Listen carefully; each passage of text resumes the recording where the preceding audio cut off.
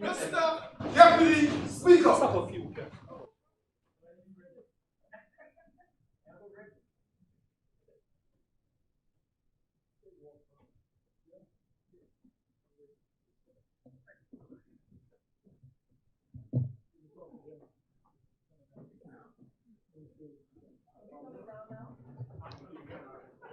Where we at? Oh, yeah.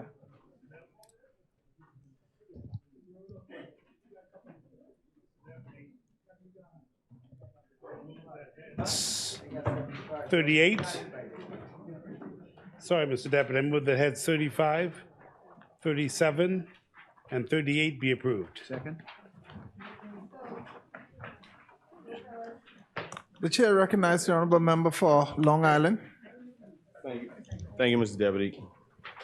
Mr. Deputy, I have a couple questions on the head 35, page 122 for the member for Angleston. Mr. Deputy, I note at head 2111-102, salary / contract workers.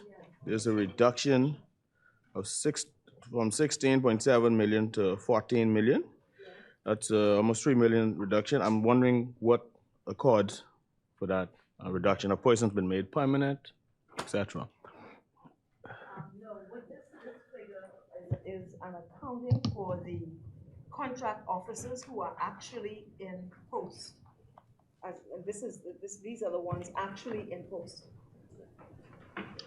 Mr. Deputy, with respect to head number 2111-104, that's 2 down, Angleston, salary adjustments.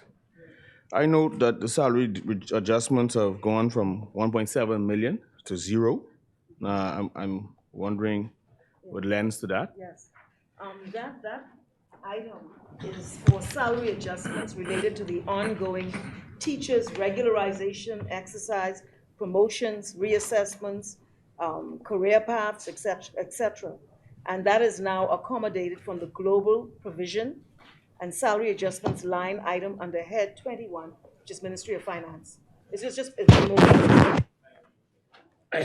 Angleston, also line item 2111-204, special employment projects. I note that it was 1.5 million in 22-23, and it carries over, same number this year. What is special employment projects? What is that? This is a strategy to address any deficiency or deficit of skilled teachers, particularly in scarcity areas.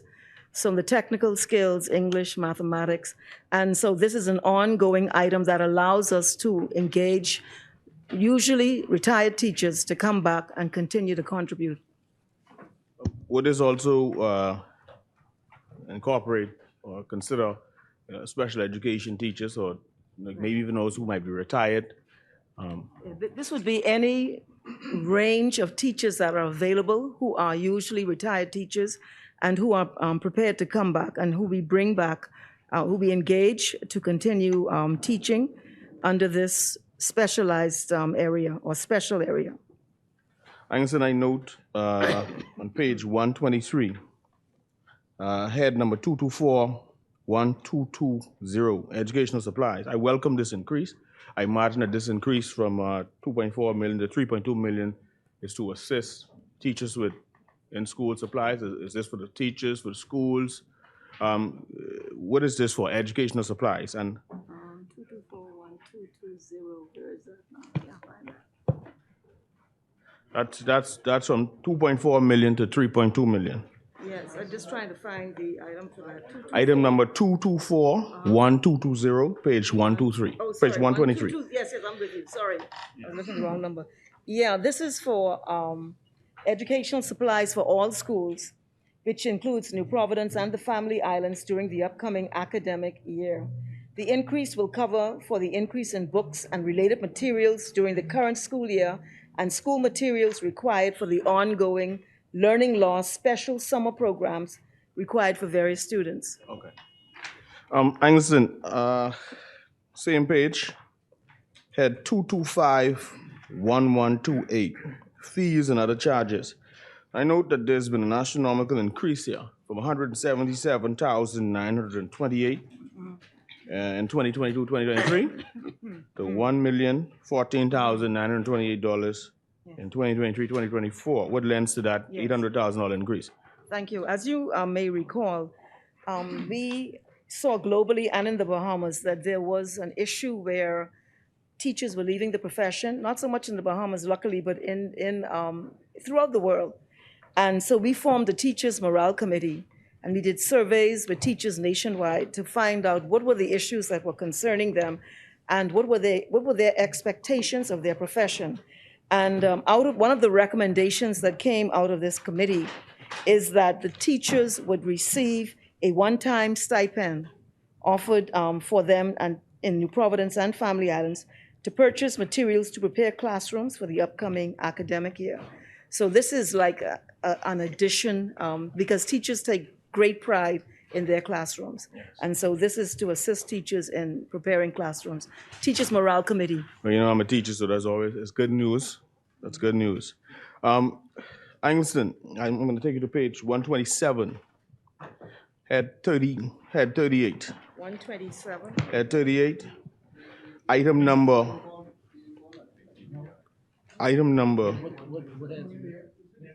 Where in the area? Yeah, he It did. should be there. 35. No, 35, 37, 38. Okay. That's number 127, Angleston. Head 38, item number 2111102. Sorry, let me just get my bearings. Salary 211, could you repeat that? 2111102. 21111, yes. That's salary dash contract workers. Yes. Now I note that increased from 696,800 in 2022-2023 to 1.6 million Yes. in the new budget. This is an increase of about $1 million. What accords with that increase? Yes, that provides for all contract officers currently in post, and the increase accounts for the engagement of additional staff during the current fiscal year. So these are officers that are in post and currently in post, and it accounts for those during the current fiscal year. This, I believe that this too, I think that this one of the things we want to do, we find that, and I think this incorporates it, that after school hours, around 3 o'clock, 3:15, it's the position taken is that the teachers and security officers, it's, you know, that they're not obliged to be in the school campus at, you know, extended hours when parents are waiting to collect children. We want to engage persons who will fill the gap in terms of monitoring children on the playground during breaks and also after school hours to ensure that there is a level of safety of children during that time so that they don't end up on the outside of the campus. And, you know, and so this incorporates people who will be engaged to assist us with filling that particular gap. Thank you, Angleston. Angleston, same page. Item number 2221101. Rent, living accommodation, general. 2221101. That's rent, living accommodation, general. 2221101. I see it. Now, I note that Yes. that has been drastically decreased from $734,978 to $100,000. What lends to that huge decrease? Right. Okay, this allocation will cover the active rental obligations for students during the upcoming fiscal year. So this is projected to cover students during this upcoming fiscal year, and it is deemed to be sufficient. Okay, all right, so it's, your people have advised that that amount would be sufficient for this upcoming year. Yes. Okay. Angleston, I'll take you to page 128, same head, item number 2251115, consultancy services. I note that it's been a slight increase of some 65,000 from 1.7 million to 1,765,000. Yes. The consultancy services, what does that cover? What kind of consultancy we're talking about? Yeah, this consultancy service is ongoing. It relates to learning loss and various programs that are going to be implemented to support public school students. And this also includes provision for consultancy services related to the accreditations for national examinations. So it's learning loss, closing gaps, and also accreditations for our national exams. And this would be reference consultancies of firms, Bahamians, persons by themselves, outsiders, so foreign persons who lend expertise. Right. We had, I spoke to it during my debate, we had engaged after an RFP, a firm, internationally recognized Renaissance, who assisted us. That was at a cost of just over 1 million. And additionally, we are retaining an officer, a retired public officer, educator, senior educator, who will help to lead the charge in overseeing our efforts to address the issue of learning loss. So that's included in that also. And my final question, it's more of a comment than a question. I note 129, page 129, same head 38, item number 2821616. The grant to the Long Island Museum. What is it, 282? 2821616. Right. Grant to the Long Island Museum. Firstly, I'm grateful for the 30,000. You see some money today. Oh, yes. And I would invite you to come down, so that next year you could probably give us another 30 on top of this 30. But certainly, we appreciate the grant to the museum. Thank you. We have a national museum coming too. Mr. Chair, 2 questions. Okay. Page 122, Page 122. yeah, head 35, 2111201, regular weekly wages. 211, 211201. okay. It's about 5 or 6 lines down. Regular weekly wages. 211. What? It went from 892,000 in Oh, I see. 2021. Okay, yeah. It's now 490. What does that entails? Can you give us a breakdown as to Yes. what that is all about? This allocation accounts for all weekly paid officers who are currently in post and the salary adjustments related to the wage increase. So that's what accounts for that, I am advised. It's just a small increase, but remember there was an increase in the minimum wage, and then and so that would account for that. Okay. Increases in wages. Okay. Now, my other question goes to head 038, page 129. And this is something that You're all over the place. I spoke, no, not all over the place. I went 1 page and I'm moving over.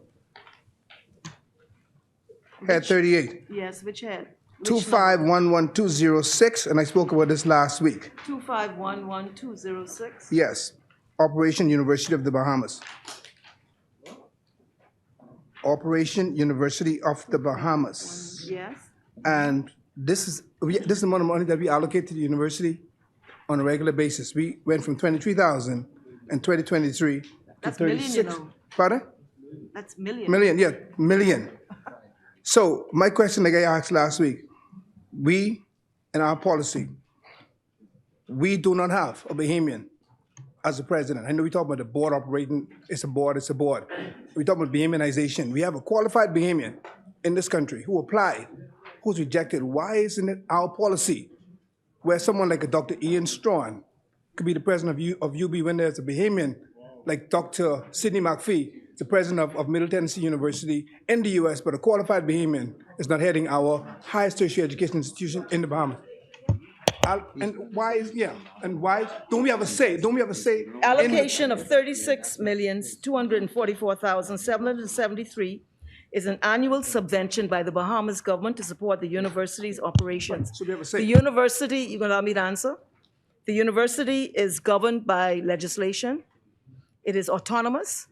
They have a board, which I think the Free National Movement has named a person. It would have been good of you to ask that person on the board.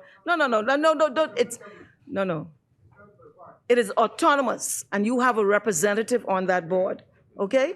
And a decision was made, and certainly the policy of the Bahamas government is that a Bahamian will lead the University of Bahamas. They're currently in the accreditation phase, and we trust that they move through that quickly. And yes, that is the policy of the Bahamas government. But it is the university is created by statute, it is governed by law, it is autonomous, and it has a board on which you have a member. And I didn't see that there was any dissent from any decision made. Institution, that's all I wanted to hear. Written in policy, That's all I and I wanted to said see. that's the government's position. The government position? Yes. All right, we need to push that. We need to push it. Okay, you finished? That's it? That's it It for is, me. it has been moved and seconded that heads 35, 37, and 38 is agreed. As many as are in favor will remain seated. Those opposed will stand. The motion is carried. Mr. Deputy, I now move that heads 40, 43, 44, and 45 be agreed. Is there a second? The chair recognizes the honorable member for East Grand Bahama. Thank you very much, Mr. Deputy. Any of y'all had 40? Any of y'all had 40? 40. Okay. So 43, head 43?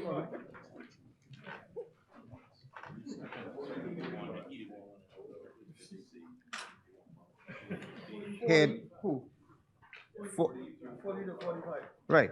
So head 43, under item 2251107, workshop, conferences, seminars, meetings, and exhibits. I have absolutely no sort of issue with attending workshops, conferences, seminars, and meetings. But this is a significant jump from 6,500 to over $1 million. So can you justify why the $1 million increase, and which conferences, which seminars, which is going to cost $1 million? That the Bahamas will host in August 21st to 23rd, which will feature the 56 women from around the Commonwealth. And that will cost you just over $1 million.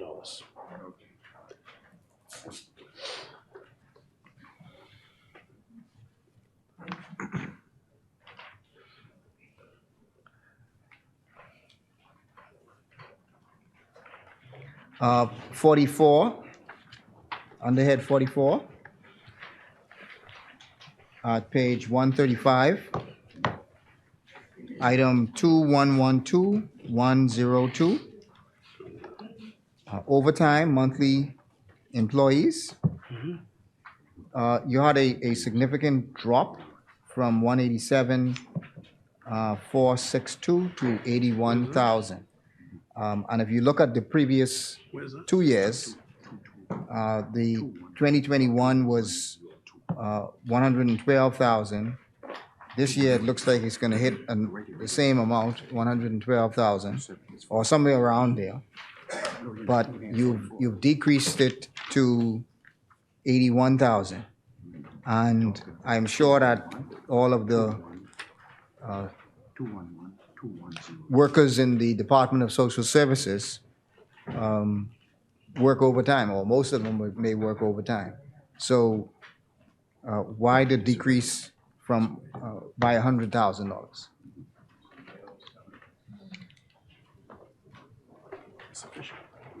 I think Mr. To the member for East Grand Bahama, I think it's sufficient. Members do work overtime, but efficiency, I think, has improved tremendously. And we do also have in our budget for the increase of more staff that will assist us tremendously.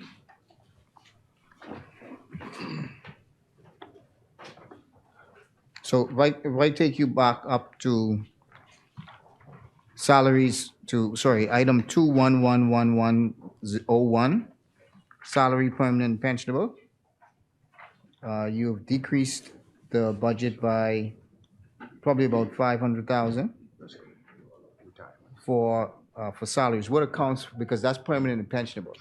So what accounts for the decrease in Which number is that? That's right there.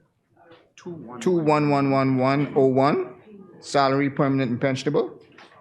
There was 801, 8.1 million that was allocated. There was a reduction. Yeah, but you can't count that because that's only the first 9 months. This is the one he's talking about right here. He's saying, no, let me make sure. 21101? Yeah, the very top. Salary, permanent, pensionable, page 135. It's head 44, the same way. Head 44. Oh, I see. Okay, just 1 second. I'll get it for you right now. Top page 135. Oh, that has to do with the fact that many have been transferred or resignations. And that's why it got reduced.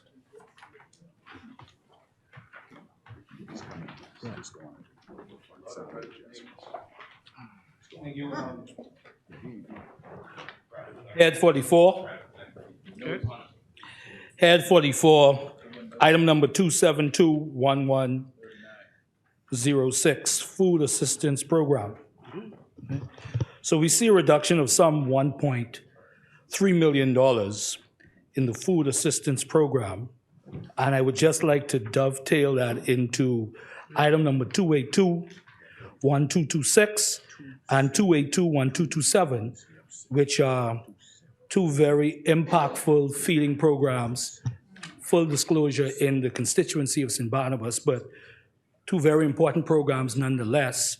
So with the decrease of 1.3 million in food assistance in the food assistance program, could not some of those funds be diverted to, for instance, those two other feeding programs, the Singing Bishop as well as Great Commissions, since there's been a reduction, and obviously we've heard about the need around the country, a number of Bahamians who need food and so forth. So your question is, could it be diverted? Well, the question is, it has gone down, right? So why has it gone down? And to also basically say that the other programs need money as well. And the response is, we've increased across the board 10% increase for all food for our clients. The reality is that we've increased support in many other areas and food assistance to other programs, and inclusive of programs such as those in your area, and we'll continue to do so. The reality is our numbers are showing steady at the present time, and we are seeking to, as best we can, support as many individuals who seek food assistance. There's also a 500,000 amount that's provided in this budget, and that is to provide for additional assistance wherever the needs are. So, Minister, you mentioned a 10% increase, but even with those two line items, they didn't receive any increase or won't receive any increase in this budget. It's remained. Because the numbers are showing that we are at the appropriate amounts at the present time. But they're provided for in this budget of $500,000 for additional food assistance that will be provided in emergency circumstances.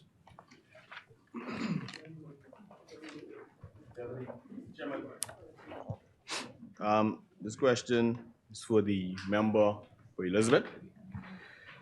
Head 40. Page 131. I note item 2251209, Mailboat service contracts. I see an actual spend of some 5 million, an allocation of 8.6 for 2022-2023. And that is increased to 8.7 for 2023-2024. Has a new contract been awarded? And furthermore, I have a situation with a contract in Long Island, so I also want that to be considered, given that only 5 million was spent out of the 2022-2023 budget and there seems to be room to accommodate additional contracts being awarded. Chair, the allocation for the Mailboat increase is because I announced in my budget contribution that there were some new routes that were gonna be coming on stream, so that's allocated to facilitate those.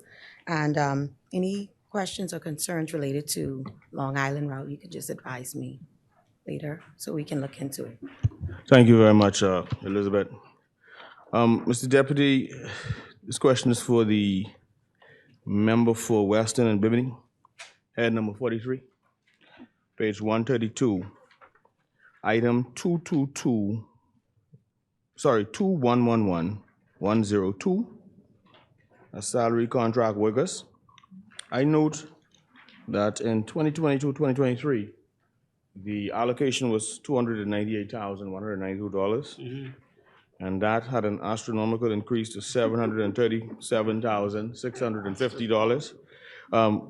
What is that increase for? Is that the hiring of urban renewal workers? What is the increase for? New additional staff. We have a tremendous shortage of social workers, social service workers. And so we're seeking to build the complement of staff because we want to ensure that not only here in the Providence and Grand Bahama, but throughout the family islands, we have additional staff and employed to carry out the work that's required. You'd find that in some of the islands, we have one employee. In some of the islands, we've been short. So we're now trying to complement the entire ministry. I thank you, Weston. And you know, I happen to have one of those islands with one employee, but a very long island. So you'll take another as well. You're about to open 2 offices in Long Island? I thank you for that. I welcome that. Mr. Chairman, I move to, I've asked the question. I move to item number, head number, this same head, same page, item 2211201, air transport of persons outside of the Bahamas. I know that that is increased from an allocation of 26,000 to 41,310, even though only 3,197 was spent. So the question is, what justifies the increase of some 20,000? So staff have had no training. And I've been very concerned that over the many years, you've had individuals who've not been able to improve their abilities and been exposed to various conferences, seminars. And so we intend to have our staff members attend more over the next year. Okay, so this would be separate and apart from the allocation in the page 133, which is some $1 million, which also speaks to conferences, seminars, meetings, exhibits, Yes, sir. etc. As I responded earlier, that has all to do with the conference forthcoming and the events we intend to have locally. Because again, you'd find that in social services, we've had little or no training or no improvement of our staff's exposure. We want to ensure that it happens. Okay, I note also, Weston and Bimini, head 44, page 135, item number 2111102, on salary / contract workers. In 22-23, that was some $47,754. That is increased to $243,650. Are there some hirings planned, or Yes. what kind of contract workers we're talking about? Well, various contract workers, depending upon, we have to bring in individuals experts, individuals who are needed for specific responsibilities. I'll give you an example, in disability, for instance. We've had to bring in inspectors who have to inspect buildings. We have one now. We had none when we became the government. We have one, but they're responsible for inspecting all the buildings in the country to ensure that the standards of the Equal Opportunities Act. So it's to hire individuals like that to ensure that we can carry out our responsibilities. Thank you, Weston. Weston, page 136, same head, 44.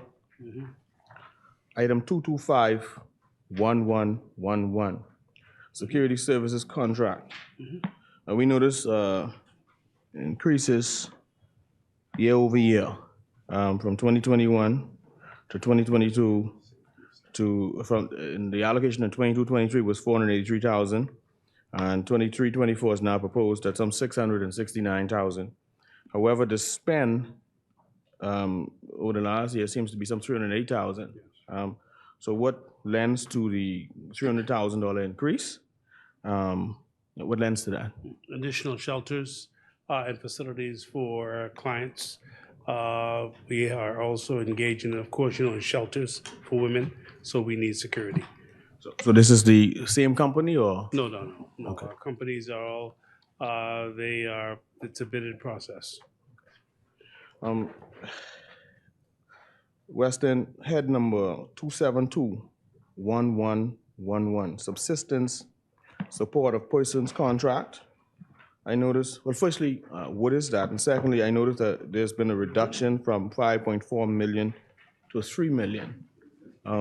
This is 136, head 272-111.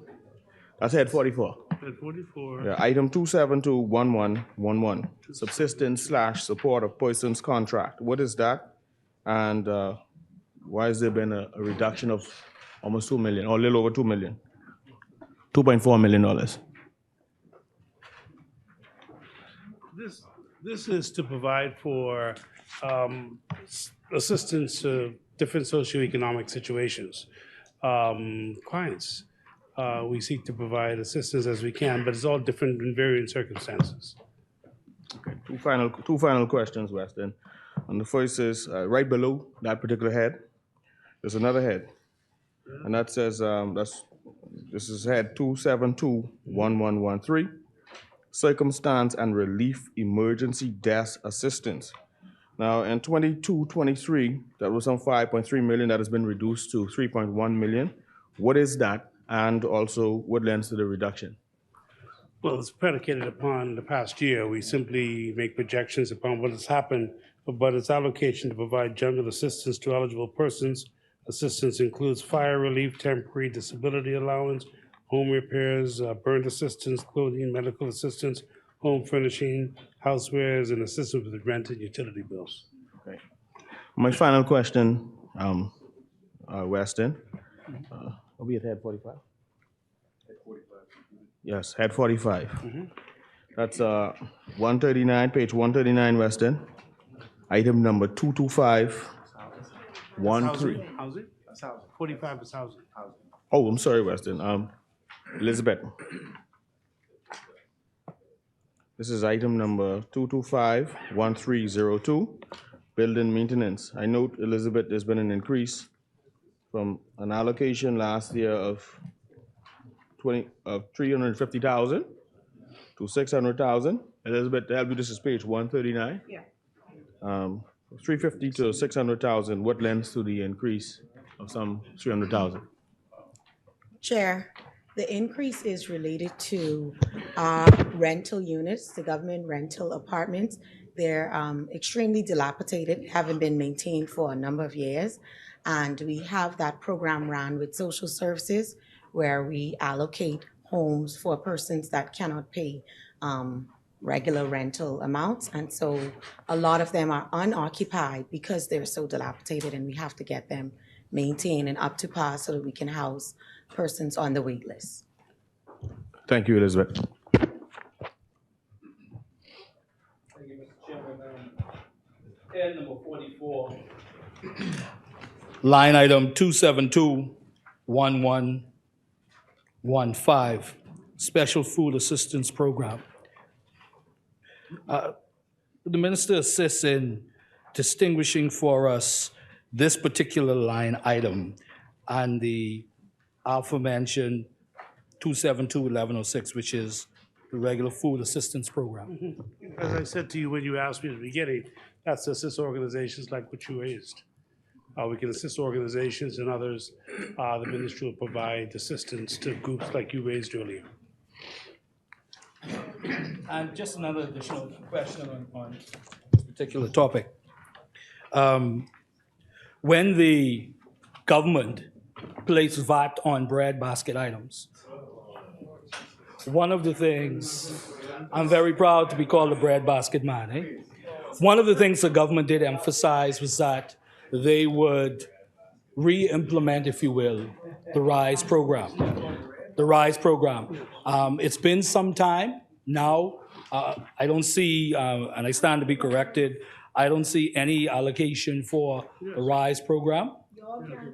And your policy is to implement it, so I want to know now.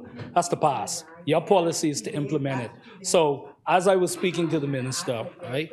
As I was speaking to the minister, can you tell us what is the status of the RISE program?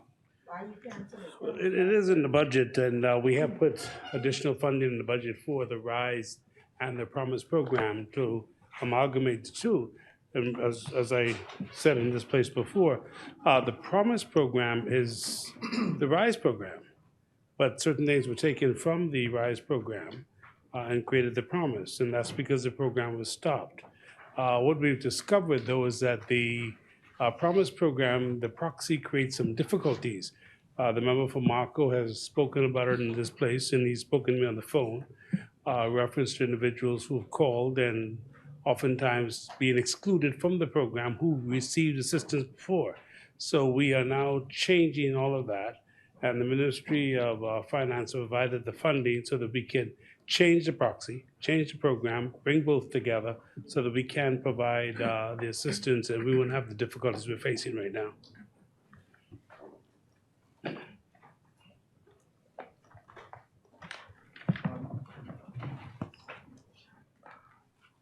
For the member for West End and Bimini, under head 44, 2241212, computer software supplies and materials, there was a decrease from an allocation of 254. You've now allocated 204, so you decreased it by 50,000. So I know when we left office, there was an online program that allowed persons to apply online anywhere in the Bahamas and to apply for this for the assistance. It was anticipated that that program would be connected to the My Gateway program that the member for Central and South Eleuthera, as the Agriculture, Post Office, Ministry of Finance, all of these other ministries. So there's one place that persons would be able to go to access government services. Do you anticipate, well, first of all, is the online program still up and working to where persons can apply online? And two, is it anticipated for that online program to join My Gateway so that persons would be able to access all online services through one portal? This, what you were asking about, is exactly what he was referring to just now. It's the Synergy contract that you left in place, that we've renewed, and we're continuing the program. And the program is, we're working with them to develop a system that allows us and allows more people to access. Its connection to Gateway, I'm sure that's in the future consideration, but at the present time, what we're most concerned about is accessing to individuals who need our assistance and to receive it rapidly. Many, particularly as many of the elderly who are trying to get assistance have difficulty, sometimes even getting online and having difficulty accessing the technology. Further, the proxy does not work in circumstances because what was created to be considered poor is not considered poor by the proxy. And then if you're living with your child and your child has a microwave, you might be disqualified from receiving assistance. So it's creating some issues for us, and we're trying to put those behind us. And so Synergy is working with us together with our technical division to arrive at this system. But we're continuing what you started. Also, I mean, one of the things that I know we had not gotten to this point, but we were pretty close in it, that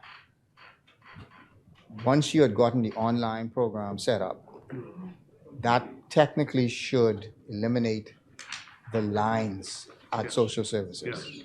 Because you should be able to, the workers should be able to just, by way of a tablet, That's correct. should be able to go outside and take the information and apply.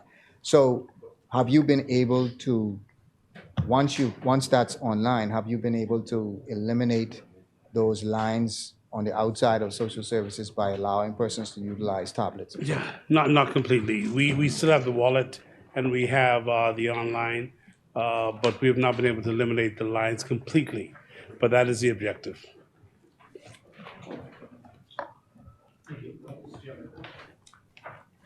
This is more of a comment to the minister. Head number 44, item number 282-1257. We know that the pie is only so big, and we see that the amount of monies that have been appropriated towards REACH has been consistent. I would hope that as we go along, because there are so many children you're finding now on the spectrum, and of course, that particular organization really does a good job with those children with that special need. If we can try to increase the funding, as I said, though we know that the pie is only so big. Thank you. Yeah, what we've been able to do is, in this budget, there's been an increase in the Billney Children's Home. We've been able to increase to the Children's Emergency Hostel, Colby House, the Lynx Safe House, the Old Bike Mission House, the Elizabeth Estates, and also to Nazareth Center. But there are many more homes. And of course, in this, you would see provision made for the homes in Grand Bahama that have been closed for several years. We've been working with the Grand Bahama Port Authority, and we have put in the budget funding to get those homes up and going as soon as possible. They did most of the renovation work, so they're ready. We're now going to complement the staff, and then we'll be able to get the homes moving. The Northern Bahamas, for the most part, Bimini, Abaco, Grand Bahama. Thank you. It has been moved and the chair recognizes. Deputy Chairman, thank you, Chairman. Minister for West End Grand Bahama, Head 44-137. I see a number of the different organizations that will receive. There's also a significant amount, because I do not see the Girl Guides, Bahamas Girl Guides Association listed. There's a significant amount for grants to charitable organizations, increase of roughly 400,000. The Bahamas Girl Guide Association has had a major impact on the development of the Commonwealth of Bahamas and the young women that have proven to be admired leaders. They have, for roughly almost 5 years, had a structure. Could I just stop you there? And we're going next to Ministry of Youth. Ministry of Youth provides assistance. Maybe put the question to him. The Ministry of Youth. That's it. It's their budget. Yeah. It's not within our budget. I'll bring it up now in case you can put it under some of this grant money. Their structure has continued to have lacked a certificate of occupancy because they don't have a elevator inside the building. It must not have been accounted for in the original plans, or the requirement to have an escape wasn't accounted for. But they need about $60,000 so that they can have that building working at full occupancy. And earlier this year, they had a celebration, and among those that were recognized as past Girl Guides included Dame Ivy Dumont, Dame Janet Boswick, Dr. Kevin Bethel, Marjorie Davis, Dr. Mercelyn Dalregis, Dr. Gail Saunders, Dr. Nakia Forbes, Melanie Roach, Joy Gibberlew, Stephanie Anwala, Reverend Angela Palacis, Deborah Simonette, Denise Turnquest, and Clarice Sands Granger. I think that the country needs to ensure that facility is open and operational, and the pride of the Girl Guides can once again beam throughout the Bahamas. The minister responsible will speak to it, but we take your recommendation. Mr. Deputy, I just want to direct a comment at the member for Weston. I note you have, Which way were we? this is page 143, item number 2821614, other grants. I imagine that those grants are for issuance to other entities that might be providing some social assistance, or we have an entity in Long Island, the Our Ladies Friendship Club, helps the old people, the elderly. Some consideration could be had for them. Ms. Olivia Turnquist heads that wonderful organization. I'm sure you may have heard of them before. Thank you. Thank you. You may please set a note for your recommendation. It has been moved and seconded that head 40, 43, 44, 45 is agreed. As many as are in favor will remain seated. Those opposed will stand. The motion is carried. Mr. Deputy, I now move that head 47 be agreed. Second?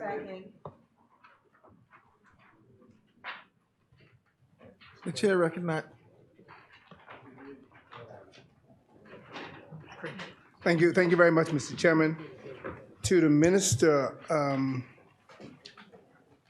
page 140, head 2111101.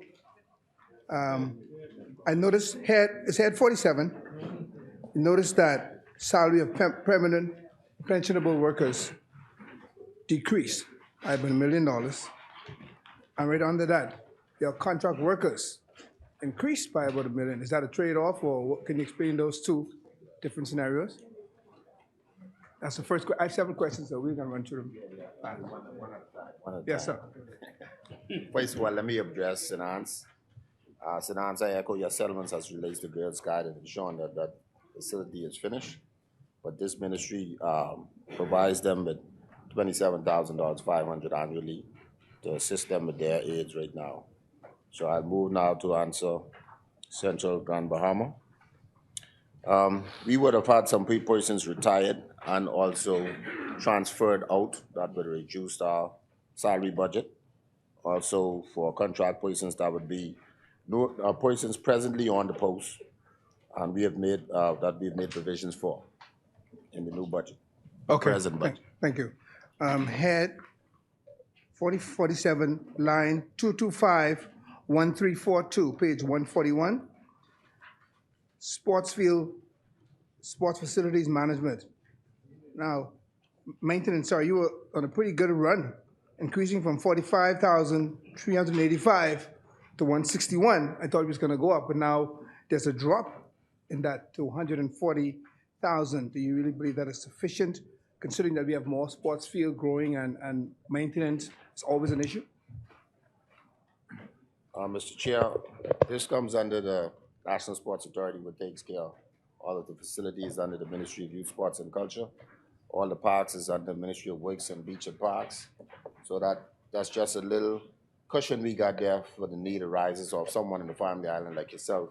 You need us to drop a little bit of paint on your park and Nabi to keep them going. You know? Okay. All right. On the same page, line 2281149. And this is one that we're always talking about. I oftentimes talk about this national youth policy. Looking at this number, line number 2281149. Same page. As you indicated during your contribution that this is the year, in October, you will bring the policy to this place during National Youth Month for implementation. And this number, $100,000, looks extremely low. I think initially there was some million. I'm not sure if this is just gonna cover more of the surveys, more of the policy documentation, or as opposed, and also include the implementation. Does this number include that also? Mr. Chair, I think the member from Central will remember this policy was in the drafting from 1980s and even most recent time. So some of the work that would have been done would have already had its financial burdens taken care of. So as we move forward, we know that this budget would be sufficient for us to be able to do the work to table this document come October. And there's other aspects of this policy that will come in after that fact that would allow those a larger amount of budget to be budgeted in the future. So when is it projected to be implemented? This year or October this year. implemented? Okay, Well, late in this house. in October, okay. Turn over page 142, sorry, line 2291015, Bahamas Games. Last year we had 3.5 million. This year we have 1.2 million allocated. And I noticed in the ensuing years, we have 107,000, then 100,370. Now, I want to know if the policy, if we're gonna implement the original policy where there's a game held every 2 years, or we need thinking about the games for now? Are we making plans for future games, or, because these numbers look again very low. Even the number, the 1.2 million, in my view, it looks very low. I believe your ministry is grossly underfunded. Once again, Mr. Chair, he would recognize that our allocation of 3.5 million is still being spent presently as we in preparation. The 1.2 million, we were very prudent in our spending to ensure that we have sufficient funding that allow us these games to be successful. And I want Central Grand Bahama to be assured, should we fall short, Minister of Finance will be there to get my butt. I think you will for it. All right, good. Try to get you some money. All right. The other line I would like to highlight is on page 143, top of the page, 2821212. Say it again. 2821212. The Bahamas Olympic Association. Again, there's an Olympic Games next year, and there's one in 2026. The 55,000 that is allocated for the Olympic Association, I'm not sure if that is as a grant. I know it's a grant, but normally, considering the fact that this number has been going on for years, and we did implement a higher number, give them a higher number during the Japanese Olympics. Was consideration given to the fact that we have Olympics next year and again in 2026, with the consideration of giving them a little more money to host training camps and to make sure that the teams are ready for the games? Yeah, Mr. Chair, the funding you see allocated as annual grant given to the Olympic Association, that would have nothing to do as relates to the allocation of funds for the Olympic Games. As you know, they get a special grant as any other federation when they come in the year of competition. And so the Sports Endowment Fund will also assist with that, to make sure that they will be there. We will be there, I want you to know. I'm gonna invite you too. That's my third Olympic Games. I invite him now. And finally, on the Carifta Games preparation, again, I noticed the number has dropped off. Which one? For the Carifta Games, item number 2821272. We went from 1.4 million, 1.35 million, and then 350,000 ensuing years. Again, considering how well our team did, I believe we need to pump more money into those programs and help the B3As and those sporting clubs in a more substantial way. Yeah, the funds they are allocated is for the provisions of expense related to Carifta swimming that we'll be hosting, along with triathlon that will be hosting in August this year, and Carifta swimming next year, April.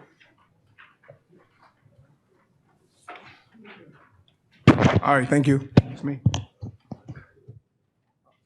The chair recognizes the honorable member for Marco City. Thank you very much, Mr. Chairman.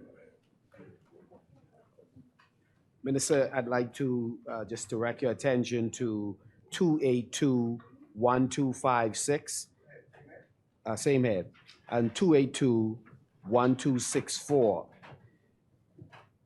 So Falcons Boys Club and 2821265 and Reach Out Youth Organization in Grand Bahama. Two organizations that have a very large following, a large membership that travel throughout the Bahamas, organizing youth functions, holding workshops, organizing tournaments, etc., that are significantly cash strapped. Would it be in your contemplation to increase the subvention to those two organizations that not only serve in Grand Bahama, but they certainly serve nationally? Mr. Chair, I've known the work of the Falcons and the Outreach Commission, and their subvention or grant would have increased it. But as the member from Marco City, he's quite right. And we can look, definitely add that in the next budget to giving them much more, because they're doing a lot to save our young men. Might I recommend, Minister, that you have several other locations in your budget that's not yet allocated. So you have grant funding independent of the standard line item for them at 11,000. That would also open an opportunity to still provide assistance. They are running, and even the minister with responsibility for Central and Saudi Luthra has an opportunity, because they are running an agriculture program. They've had more land allocated to them by the Grand Bahama Port Authority. So they have youth initiatives, plus they have the sporting initiatives. So just by way of suggesting, that may be a way in which some funds can go to them. Secondly, I don't know whether or not I know that your administration is contemplating a standalone tertiary performing arts institution. There are a couple of existing institutions as well, and I'm wondering whether or not, as a part of, I know you're going to seek to create an ecosystem where you have the tertiary performing arts school, but a part of that ecosystem would be the existing performing centers like the Regency, the Dundas Performing Center.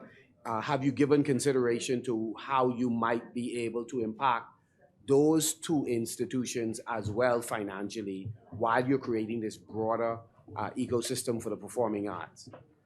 Presently, that is being managed by the OPM, along with partnership with education and youth sports.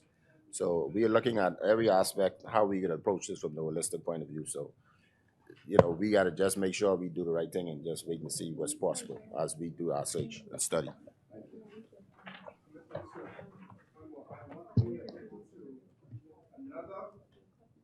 In Grand Bahama, House of Hoops, that you may be familiar with, headed by Bonnie Baisden.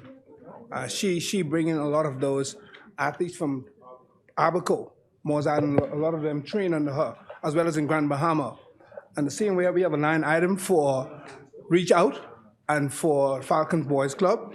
And Bonnie's right now, she's ailing. I believe that we should make it a priority or point to also list her organization, House of Hoops, to receive a grant also.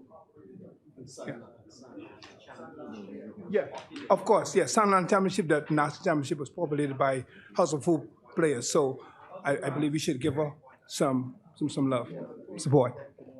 I would take the chair, the member's recommendation for the House of Hoop, but not Sunland. You separate that. That's two different, yeah.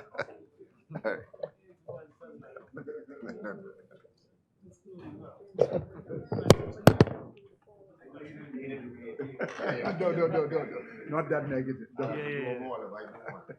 Put the question, sir. Good question. It has been moved and seconded that head 47 of the bill be agreed. As many as are in favor will remain seated. Those opposed will stand. The motion is carried. Mr. Deputy, I now move that heads 48 and 49 be agreed. Second?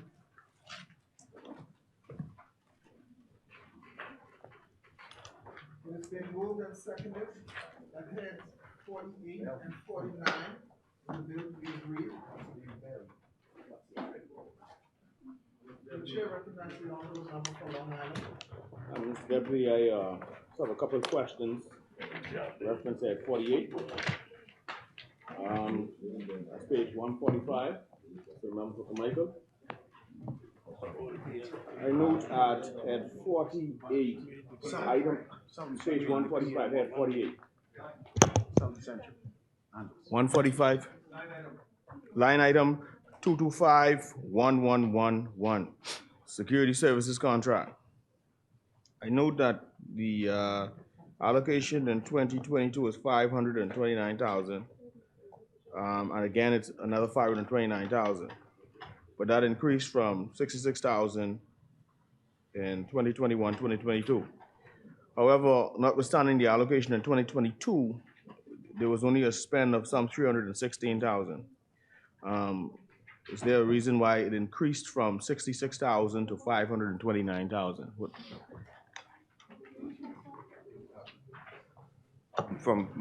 That was an expansion of the locations of the Ministry of the Department of Labor. You would note that in addition to its location on Rosetta Street, there's also one on Carmichael Road. And finally, Michael, to you, Mr. Devaney, item number 228-11772. That is the development, 228-1172. That is the development of a skills bank. And I know there's an allocation there of just $1,000 this year. And it was $1,000 last year as well, of which some $291 was spent. Why is the allocation for that so low? And what exactly is this skills bank that's being developed, that the allocation is so low at $1,000 and only $291 is being spent? If you look at, in addition to the skills bank, if you go back over the page, the government has allocated $500,000 for the Country Decent Work program. That is, we're now moving towards a national apprenticeship program. And as part of that, is just one of many components. The job skills is just one component of the program. Now, when we look at, there are five significant components to the program. We have dealt with the increase in minimum wage.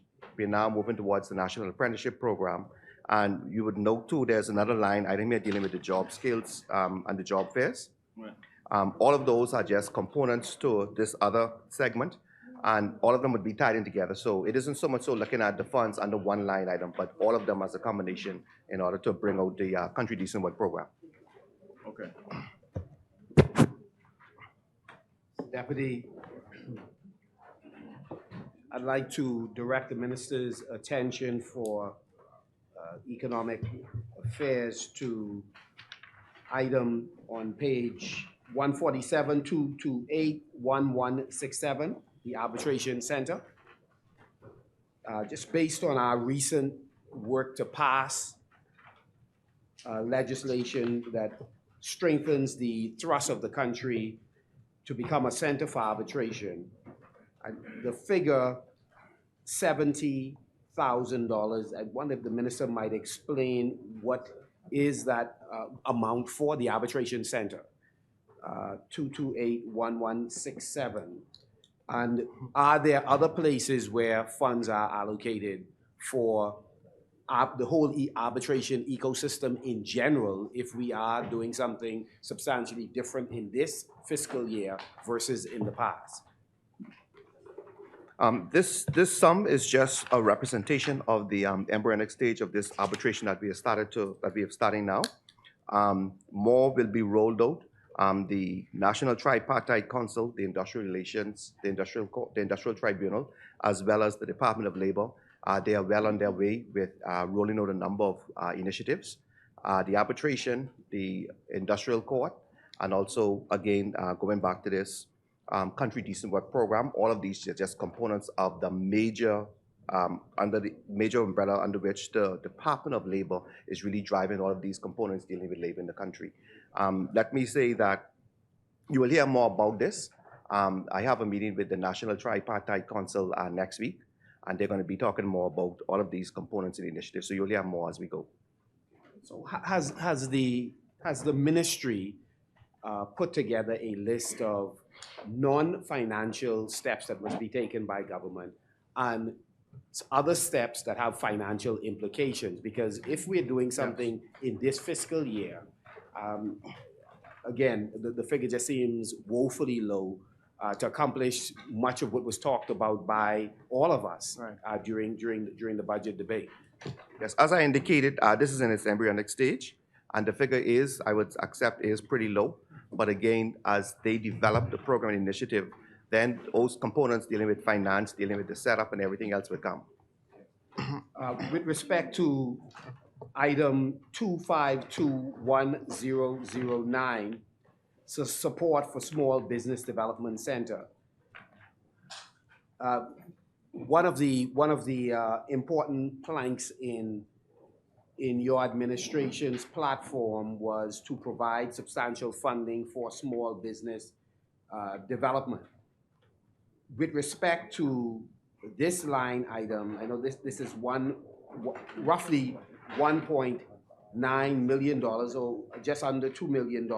Just wondering where else, what other line items complement 2521009 in terms of providing funding for. Understood. Let me say that this is, again, is just one area under which comes under the Ministry of Labor and Immigration. But let me say that there are many other areas, and particularly the Bahamas Development Bank. I think $5 million is put in there for small business enterprise. I think 3 million. 3 million. So when you look at all of these, when you put all of them together, it far exceeds the sum that you have in here. How much is it? Yeah. Okay. Again, so you mentioned Bahamas Development Bank. Can you think of any other area in the budget to get us, close to that 50 million that you've often talked about? So let's say it's 5. No, I mean, independent of what has been said by the member for tourism, we have questions for him. But just, do you know of other locations where there's funding for small business? I mean, in all seriousness. Well, let me I will stick to my remit, which is the Ministry of Labor and Immigration. I could appreciate the fact that there are a number of other areas where small enterprise come into play, and I just gave you one of them. Recently, the government has made a commitment to engage residents and businesses on Village Road with a view of trying to assess what impact the prolonged roadworks has had on them, and to basically follow the path that we had taken in the Free National Movement to find some kind of compensation for those businesses. I don't know if it should have been in Ministry of Works budget, or it should be in this ministry's budget for private enterprises. But what is the amount that has been determined to go to these businesses, and would it be administered by the Ministry for Economic Affairs for businesses on Village Road? Let me say, Honorable Member for Marco City, I am unable to answer your question in length and detail. However, what you are raising is a question which is far more deep-seated, and it transcends this particular government.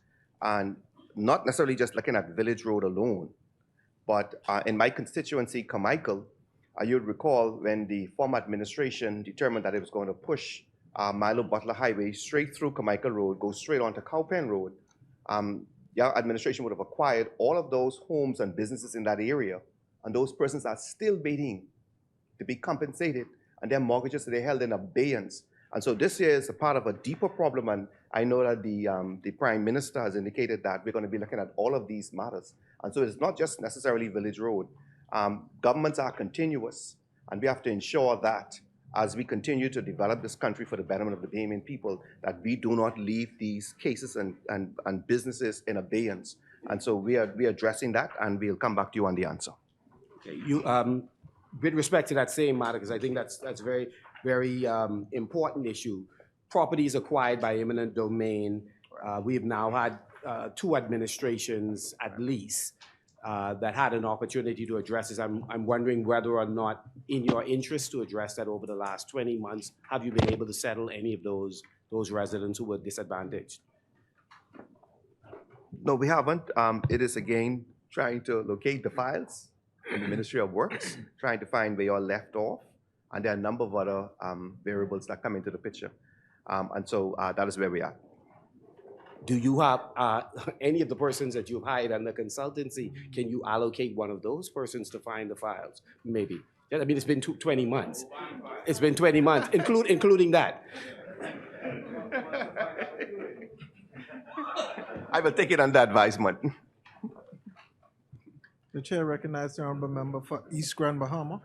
Mr. Deputy, under head 49, item 28211425, the Bahamas National Statistical Institute. The question that I have relates to the labor force survey, the recent labor force survey. Line item 28211425. So the labor force survey just recently, I think they just recently released their report on Friday. And this would go to member for Carmichael or member for Cat Island. But while we note that the unemployment rate decreased in that report from, I believe it was 9.5 to 8.8%. What also was noted in the report was that the workforce, which was in 2019, the workforce was 237,525. And that had decreased to 219,000. Just listen to the question. Just listen to the question. Let's just listen to the question. It had decreased to 219,465. All of the previous years, the labor force actually increased. This is the first time that we saw the labor force actually decreased. It decreased by 18,000 persons. And secondly, the actual number of employed persons. The number of employed persons in 2019 was 214,890. But in this labor force survey, the number of employed persons was 200,175, which again, for the first time that I could see, the employed persons had decreased over the amount of years. In fact, the 200,000 number, that actually was lower than in 2017. So taking that into account, that the labor force number has decreased, the employed persons number has decreased. While I accept that the unemployment rate also has decreased, is the government going to look into why it was? Because I believe, even talking to non-political people and raising the issue with them, their question was, why was there, for the first time, a decrease in the actual labor force, and why there was a significant decrease in the number of employed persons? And the question is the government looking at or going to ask the Department of Statistics or the Bahamas National Statistical Institute to look at that figure and why that was decreased? Because it is obvious that the number of employed persons decreased over the amount of years. And so is the Department of Bahamas National Statistical Institute going to look at why that labor force actually decreased?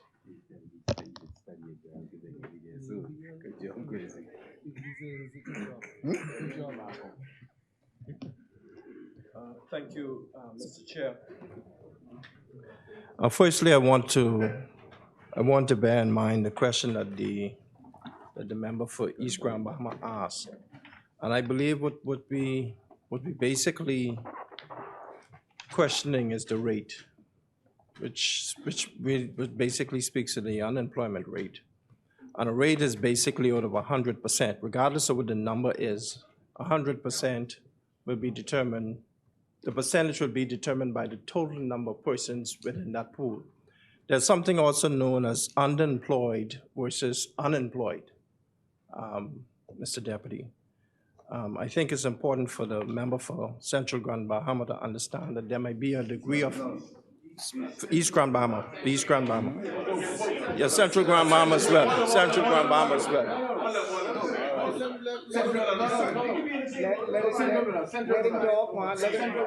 But to cut a long story short, Mr. Chair, those factors resulting in the lower numbers in terms of the number of persons that are unemployed, we'll have to take those into consideration. But the reality is, at the end of the day, the total number of persons, the unemployment rate is determined by the total number of persons in the pool, and that represents 100%.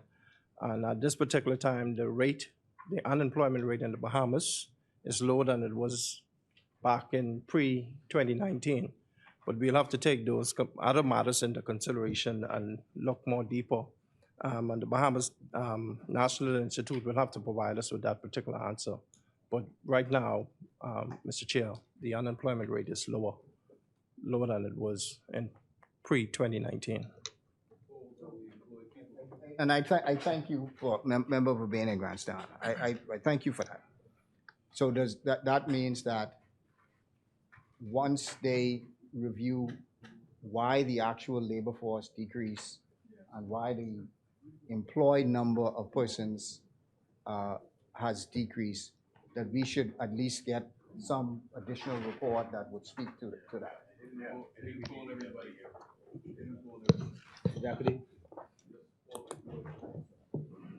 Mr. Deputy, I'd like to direct the minister's attention to 281614, the bottom of page 147, if he's able to provide the details of grants, to whom are these grants issued, and is there a ceiling on the size of the grants that are generally issued? Are you at least in a position to say the types of grant? I mean, what category? I'm unable to say at this time. As we go to the next head, the substantive minister, no, I'm just saying, the substantive minister is there. You might be able to get a note from him so that we could get at least an answer on that particular subject. While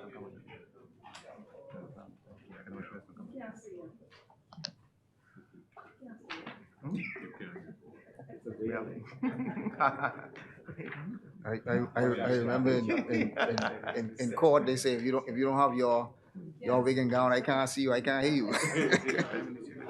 Mr. Deputy, under head 49, 2251132, consumer credit counseling. There seems to be a new allocation of 100,000. Can you speak to what that entails? And consumer credit counseling, what does that entail, and who is going to, who does that affect? Thank you very much for the question. With respect to that particular item, we see that provisions have been made to provide counseling to consumers. We understand and appreciate that there's been some changes with respect to provisions, and we want to be able to provide additional counseling to those consumers that are affected by the changes.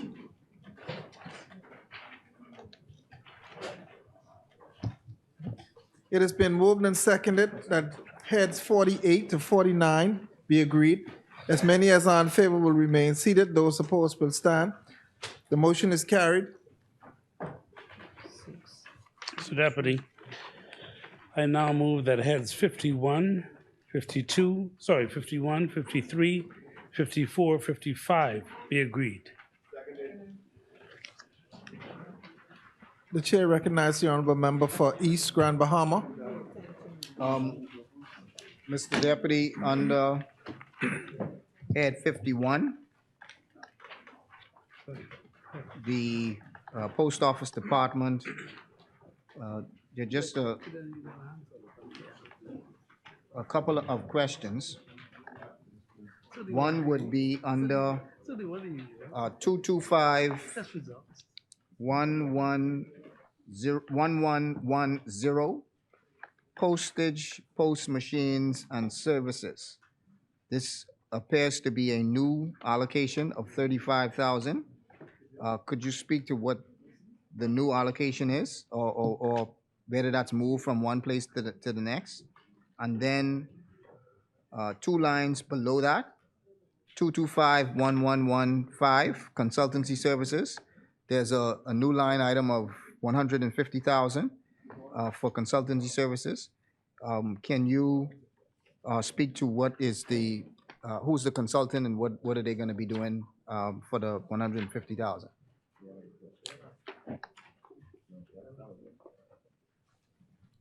Thank you, Chair. The consultancy services is related to the automation of the Post Office Department, which we are seeking to do and focus on in this budget. I spoke to it in my budget contribution. And so we would seek to be automating the department and getting advice and consultancy service in that regard. The postal, hold on, where is that? 22511.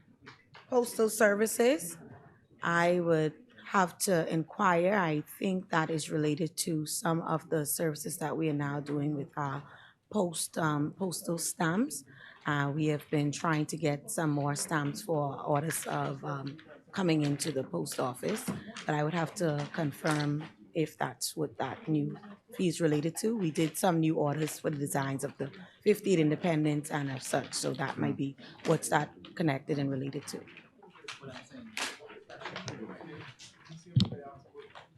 It has been moved and seconded that head 51, 53, 54, 55.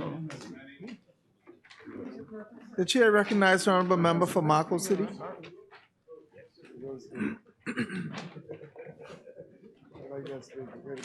Thank you. Thank you very much, Mr. Deputy.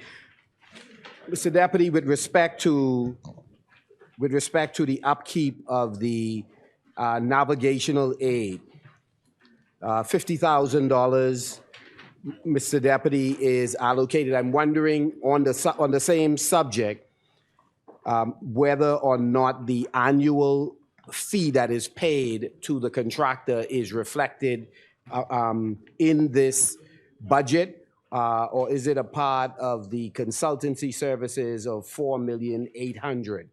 And then secondly, is $50,000 then going to be adequate for the upkeep of the navigational aid nationally? So those two questions, Mr. Deputy. Chair, the upkeep that he's referring to under head 53 is actually related to an Elbow Reef Lighthouse project and a memorandum of understanding that was signed, and that is to assist with further increments to the lighthouse keepers there now. That was requested as a part of the MOU. That is what that 50,000 is related to. Okay. And the second question is, where's the fee for the company, the new company, where's that reflected in this budget? Yes. The second question was for the recent contracts allocated. Where is that reflected in this particular budget? Which line item is it? Is it a line item $4,800,000 for the new navigational aids? Chair, that is not reflected on this line item that he raised the question to. Where then is it reflected? It is not reflected on the line item where he raised the question, Chair. Thank you, Honorable I'll get Member. back to you. No, where would it ordinarily? I'll get back to you. The question is the new contract that has been allocated, where the question was whether or not it was reflected I answered that. under the consultancy services. And then in light of the fact that it is not, I'm just simply asking where else in the budget or in this ministry it is reflected.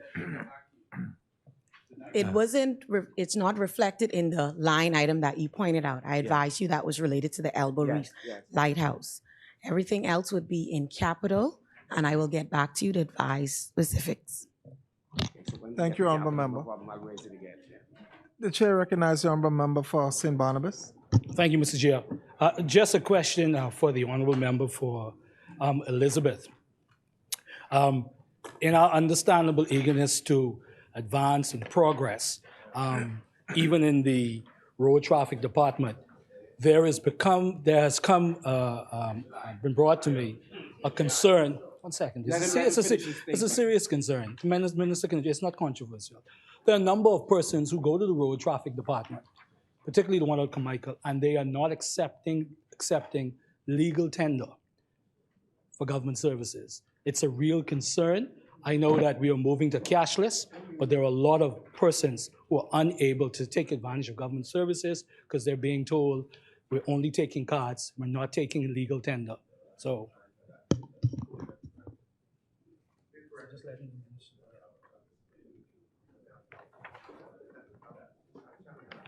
The Chair recognizes the Honorable Member for East Grand Bahama.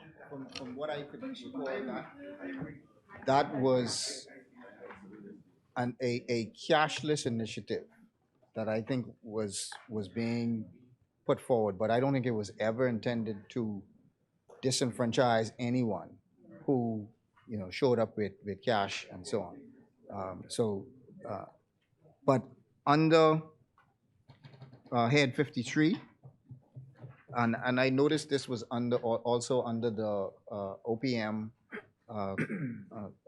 head as well, under line item 2251339, janitorial services, janitorial service contracts, and this appears to be a new allocation. So it was a new allocation the last time, but there was no money that was spent. So is this a move towards subcontracting out janitorial services or new hires under that line item? I don't think so. But if this is not new hires, is this a move that the government is now doing in terms of subbing out janitorial services? As relates to the head preferred chairman, we have one new office location that we're expanding to. That's harbor control. That's facilitated at the actual Nassau cruise port. And for those purposes, and also the Grand Bahama and the Luther office, we be seeking to have some deep cleaning carried out, and that's what that's related to. Oh, these for your additional Offices that we just acquired. It has been moved and seconded that head 51, 53, 54, 55 be agreed. As many as are in favor will remain seated. Those opposed will stand. The motion is carried. Mr. Deputy, I now move that heads 56, 57, 58 be agreed. Second. The Chair recognizes the Honorable Member for Long Island. Mr. Deputy. Just a few questions, particularly under head 56. I know my good friend from Central and South expected me, given that we both are from farming and fishing islands. Mr. Deputy, through you to the member for South and Central, page 159 at 56, item number 2111101. salary, permanent and pensionable. I note that there's been a reduction from 3.7 million in 2023 budget to 2.9 million, about a little over $1 million or thereabouts. What is the reason for that reduction? We had, been many persons retire, from the service, so we're still looking at building capacity as we're doing this upcoming budget year. So it's just persons that's been there. Not sure if you're aware, but the Department of Agriculture, DMR cooperatives, all of them have an aged, public service, and a lot of them is retiring at the same time. I also note, down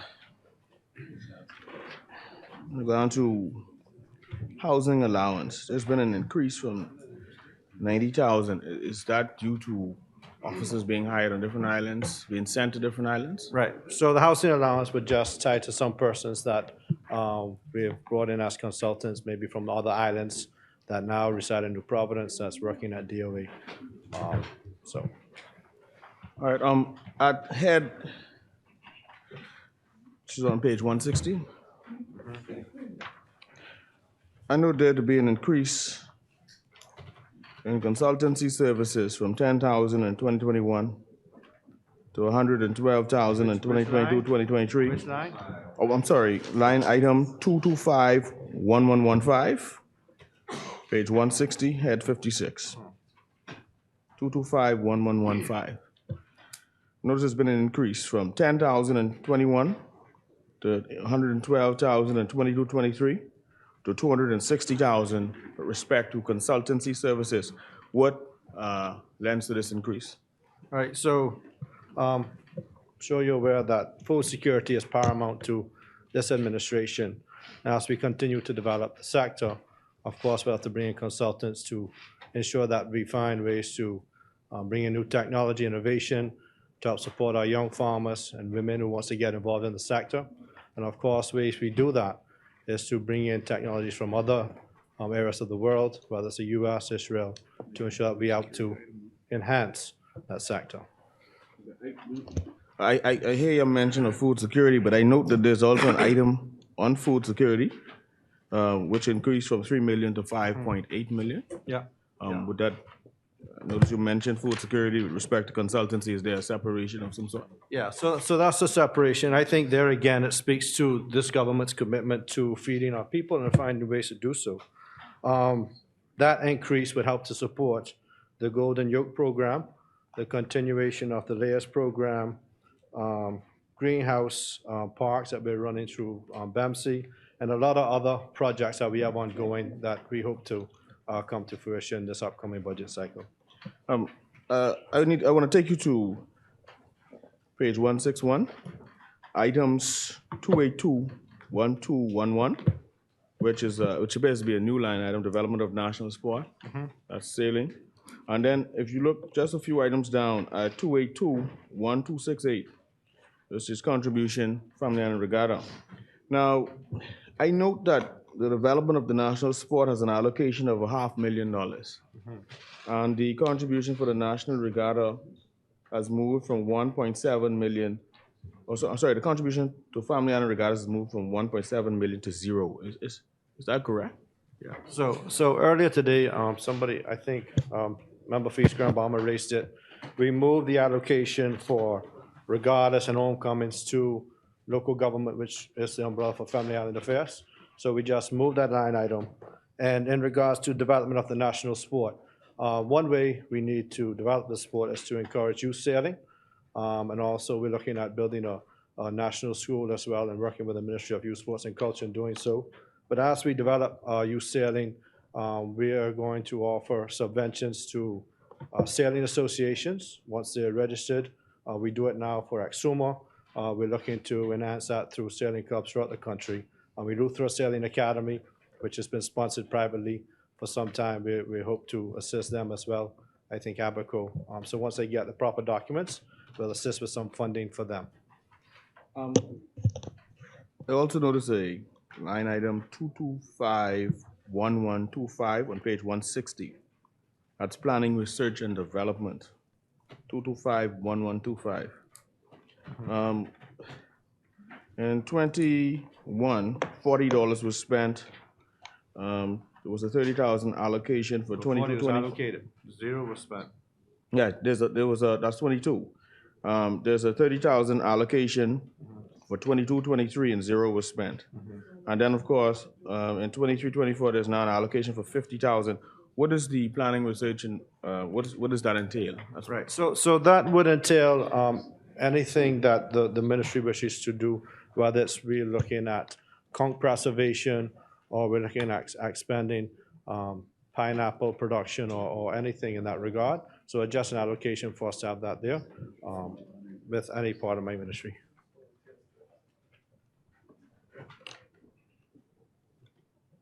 Minister, Yes, sir. page 161, line item 2821231. I noticed that, and I'm going to tie this in with another line. Bahamas Humane Society and BARC, they have been allocated $75,000. Over to page 163, line item 2241252. I noticed dog catching supplies, 11,000. Reason why I'm asking that is,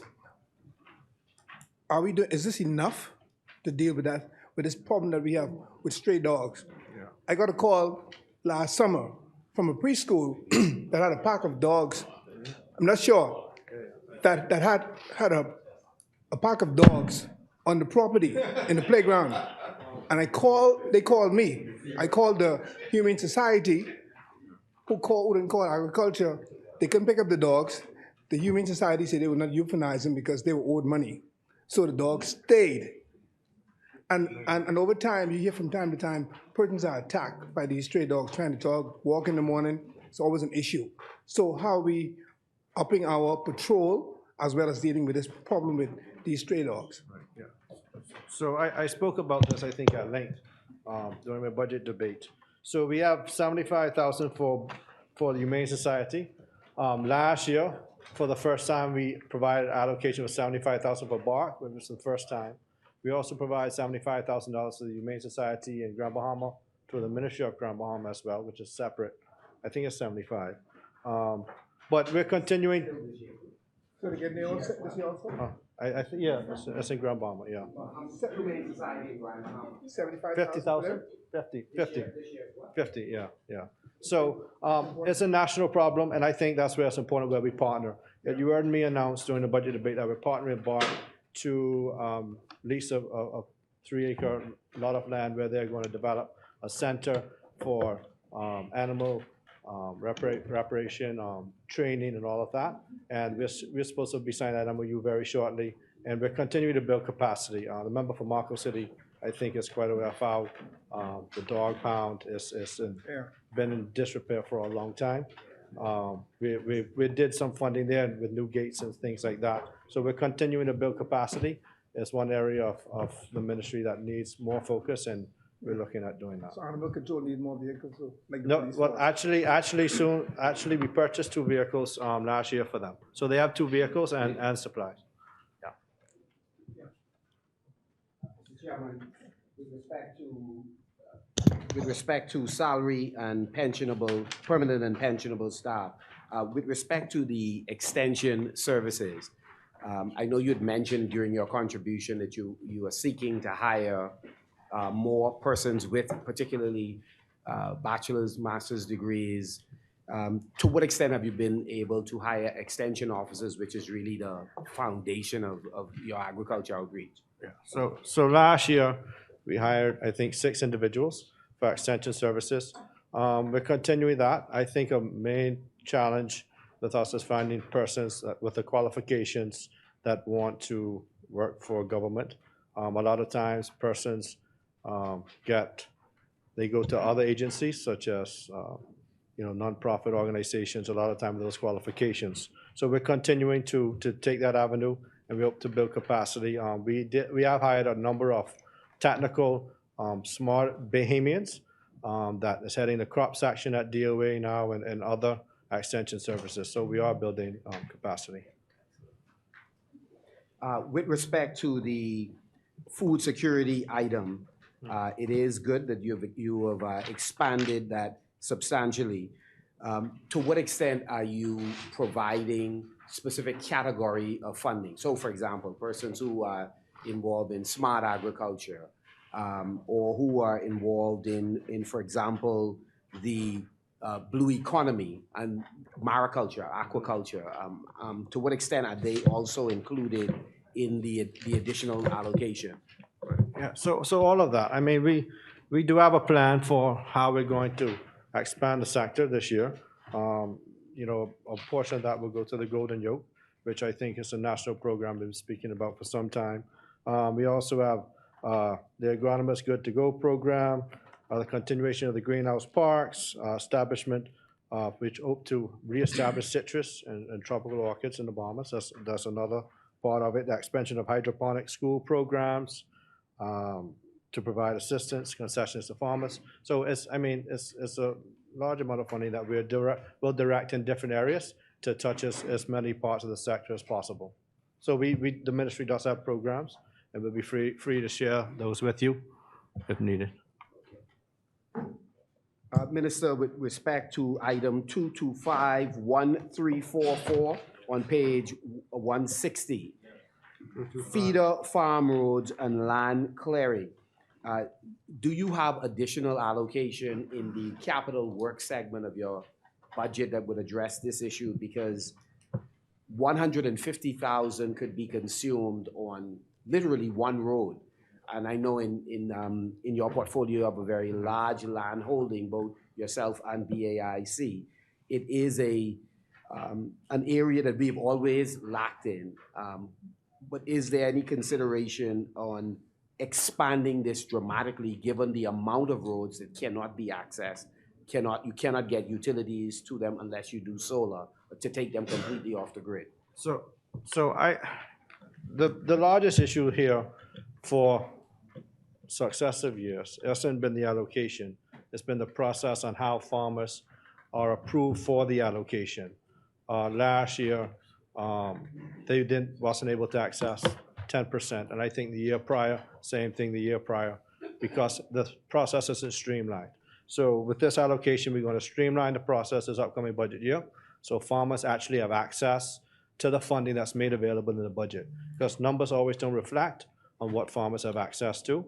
So we're going to streamline the process, and if we utilize the funding, I'm sure we'll be able to assist them in another part of the portfolio.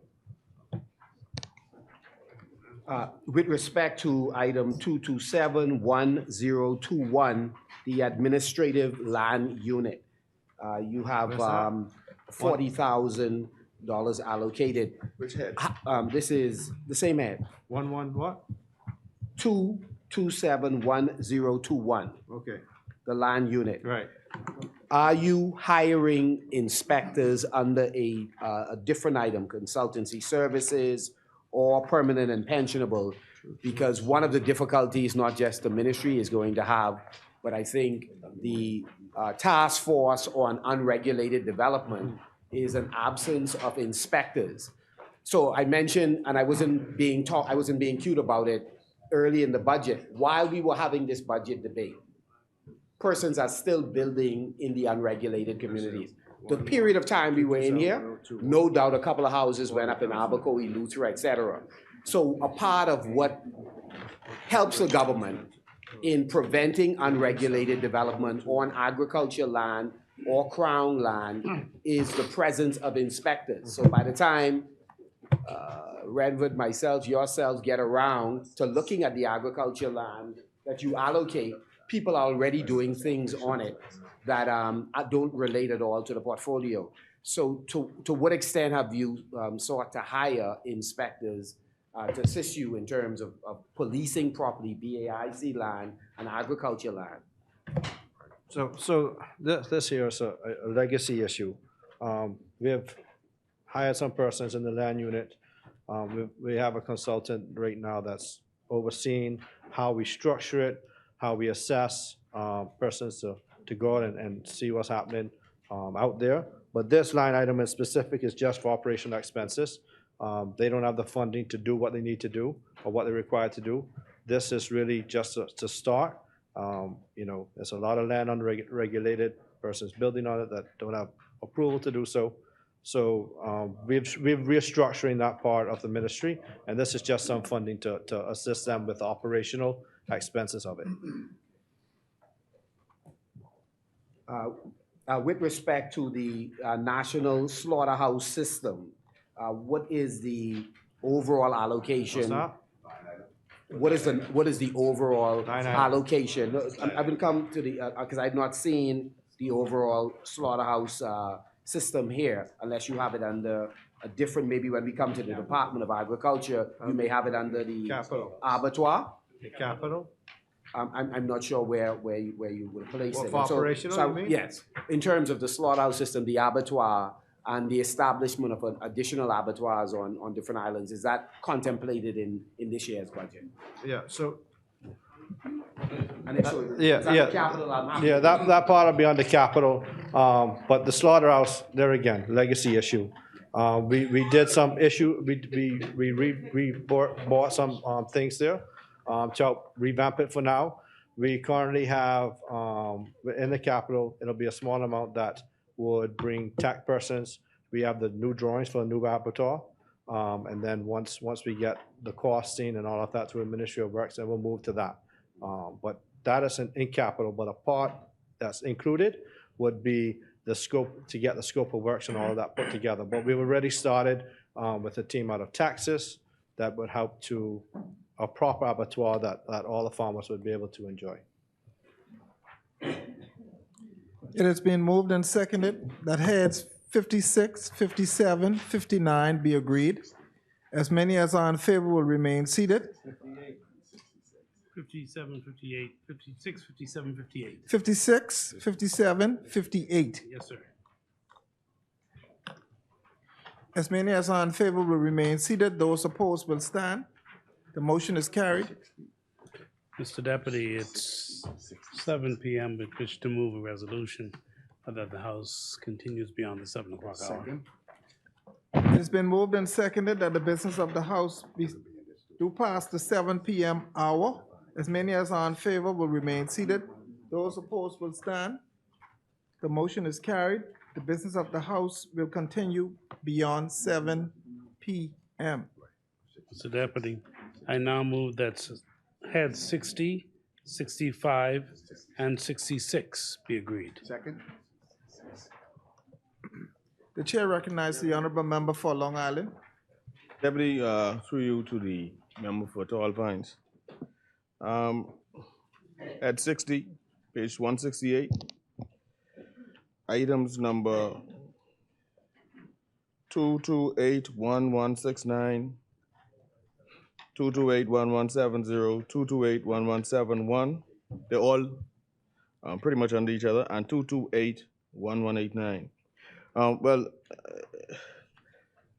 The first three items, the nursing training program, the National Allied Health Cadet Program, and the pharmaceutical training program. I note that in each instance, the budget allocation from 22 to 23, and for instance, the nurses training program, that was 800,000, that's now at zero. The health cadet, that was 22,410, that's now at zero. And the pharmaceutical training program, that was 60,000, and that is now at zero. What is the reason for that? Mr. Chair, I want to direct you to a line item in head 60 called 2251108. It says tuition, training, in-service award, and subsistence. You will realize that that sum went from 100,000 to 2.7 million. What we have done is amalgamated training into one line item so that we can start a massive training for staff to prepare ourselves for the workforce that has migrated out of the country. So I've allocated a few more millions of dollars to that line item. Thank you, Tall Pines. You've anticipated my next question, so that falls away. I take you to page 169, item 2511213. Yeah. That's the Public Hospitals Authority. I know the reduction of some 10 million in the allocation for the Public Hospitals Authority from 232 million to 222 million.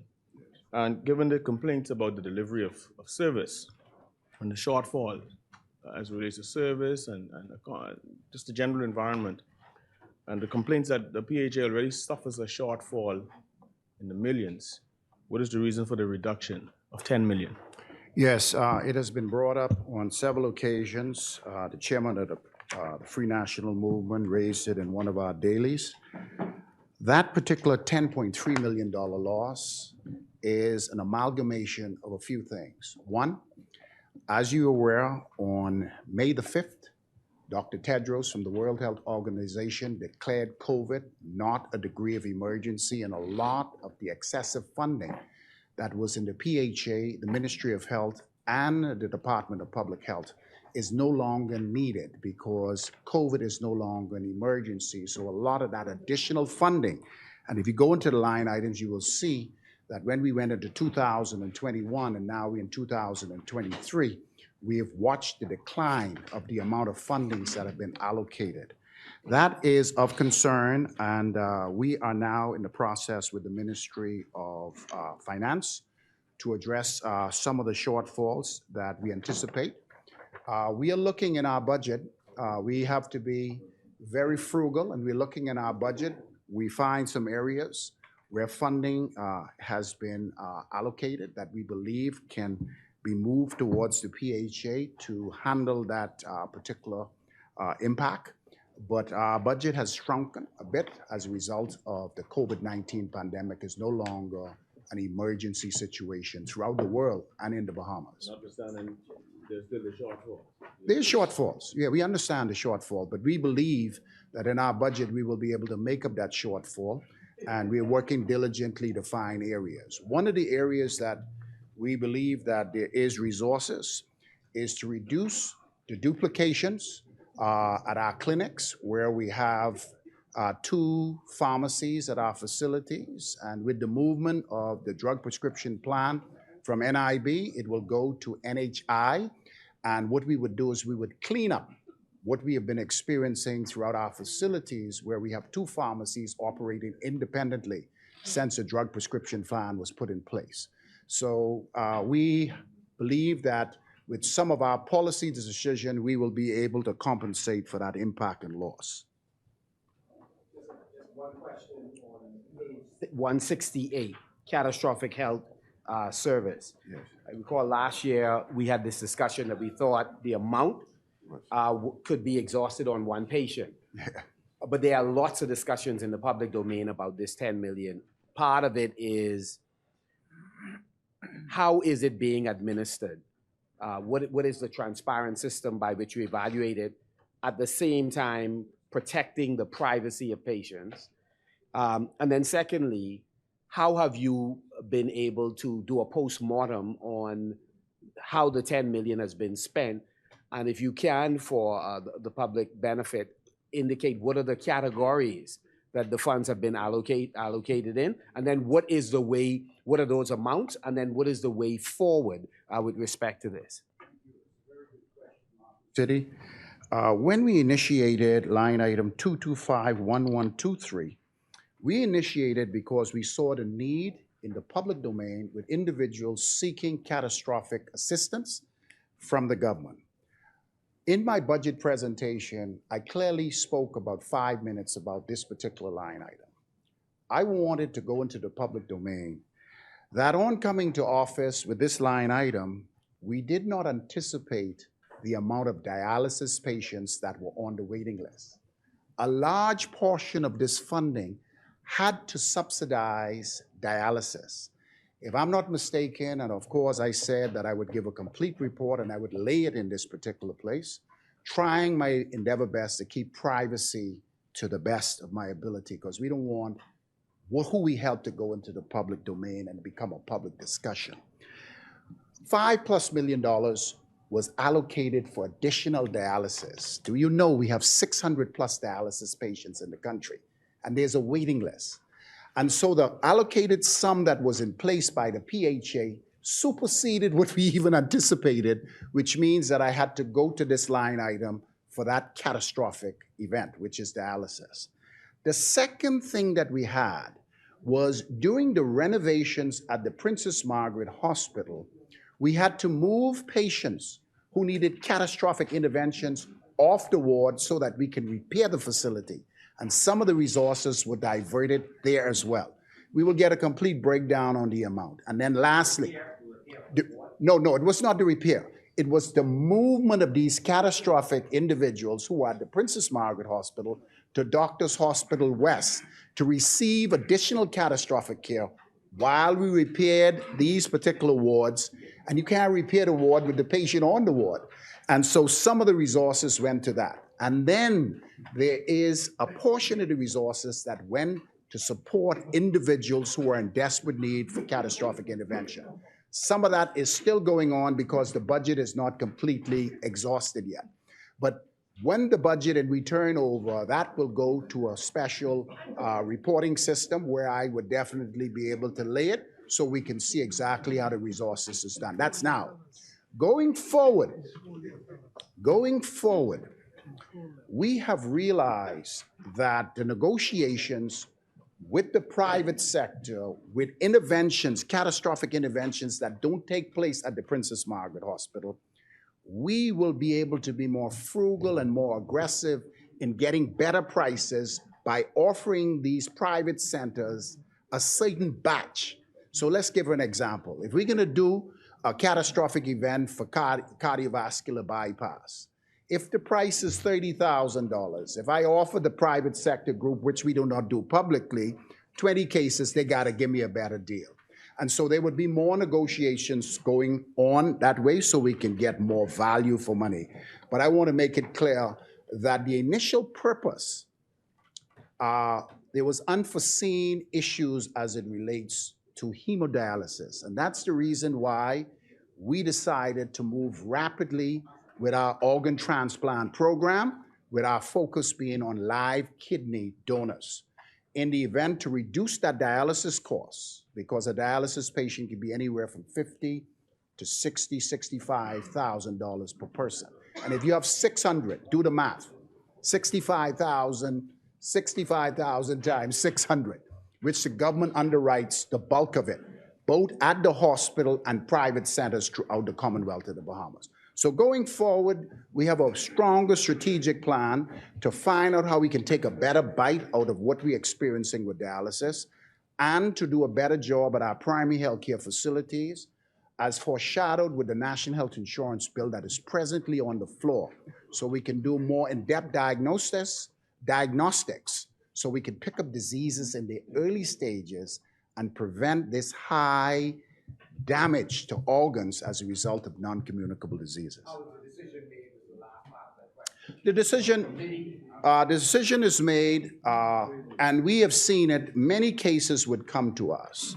The decision, if it's a cardiovascular case that we believe that is appropriate, we usually have a consultant tied to us to guide us. If it's a pediatric case, if it's an adult case, if it's an orthopedic case, we do not make these decisions in a vacuum. We usually get one of our consultant or one of our specialists to guide us whether or not it is catastrophic. Should it be done now? Could it be done in stages? Rather than going for a recommendation of a complete replacement, we can do a partial, and so we always guide it. So it's a there's not a committee. This is done by professionals, and the final decision is made through cabinet at this point. The chair recognizes Kalani. Minister, you could talk now. Come here, Breedy. I want an abbreviated answer to my question. All right? I don't need a dissertation today. All right? You talk. Yeah, don't worry about that. You talk. We got plenty of time. You talk. No, you have on head 67. Oh, no, sorry. No. Head 60, my apology. It shows that I have something for 67. Head 60. Item 224-1260. Health and Wellness Program. $1.5 million. I was happy to hear you say you like to amalgamate things. The drug plan, I hear you say you want to move that to NHI. Are you aware that the drug plan has an inbuilt health and wellness program within it? And it has very great success. In fact, if you review that data, you'd find that quite a number of individuals who were placed on that health and wellness program did no longer require insulin, did no longer require antihypertensive medication, and whatever else. Are you planning? I note that the drug plan, that component, the health and wellness, had not been pushed and had not been utilized. Are you planning on using that and amalgamating the process as opposed to having the separation? A short answer, one more question. Yes, sir, former minister. Yes, sir.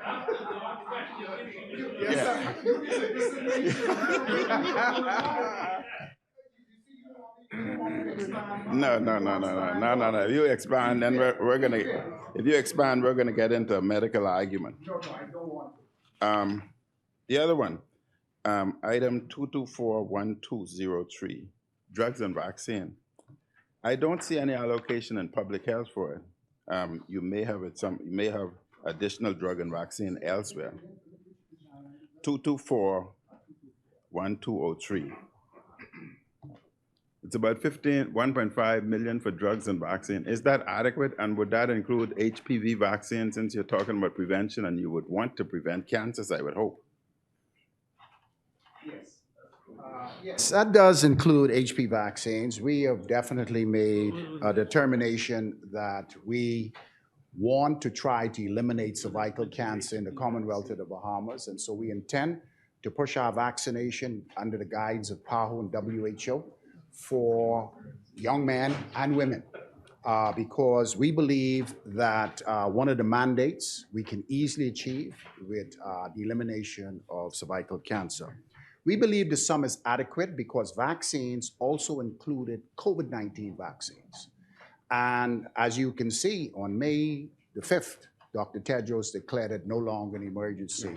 And we've seen our vaccination for COVID-19 going down based on that recommendation. So the purchase of additional vaccines in that area, we don't need the volume that we did before.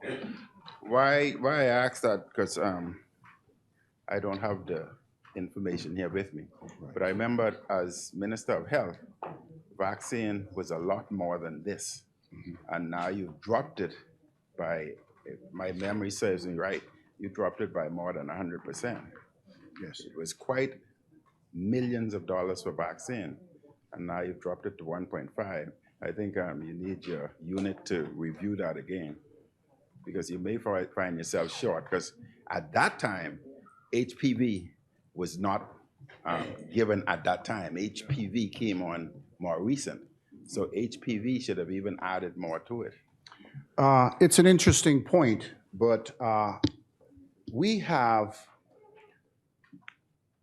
the accessibility to a global provision fund by PAHO. We intend to utilize that funding because we can get more bang for the buck and better values for the vaccines that we're trying to accomplish or trying to get in country. Mr. Chairman, this may come under the Health and Wellness Program, as well as it might come under the Public Hospital Authority, or it may come under Public Health, one of those. Yeah. I know in Grand Bahama, all ministers have had to deal with a lack of facilities in Grand Bahama for cancer patients. And all of us, I believe, as members of parliament, have had to subsidize people traveling from Freeport to Nassau for cancer treatments. And I was talking to doctors and getting a full understanding as to I thought it was just as simple as have doctors come and treat the patients there, but it's a whole mechanism that I understand has to be put in place to allow for a person to be treated in Grand Bahama. Is there any anticipation for you to not just put in place the doctors, but put in place the actual facilities, the treatment facilities, to put in place the drugs, the whole mechanism, the staff, in Grand Bahama, in order for persons to be treated in Grand Bahama as opposed to flying persons out. Now, I understand it may, in terms of a dollar figure, it may be cheaper to fly them to Nassau, but in terms of, it may be cheaper, but, I still believe it may be better to treat people in Freeport where they're at and create that facility. Is there anticipation for that facility to be created? Yes. And if there is, when can we anticipate having that? Thank you. That's an excellent question. I did speak to it in my budget presentation, and the facility that is required in order for us to accomplish it is in the first phase of the new Grand Bahama Hospital. I made it very clear that in the first phase of that 57,000 square foot facility, we will provide oncology services, which is inclusive of the space, the equipment, the support staff to keep the residents of Grand Bahama and the northern region in that area to provide these services. So that means manpower, facility, equipment, and supplies. That is the direction we're heading in. But while that is happening, we realize that the patients in Grand Bahama who suffer from cancer need to have access to chemotherapy and radiotherapies, and provisions are made on the ground in order for them to be airlifted to New Providence where they can have access to these services. There is some challenges. I'm looking into these challenges because the center that is here, sometimes there may be financial difficulty for those patients to find accommodation, and sometimes after therapy, some of them may have challenges that require tertiary care, and we are looking to try to figure out how we could subsidize that in the interim while we look forward for a facility that would provide these services, which will come in the first phase of the Grand Bahama Health Campus, and that should be completed in 18 months. So again, I thank you for that. If, as you say, in that interim period, yes, until that facility, because I understand it may take another, you say 18 months for it to be completed. I just attended the funeral of Ms. Patrice Roll just this weekend, who is a constituent and who passed away because of cancer. And I have a number of other patients who are going through the same situation.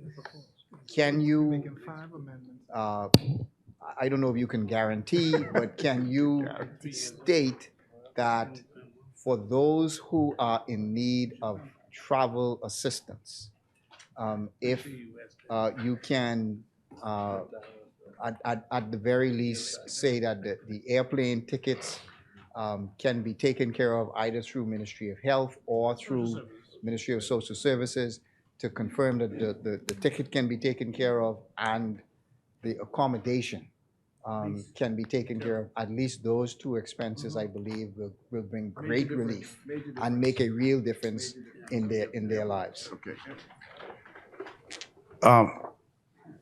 Member for East Grand Bahama, I hear your plea, and we are a compassionate government.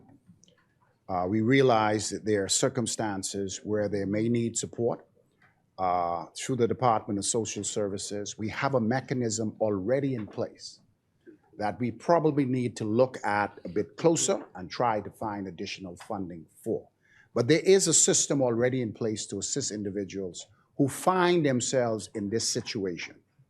What we want to do is we want the service to be used by individuals who truly need it and not by individuals who could afford it but want it. So we will have to look at it. We would have to look at it, and I do hear where you're coming from, and I do feel the compassion for those individuals who find themselves in that position. Mr. Chairman. Yeah. Back to the drug plan. You said that you were transferring the drug plan over to That's the plan. NHI. Yes. Drug plan presently is paid by National Insurance. No, Will that it's paid continue? by the government. No. NIB pays. What happened is government government pay. Wait, I would hold on. refer you No. to, I would refer you to. No. the What you Ministry will of find Finance. there, is if you refer me there where now there's no budget under government. That was because NHI were paying and government had to reimburse NHI. All right. So that's now being corrected. And we had reimbursed them. We had set a plan in place where National Insurance, who was paying it for us, and we never paid them, and you never paid them, so we came and met the bill there, and we had put a plan in place where they got a certain amount of millions per year to deal with it. But I want to know, would that remain? And the other question is, PMH had a program, even before the catastrophic program, to assist individuals with illness, inclusive of catastrophic. And they used to get up to $5,000 to assist them. Is that still in place? No, that was exclusive of social services. That was PMHs, and then they could have gone to social service and get further assistance. So a lot of people are asking the question, can they still get assistance via PMH? That was before the catastrophic plan. Kalani, you have a valid point. Funding prior to the catastrophic line was available through PHA, and some funding was available through the Ministry of Health. With the catastrophic line, that was amalgamated in the line itself so that there can be a central flow of how the resources were being spent. And that particular line is being managed by way of cabinet, but there's also accessibility to funding through social services, which is activated on a regular basis. But I want to turn you to the Ministry of Finance. I had it here somewhere. Yeah, the Ministry of Finance had 21, line item 272112, the National Drug Plan. As you would see in 2021, 2022, some $16.4 million was allocated from the Ministry of Finance to NIB to pay for this service. In this year, there's a sum that is allocated, which is $18 million.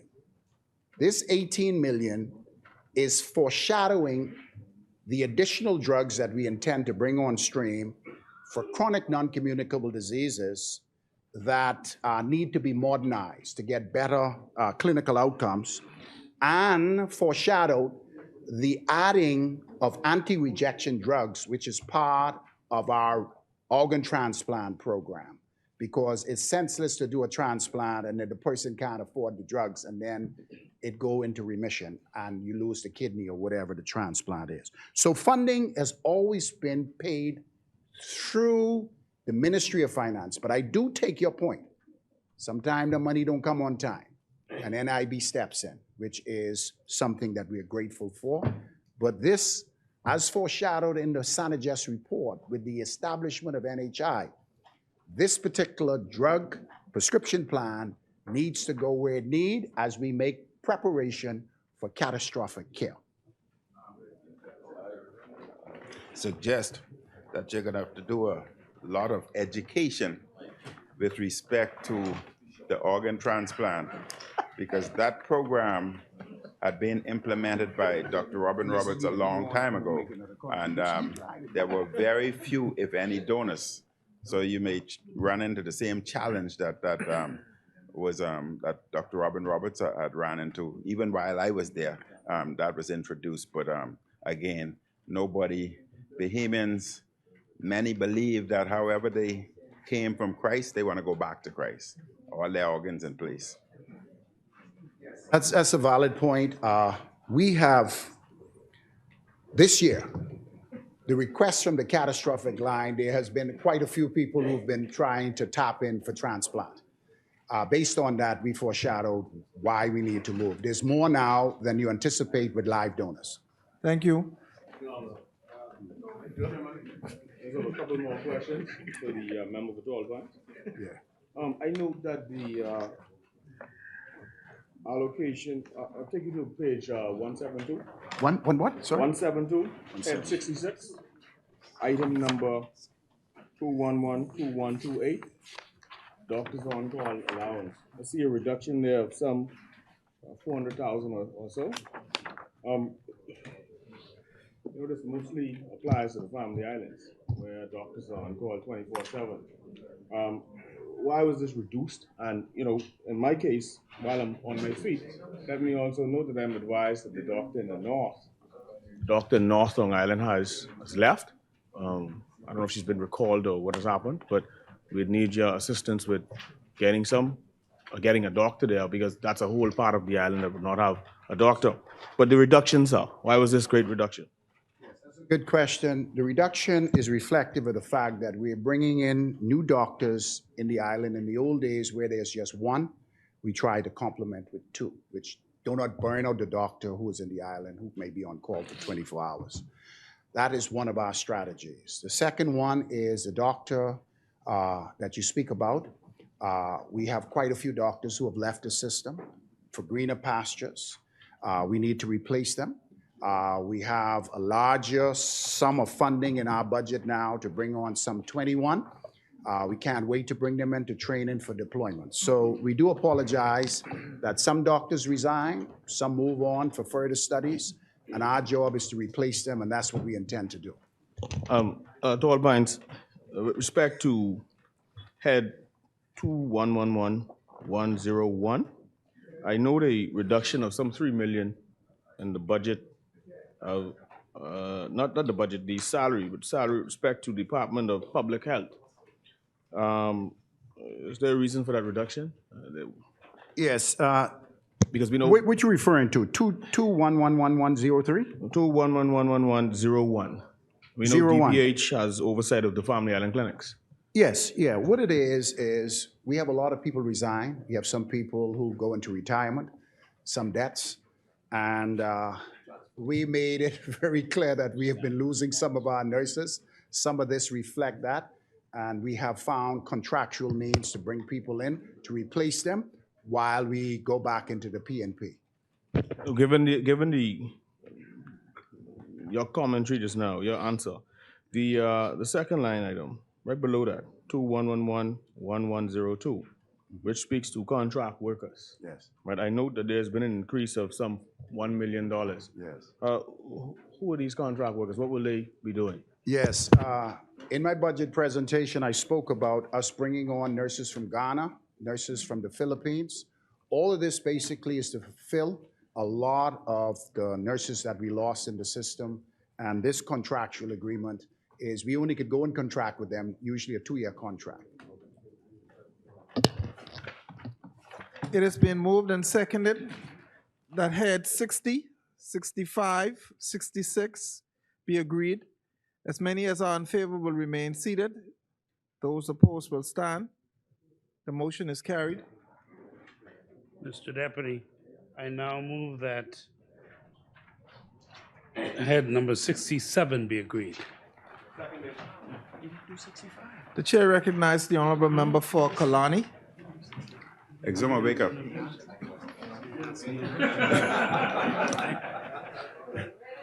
Thank you very much, Mr. Deputy. Head 67, 2821407. Operational expenses for Airport Authority. I note that first of all, the function of the Airport Authority really is to look at security, fire, crash, and rescue, and at the same time to run all the family islands, all the family island airports. I note that you have decreased the amount allocated to the Airport Authority from 2023 and previously to $2 million. A drastic decrease. Are you anticipating over the next 2 months to introduce passenger fees to the family islands? I know you've discussed it, and passenger fees as high as $25 for the family islands, or ticket fees. which should then be utilized to service or to accommodate the additional $8 million that would be necessary here, since you've decreased it by that amount. 10 million. 10.5 million. No. However, I would tell you that you would notice a reallocation of GBIA, the subvention for that Members, airport, which was previously please. a part of the airport authority. So that's 3.6 million. What's GPA? And then there will be Grand Bahama. Sorry, what is the relationship? Grand Bahama International Airport. Reallocated it where? Grand Bahama International Airport is now reallocated to line 251219. 2511 What I'm saying is, originally, previous years, that would have been included as a part of the airport authority's allocation. It's been separated. But still separate on So this. that brings you to about. That brings, yes. 7 million. I'm getting there. It's not 6 to 7 million short, because that brings you to 5.6. In addition, we are implementing a significant revenue generating business plan, including parking, Family Island, advertising, collecting of some revenues that were previously collected by Customs Department, for example, landing fees, et cetera, that will go directly to the airport authority. So if there is a significant shortfall thereafter, that will be drawn from the Ministry of Finance support. But there is no immediate plan to increase user fees. When you say immediate, you're talking about the next year? Yes, Because this in line amount with- here can in line- accommodate 2 months. In line with your question, there's Okay. no plan, no such plan. No, so let me get it straight. Over the next year, there will be no increase in passenger fee to the Family Island. So they need not expect up to a $25 charge on the ticket going fine. That is the current position. We're Okay. going to review them in line with the PPP Okay, good. project. The PPP is another story since you brought it up. When are we gonna know what are the interest rates on these PPP? Because that is a liability. And even if you may not have to pay the monies back for 2-3 years, that's still a liability that we would have to pay.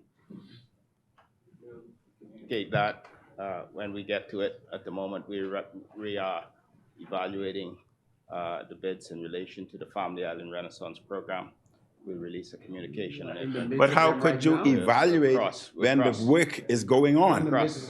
If the work is going on, you must have come to some conclusion as to the interest rate. We're talking. I am led to believe that the interest rate may be as high as 14%.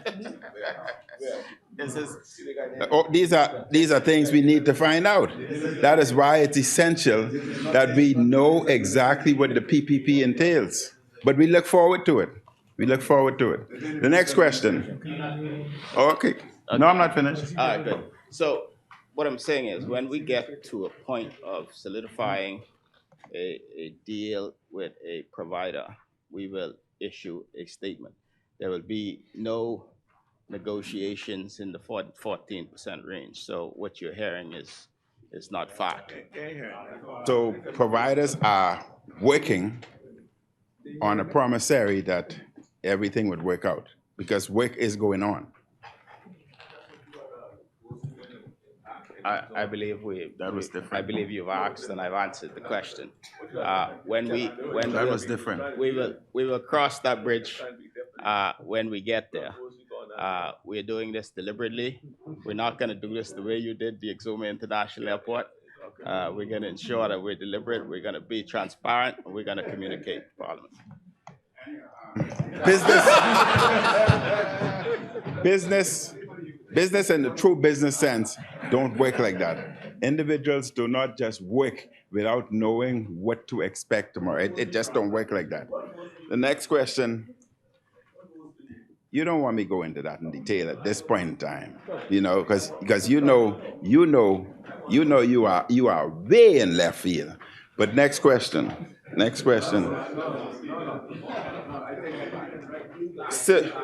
2821417, Civil Aviation Authority.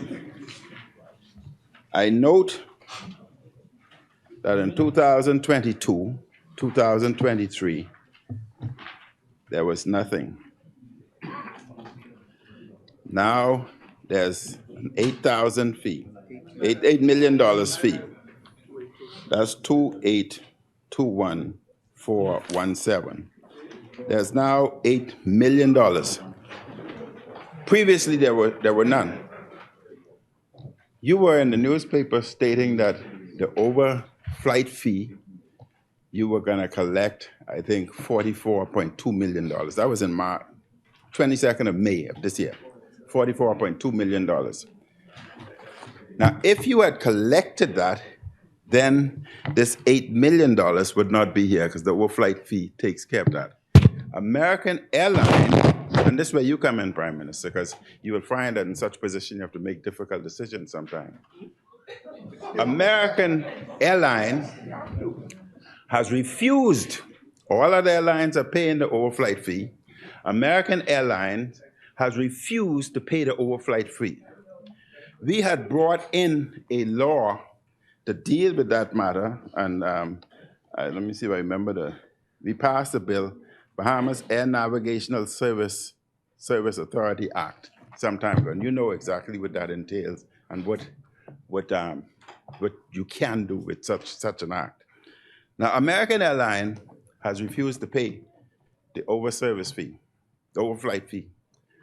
We had a similar problem with the cruise ship some time ago when we wanted to move the port fee from 70 cents to $10, and we ran into the same problem.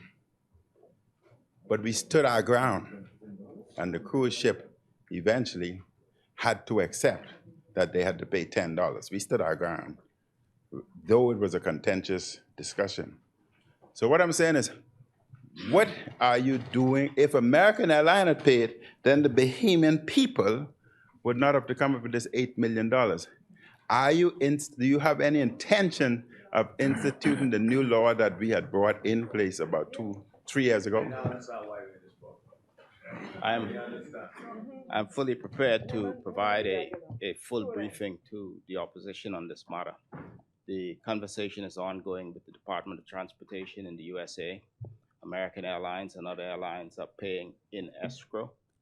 However, the funds are not immediately accessible, and therefore we thought a prudent approach would be to provide for it in the current budget. So the contractual deal that was struck by the previous administration remains in place, although it is problematic. Very problematic. It's being contested, and we are in consultations with the Department of Transportation. I offered previously a briefing to the leader of the opposition on this matter. I continue to remain available for such consultation at any point. But this is an ongoing conversation between the government of the Bahamas and the government of the United States.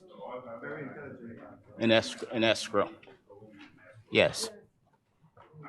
Don't leave that one alone. I won't Leave that alone, okay? Yeah. It has been moved and seconded that head 67. The chair recognizes the honorable member for East Grand Bahama. Mr. Deputy, under head 67, item 2821619, Lucayan renewal holdings. We see where you've just reduced the allocation from 19 to 17. The question that I wanted to ask was, how many persons are employed at the hotel now? And have you hired any new people since you came to office? And I'm not sure whether you can, but whether you would be prepared to state what the status of your finding someone for the hotel would be. Thank you. East Grand Bahama, the hotel is managed by the board of Lucayan Renewal Holdings Limited. The headcount did not increase appreciably. However, there were new people hired. There may have been some people who left and new ones retained. So that's the answer to your first question.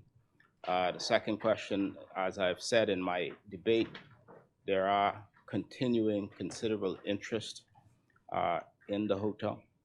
There are people who are at the moment continuing to do due diligence, if you will. We're not going to make a statement or a further announcement until we have funds in escrow. I think the line item would have been 2511219, operation of the Grand Bahama International Airport. Yeah. Can you sort of help us to understand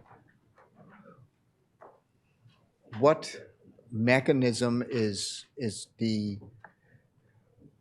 new airport supposed to take in terms of, is this a true PPP where the developer is putting upfront all of the funds, and those funds will be paid back by user fees, maybe subsidized by the government? Or is it a situation where the government is getting a loan and providing the funding for the developer to develop the airport? Which of the two you're looking at? The first scenario is more accurate.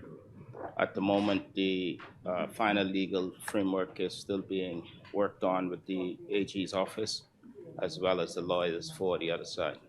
But it's, Which is what? Which is the option? what, PPP partner is providing the funding? right.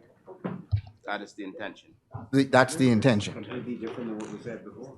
So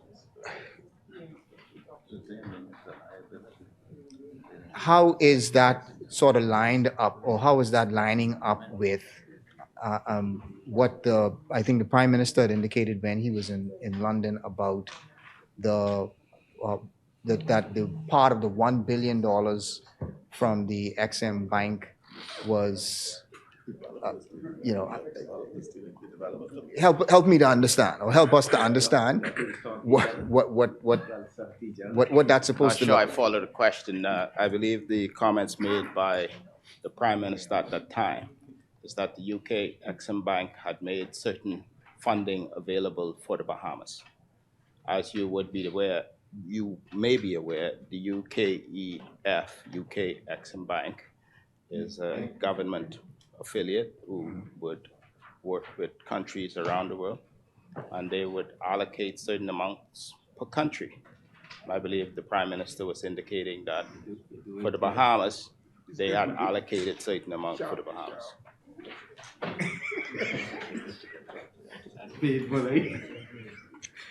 I'll come back to that. So that monies that may be allocated from the XM Bank may not necessarily be the funds that the developer is accessing to develop the project. As I've indicated, the AG's office is in active finalizing of the agreements with the other side, okay? When that is completed, I will make a further statement. You could take a crack at it. Mr. Deputy, just continuing on the discussion with respect to the airport. Mr. Deputy. Which line? The same line he was following. Mr. Deputy, the Prime Minister said clearly that the government of the Bahamas is drawing down on the $1 billion with respect to the airport. Initially, there was $400 million that was mentioned. It was later corrected to $200 million. And our clear understanding was that $200 million was going towards the airport. we have had an opportunity to speak to some of the persons concerned with the project and clearly understand that the government was providing the funding. And so, again, we want to understand the nature of the PPP in light of the fact that the government was going to fund. Secondly, with respect to the berm, and that is which again, Grand Bahama is in desperate need of a barrier that will break the waves that hit the island. And it's our understanding that some portion of the funds were likely to be used to address that issue as well, breaking the intensity of the waves that could hit Grand Bahama. So wanted to confirm whether or not that is accurate, that the funding for that is going to come out of this. So those are the two questions. The third would be, I know you've looked at the designs. Have you chosen a design yet and a particular location where the airport is going to go? It is our understanding that there's no finalization of the actual design, at least three being presented, and no finalization of the location of the airport. Firstly, as it relates to your first question, you've repackaged the exact question as the member for East Grand Bahama. I've answered it in detail. I don't intend to repeat the answer. The second question relates to specific designs and locations. You've rightly pointed out that there are designs under consideration, and the designs at the moment contemplates an area nearby the existing temporary the former domestic facility that's now being used for Sunwing, et cetera, as to the possible location for the new terminals. But as you rightly pointed out, it's not yet finalized, and therefore there's still a bit of engineering, but it will be near that location. In light of that, are you in a position to confirm the the timetable for the completion? I know you had several working timetable. Has that upended the timetable you previously stated? The completion of the airport? Yes. We're still working with the stated early 2025 deadline. For phase one? Yes.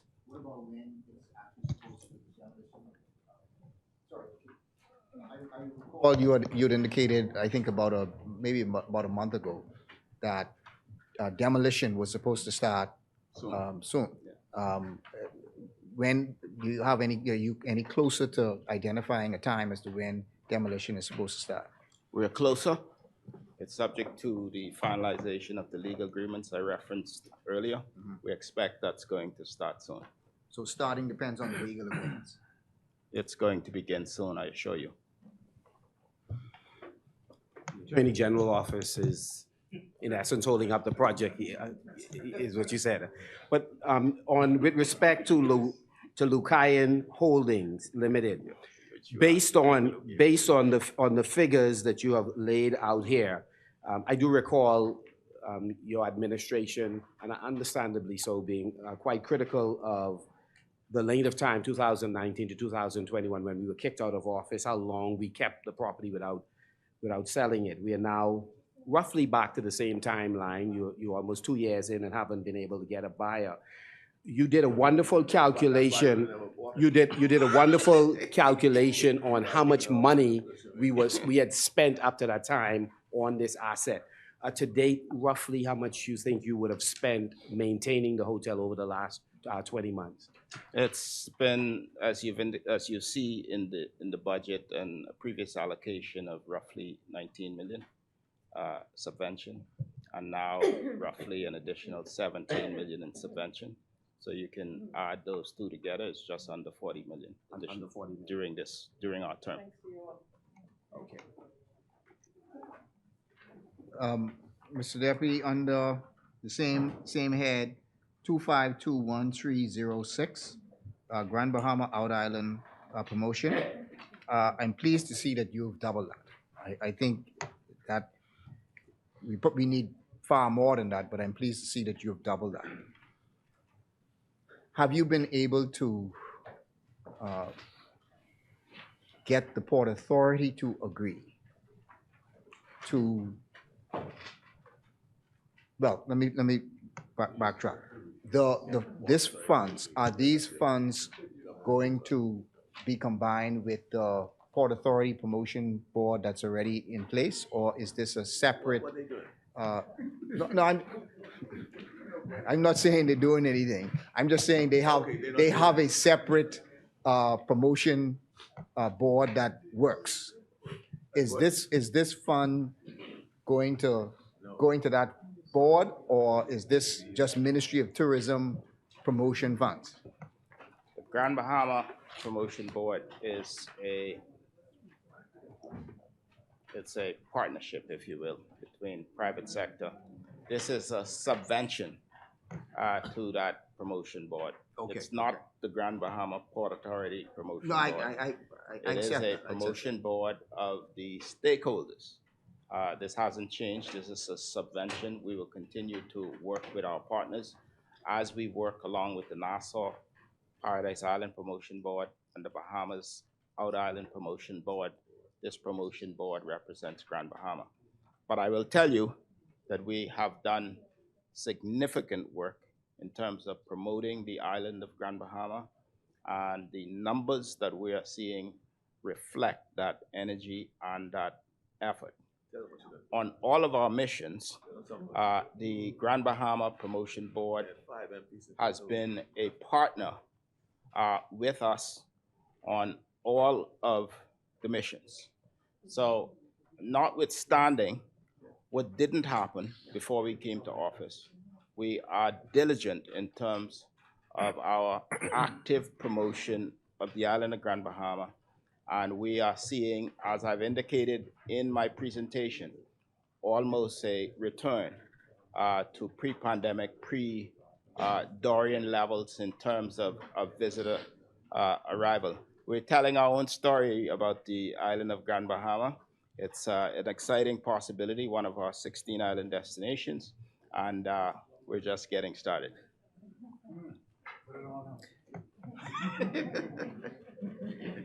Mr. Deputy, with respect to the passenger tax, there seemed to have been some confusion in terms of the date when the final decision would come into effect.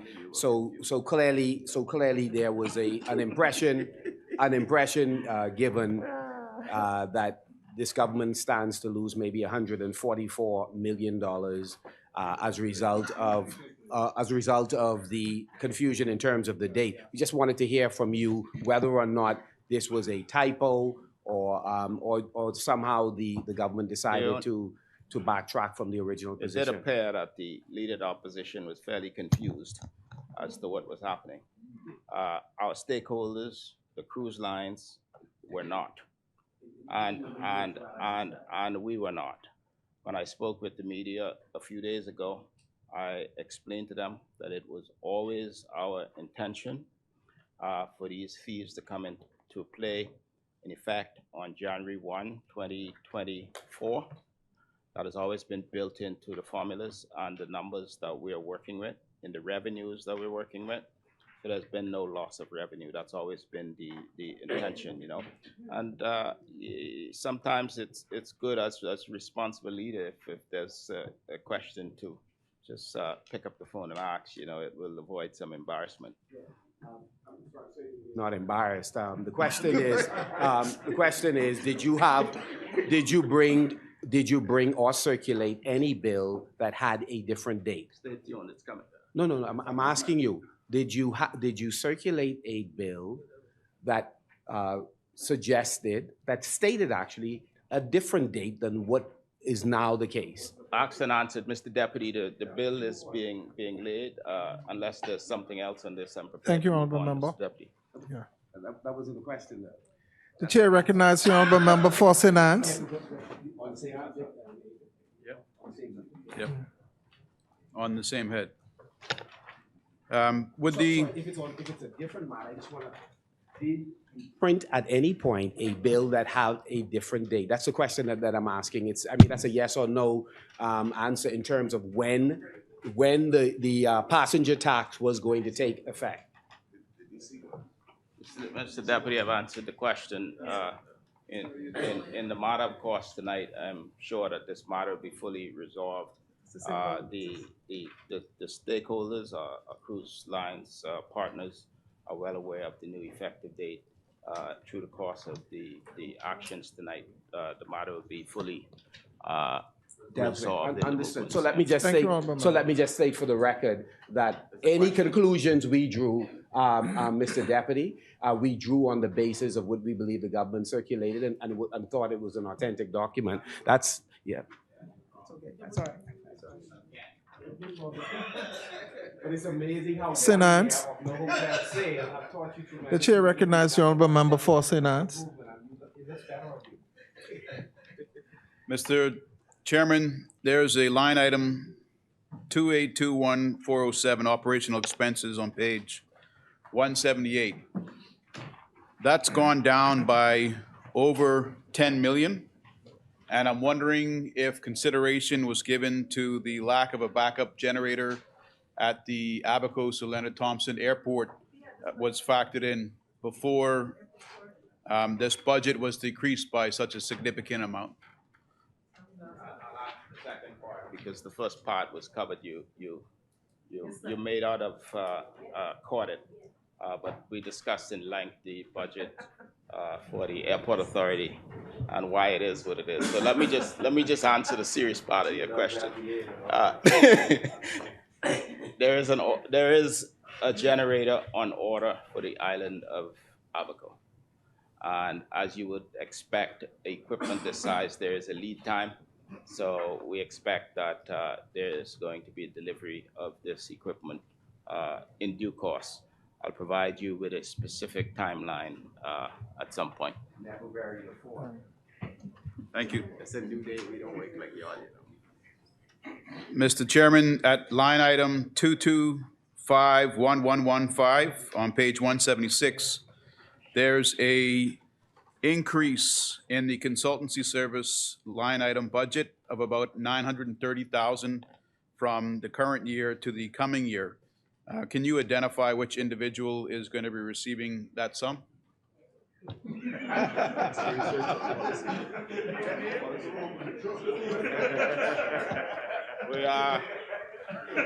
We are in a global business. We'll be using AI, as I mentioned before. We'll be opening new markets, and we will again be researching China as they reopen. So I'm delighted that you are enthused about all of these positive initiatives and not trying to score some cheap political point. This is all going to be paid to credible, for the most part, the change is international research, policy, and communications firms. Thank you very much, Mr. Chairman. A final question, Mr. Chairman, under the line item 2821429, 2821619, Lucayan Renewal Holdings. There's a decrease of 2,400,000 from the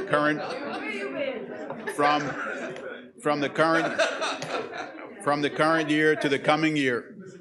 I know that after the last sale was aborted, a $5 million deposit was to be forfeited. Would that forfeited $5 million deposit have gone to Lucayan Renewal Holdings, or would that have gone to an account for the Bahamas government, sir? This is a matter for the Lucayan Renewal Holdings Limited. So any transaction in relation deposit would have accrued to Lucayan Renewal Holdings Limited. I'm obliged. Mr. Chairman, one last question. Minister, did the board ever disclose to you that they forfeited that $5 million deposit?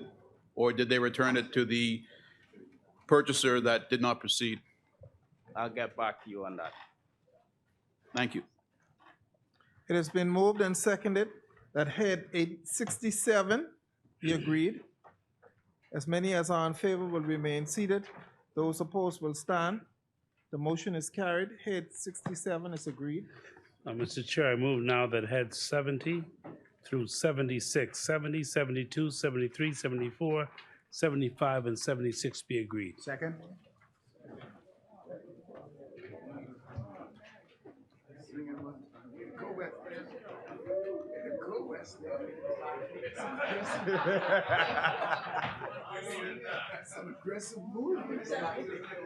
It has been moved and seconded.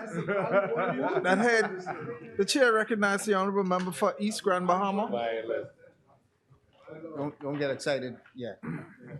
We still have a lot more to go. Under head 70,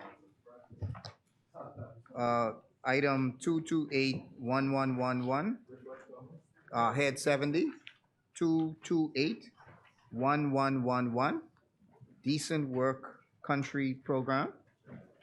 You've allocated 500,000 for that. Could you sort of say what that is and how that's supposed to work? Yes, Mr. Deputy, you would recall that the Bahamas was the first country in the English-speaking Caribbean to introduce the Country Decent Work Program. We would have rolled out the first component of that Country Decent Work Program, which was to introduce a minimum wage, to reduce minimum wage. The second phase now is the National Apprenticeship Program, and that $500,000 allocation is to ensure that we roll the apprenticeship program out.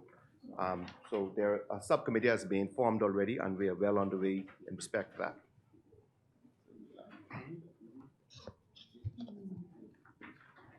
It has been moved and seconded. Oh. Chair recognizes the honorable member. Yeah, take it easy, man. Yeah, take it easy. The chair recognizes the honorable member for East Grand Bahama. We will get there. We will get there. Mr. Deputy, did you call head 73? Yeah, 70 to 76. Okay. All right. Okay. So under head 73, under item 2231108, communications, video conferencing network. You had allocated over 2 million for it last year. No, except you only spent 170, but you've gone down to 300. Could you just sort of say why why you anticipated you were going to spend 2 million last year, and why it went down to 300? Thank you, Mr. Chair. The chair recognizes the honorable member for Bain and Grandstown. Initially, Mr. Chair, there was a need for more virtual communications. As a result of that, in the initial allocations, we had an increase in the allocation. But this year, Mr. Chair, we have more public consultations and more virtual consultations. And the provisions adequately reflect the video conferencing services that we'll be providing in this year, 2023-2024 fiscal year. Thank you, honorable member. Anybody else? The chair recognizes the honorable member for Long Island. Mr. Deputy, thank you. Mr. Deputy, I'm still at head 70, and I direct these questions through you, Mr. Deputy, to the member for Carmichael. I want to take the member to page 180, item number 2821401, Registrar of Trade Unions. I note that this seems to be a new line item, and there's an allocation of 100,000. What is that allocation for? What does this entail? Thank you, Mr. Deputy, Honorable Member for Long Island. $100,000 is being allocated for the operational expenses for the Office of the Registrar of Trade Unions, and as you indicated, it is a new office which has been established by this government. So what to you, Mr. Deputy, to the member, exactly what does the allocation, what's that going to entail? What is that to do? What is that going to defray? Yeah, okay, so let me indicate that it's operational expenses, that is the office, the setup, all of the administrative functions, and to also offer office furniture, et cetera. That made it separated from the, yes, let me just make a, I got you, Honorable PM. Let me indicate that there was always an Office of Registrar, but it was amalgamated with the Director of Labor. And it is being now separated and made a distinct office with a director. Yeah. Okay, thank you, Carmichael. Carmichael, I also note at item number 2251115, consultancy services. Now, there was an allocation in 2022-2023 of $5,000. Nothing was spent from it, but then it was increased to $10,000 for 2023-2024. What is, firstly, why was nothing spent? And secondly, what is this allocation about? I'll undertake to get back to you on that. Thank you, Carmichael. I appreciate the undertaking. Carmichael, I also note, and because I've seen security services at some other points under a few other heads, but this is security services contract here at item number 2251111. In 2021, there was an allocation for some $418,000. That's 2021. This is 2251111, page 180. And I note that from 21 to now, there's been that has been reduced to zero in the last budget as well as this, but it's still mentioned here. What is that about?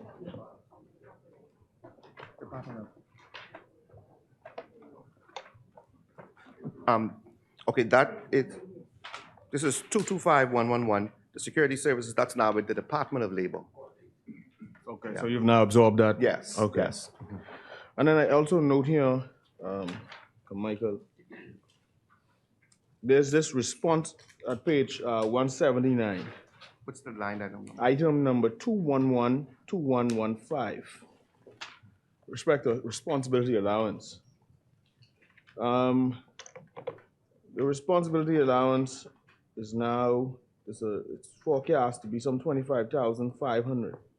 And in the last budget, it was some 26,208, but only 19,000 or so was spent. My question is, what is this allowance for? What is this responsibility allowance? What is that? I'll undertake to get back to you, Honorable Member. Thank you, Carmichael. I accept the undertaking and we will revert.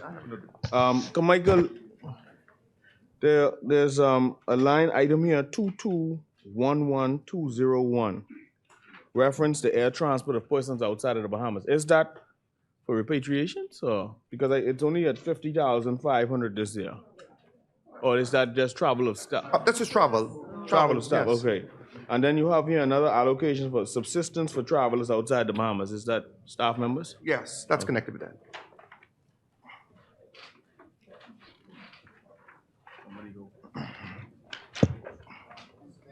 The head 74, Ministry of Grand Bahama. There is line item 2111204, special employment projects. There's an increase of basically 4 million, but there is also a decrease in your GB Beautification initiative, probably of about 4 million. So you've sort of moved the funds from one head to the other. Is this a, and I know you have persons who are already employed through the GB Beautiful Initiative program. Right. Do you anticipate hiring more people, or are these just to sustain the persons who are already employed? It's, Mr. Chairman, it's basically to sustain the ones that already exist on the program. There are about 350 of them. And the 400,000 that you see in GB Beautification is really for supplies and equipment to assist them with the job. So the provision in special employment project is just the salaries. for the So not- It's 350, not a new program, it's just continuation of just what's already- continuation.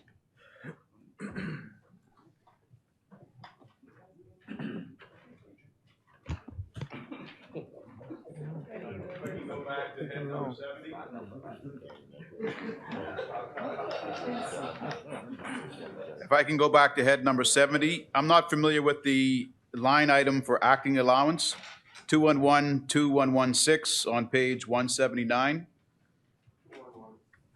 2112116 on page 79, acting allowance under allowances.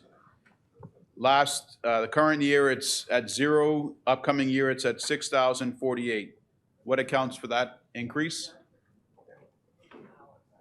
When an individual acts, when an individual acts in a capacity, they're entitled to that allowance, and that is what that is for. What actors are you expecting this upcoming year you didn't have last year?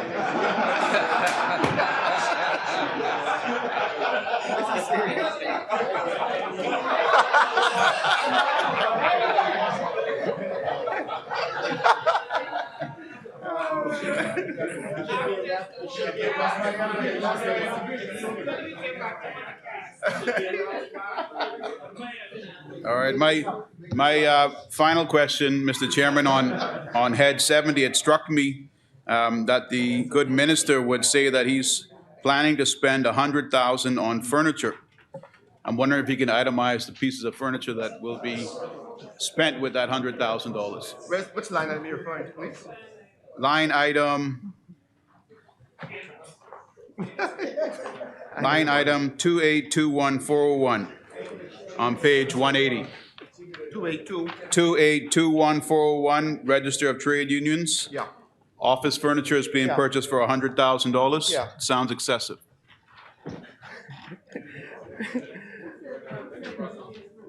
As I indicated, the office furniture, the Register of Trade Union, it is a new office. It is now separated from the department. Yes, it's operational. Yes, it's separated from the director, and I've answered and asked that question already. So we won't get any items, cost of the items being purchased, Mr. Chairman? The same brush outs. It's not important anymore? It's important? Yeah, I said yes. It's not furniture, it's operational. If you look at the line item, please. I raised the line item. Which line item would you like me to look at now? You just. You wish me to repeat the line item I raised earlier? 2821401. Yes. So if you look at, where you see furniture in there? It's on the Hansard record, PM. The good minister mentioned that this was for the creation of a new office, furniture as well. It's from his own words. That's why we ask questions and we listen to the answers given. No. That line item, it says Register of Trade Unions, and I said it was operational expenses of the Office of the Trade, Register of Trade, and I was referring to the honorable member of Long Island. He asked that question, and it was answered. I had a follow-up question on that, Mr. Chairman. My follow-up question was how much is being spent on furniture? Because the good minister indicated that a portion of that amount, if not the entirety of it, was being spent on furniture. I'll get back to you on the answer. Chair recognizes the honorable member for East Grand Bahama. Under head 75, Ministry for Disaster Risk Management. Head 75. I've looked at head 75. Can you just sort of indicate where the funds are for the home repair, or is this going to be in capital budget? Look under head 21. Under 3111309, there's $1 million there for NEMA.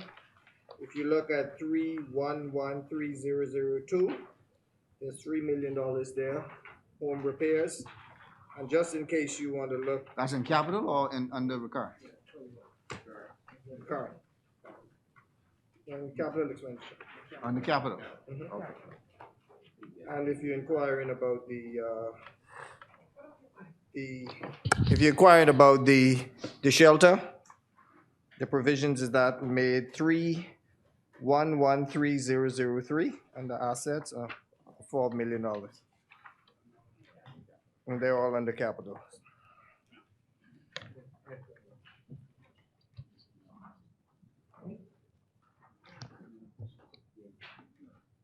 It has been moved and seconded. Hold on. Sorry.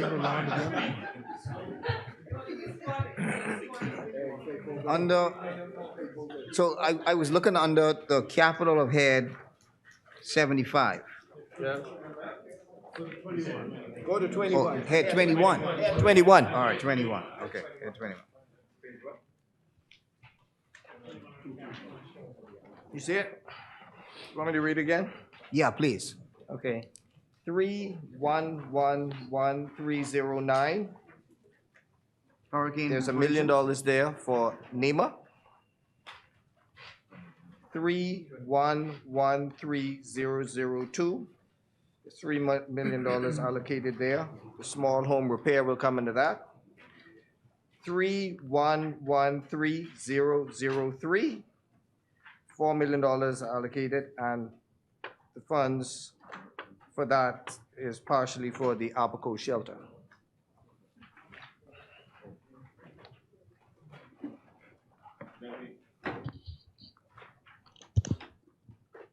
Mr. Deputy, I am looking at head 72. Through you, Mr. Deputy.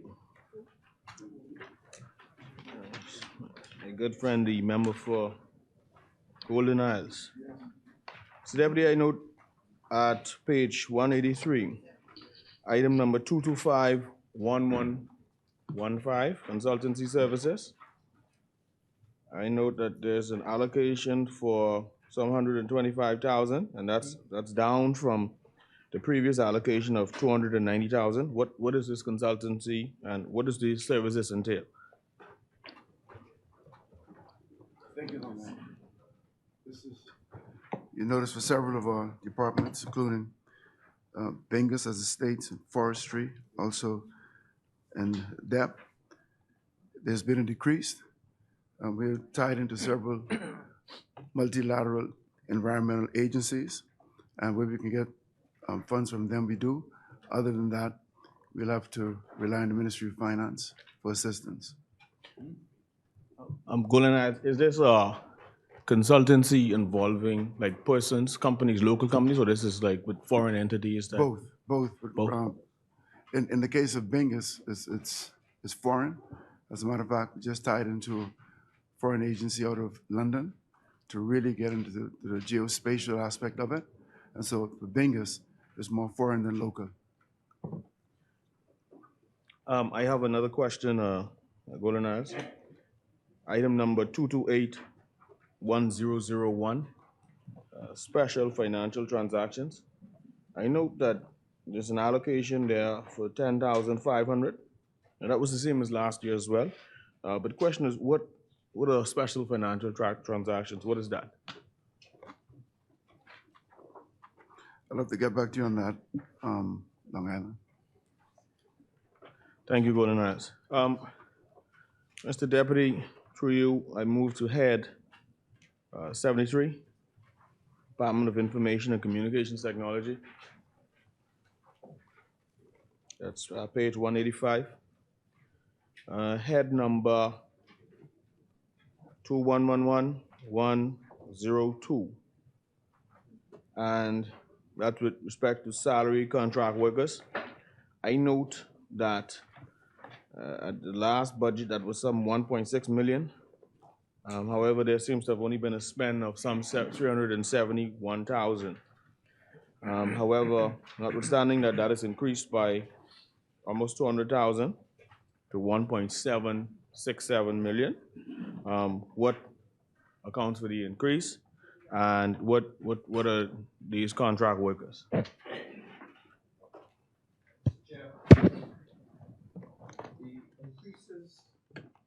result in the increase in the information technology service management and some of the new services that we'll be bringing online with respect to the data center and the digitization office, as well as the new migration services of the email and the implementation of the new emailing system. And as a result of that, we had to acquire additional resources in order to address those matters. Thank you, Baintown, but this doesn't seem to speak to the acquisition of resources. This is more with respect to contract workers. With these, human resources. You're talking about human resources? Yeah. Okay, all right. On the same head, Mr. Deputy, page 186, item number 2251127. I know they reference to enterprise licenses. In 22-23, that was some 2.3 million. That is now decreased in this budget to 1.2 million. What is, I believe this would fall with the member for Baintown.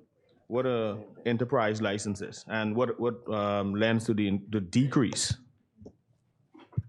Yeah, thank you very much. As we begin to offload some of our licensing, some of our software licensing, and so on and so forth, the license fees over the current or the previous year has been reduced, and as a result of that, you have seen a significant reduction in the license fees over the previous year, the next year, the ensuing year. Thank you.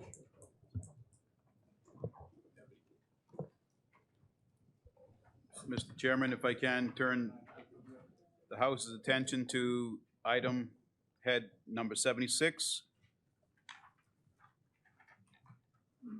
On page 195, there is head item 2251337, operation of facilities and other services.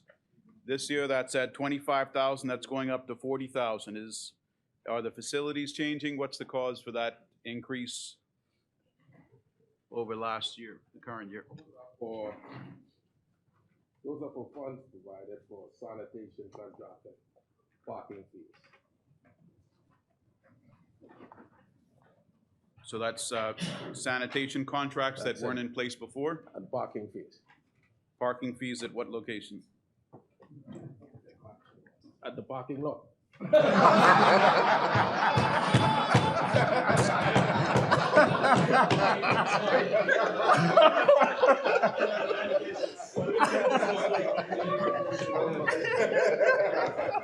Which parking lot is it? I'll check and get back to you on it. Sorry?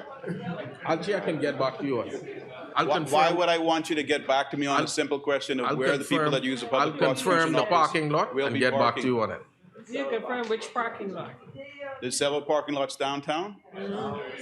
Yeah, but this office location is fixed. It's likely using a parking lot very close to it.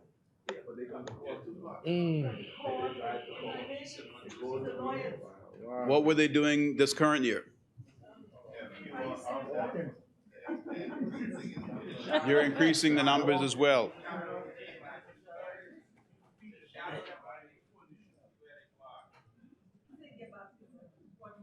Okay, so you're increasing the amount of workers as well, even though that's not reflected in salaries for permanent and pensionable persons. If I can bring your attention also to line item 2251131. There hasn't been a expense for this line item before, which is listed as witness expenses. Yet in the coming year, July 1st, there's an allocation of $30,000. Is this to pay witnesses for appearing in court? I can tell you, we don't do that. We don't do that. We've seen where it has been attempted at before, but we don't do that under this administration. I can tell you that. That provision is for the travel of witnesses to attend court from overseas, from locally from out islands, and as well as overseas. But we don't pay witnesses to appear in court. As a matter of fact, matters are being discontinued because of that very same practice that you alluded to. And if you need an explanation on it, that could be provided forthwith. Both answers. You mean the parking in Both, this answer? both answers as to the Parking in provision this for the answer? traveling of witnesses and as to the non-allowance of discontinuing the practice. Take a breath, take a The breath. discontinuing of the practice of paying witnesses to appear. I could help you with that. With both of those.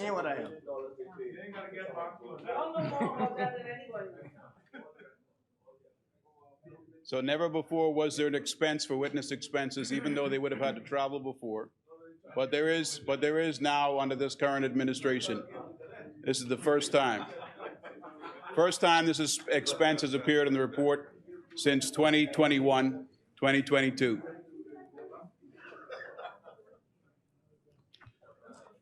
I don't have any other questions on this.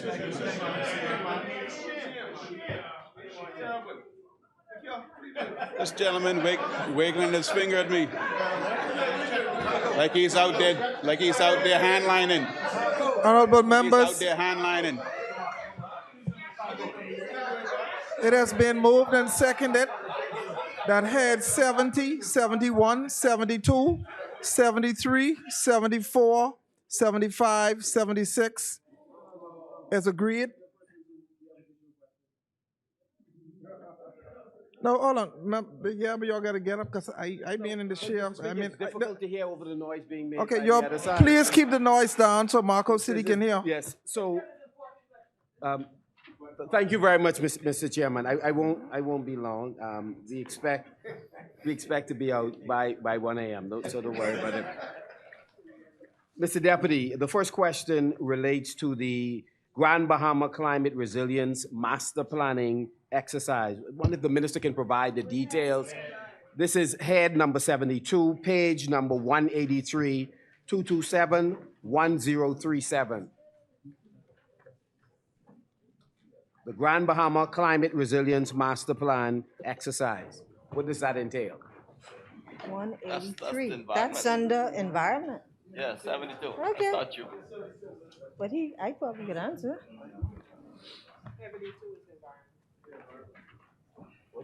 What's the line item? 227 1037. It's on page 183. 6 from the bottom. 6 from the bottom. Something in there. I could answer that. Accept. Want me to go? You want me to answer? Grand Bahama Climate Resilience Master Planning Exercise. Okay, I know. I can take it? Yes, by all means. Well, I see a provision made here for it, but I know that. $80,000. Right, $80,000. But we had received a grant that we're supposed to access from the Caribbean Development Bank. That's a $750,000 grant for the development of a resilience master plan for Grand Bahama Island. So I see that there's an allocation made here as well, but I know that we are supposed to receive a grant for it. Yeah, it's also country in kind for the forest restoration and for the MPAs in Grand Bahama. That's so much of it goes to that. Okay, so this is one fraction of what we are going to contribute to the joint venture.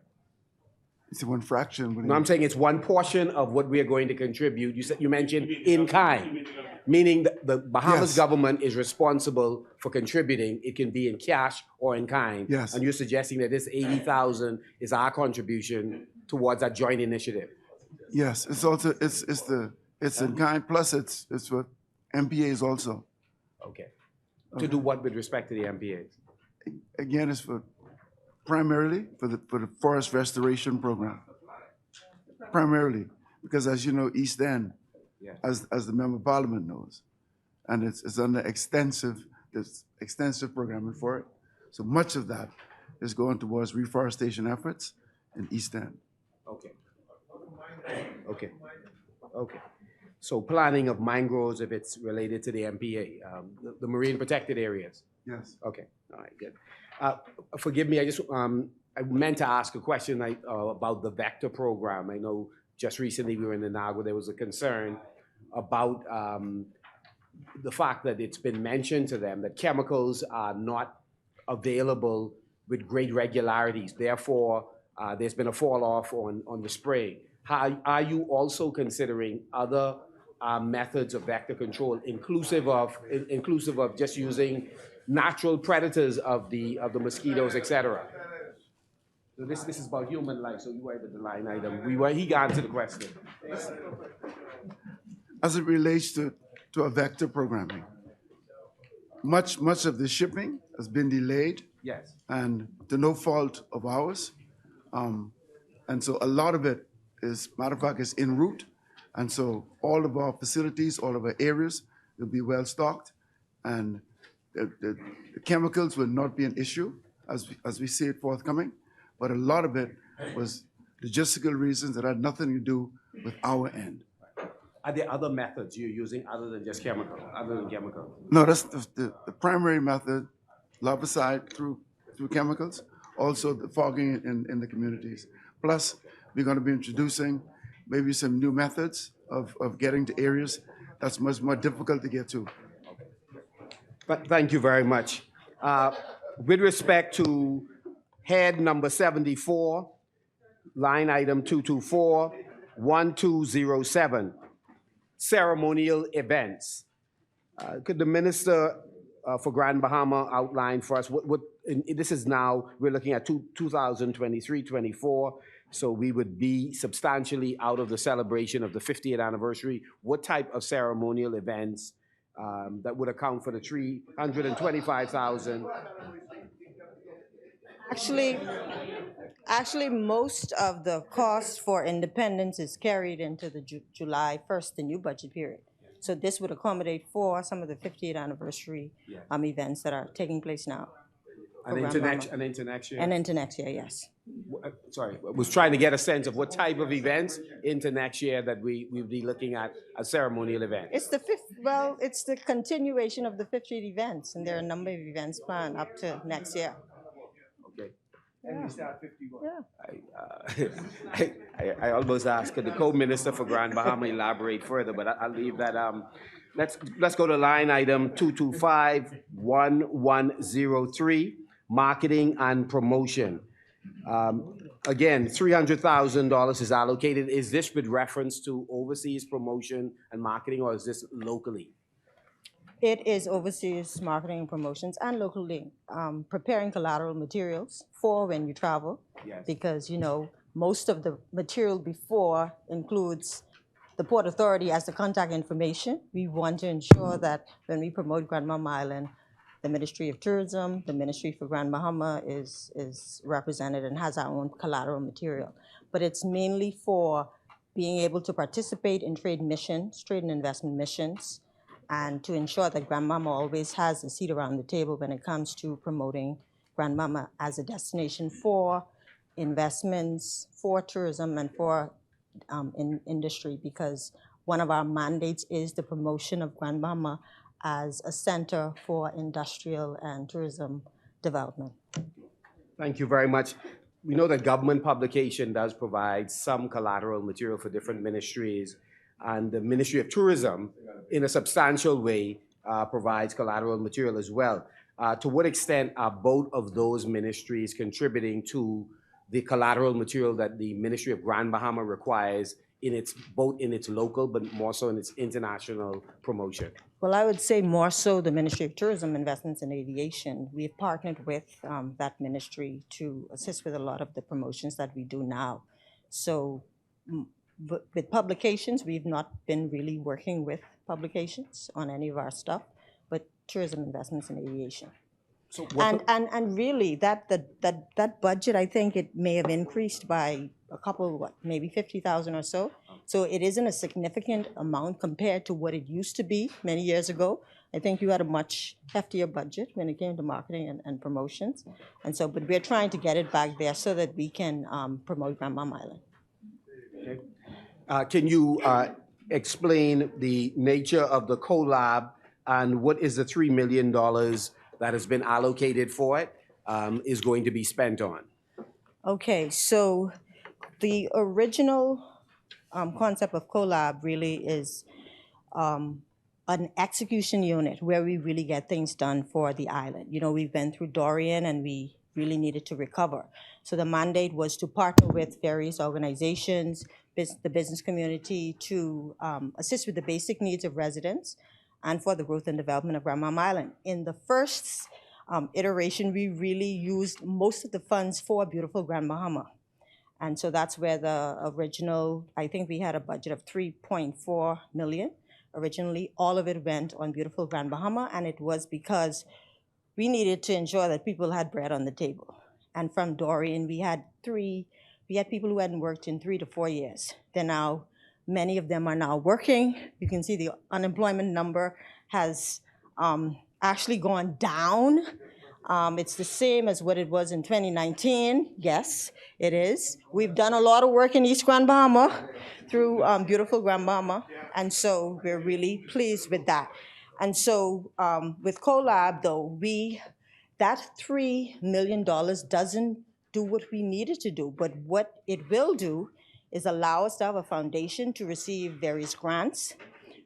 Through CoLab, we've partnered with other organizations where they're assisting with the transition homes that we redeveloped, where we're able to assist people who are transitioning, who were displaced from Dorian and all that. So we have companies like Doctors Hospital, Hutchison and all of them. They've partnered, they're sponsoring homes. So it's really bringing organizations together to make a difference, because oftentimes you have these companies who've been doing well on Grand Bahama Island and they haven't been contributing significantly to the community. And so we've gotten them around the table and we're working together to make things happen. Very inspiring. Thank you very much. With respect to the Grand Bahama Beautification Initiative, I know that the member for East Grand Bahama raised a question about the decrease in the figures. I don't recall seeing the before and after kind of evaluation of the program. So could you give us a sense of, in your view, what has been the net result of the beautification program, and what are some of the landmark things that have been accomplished aside from the regular cleaning, which again, we have the redeposit of that debris, and then once again, we have to repeat the cycle. Are there any lasting things that have been done through this program? Yes, significant lasting things. I would say, starting from the east, we took vehicles out of the water that was still left there from Dorian. So that's some of the major things. We had these hazardous conditions between Abaco and Grand Bahama. We dealt with all those. We actually developed some beautiful memorials for Dorian victims in McLeanstown, in Freetown, and in High Rock. And they are now even seen as touristic sites.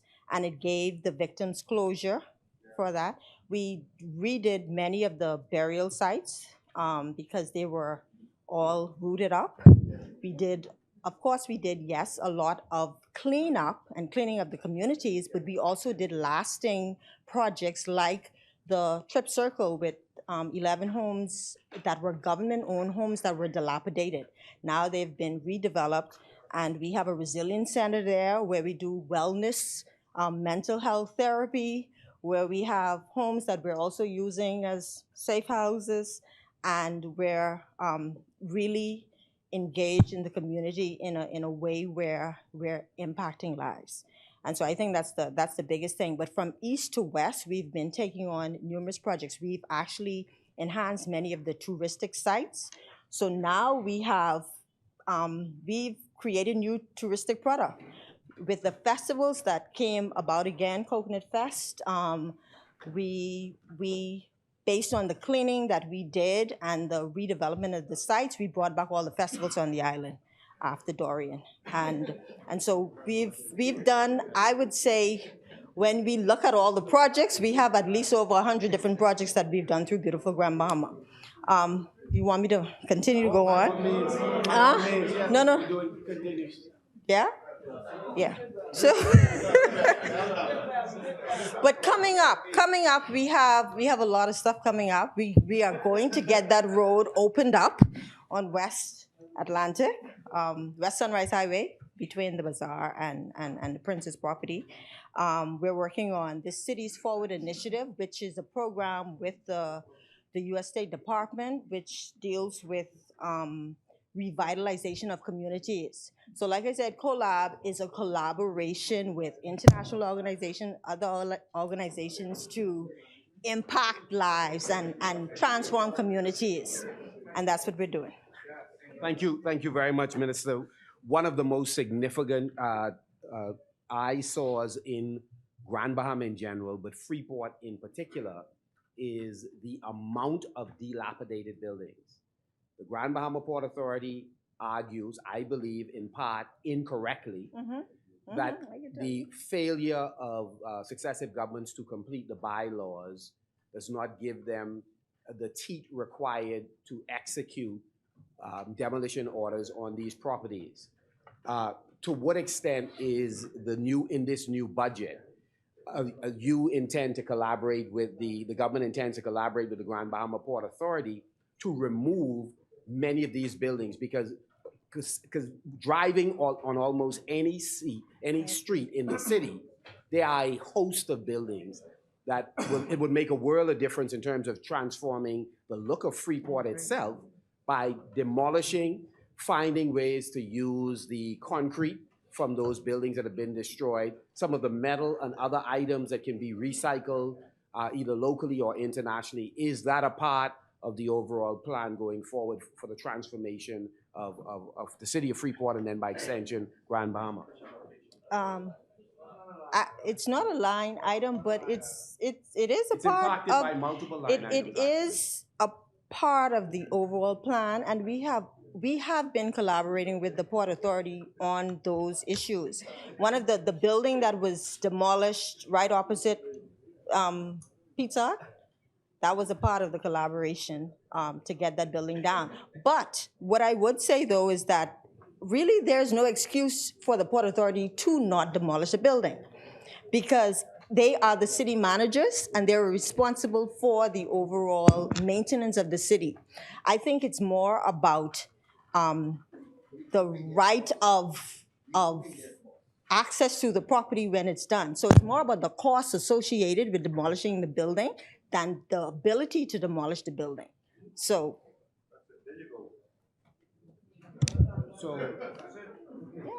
but we're prepared to collaborate because we want the buildings down as well. We want, an environment that is pleasing to investors. Because most of the buildings are in Pine Ridge and in Marco City. The final 10 questions. With respect to Inagua, would the minister with responsibility for disaster risk management speak to the concerns expressed by residents of Inagua that there are not sufficient supplies already mobilized in light of the impending hurricane in the center in Inagua? Have supplies been sent to the various islands in preparation for hurricane? I've been in law school too. With regards to your specifics, from the hurricane season started from the end of May, we have forwarded supplies to various islands, Inagua being included. There was an inventory done late May and June, and the center down there was all of the items that were requested, including generators, were sent already. So you're satisfied that what they have is sufficient? Okay.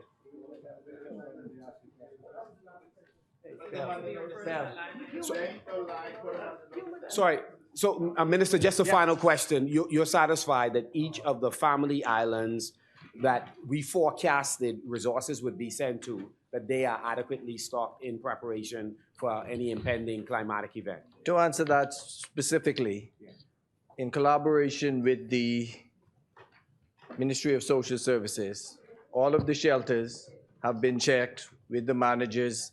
All of the relevant requests that have been made, whether it be radios from that has been given by the police department, and all of the requisite stuff that they would need in the present time. Now, we don't know, each island is affected differently, but in terms of being prepared for the hurricane season, all of the islands are in, as far as I know, are in receipt of supplies. Thank you very much.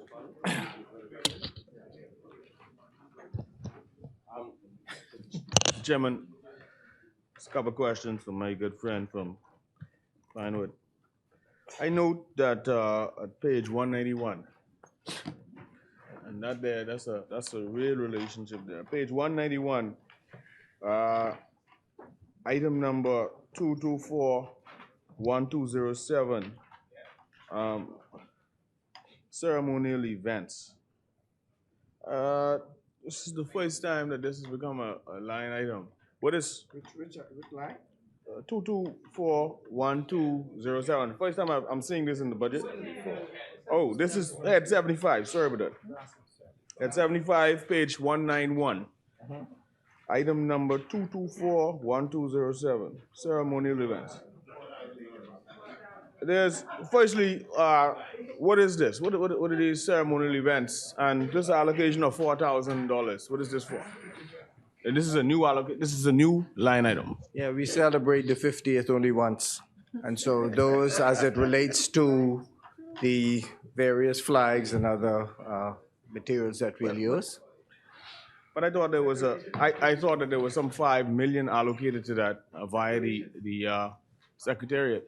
Well, some will be provided by the Secretariat, some will be provided by the agency itself. All right. Consultancy services. I note that that too is a new line item. That is on page 192, item number 225-1115.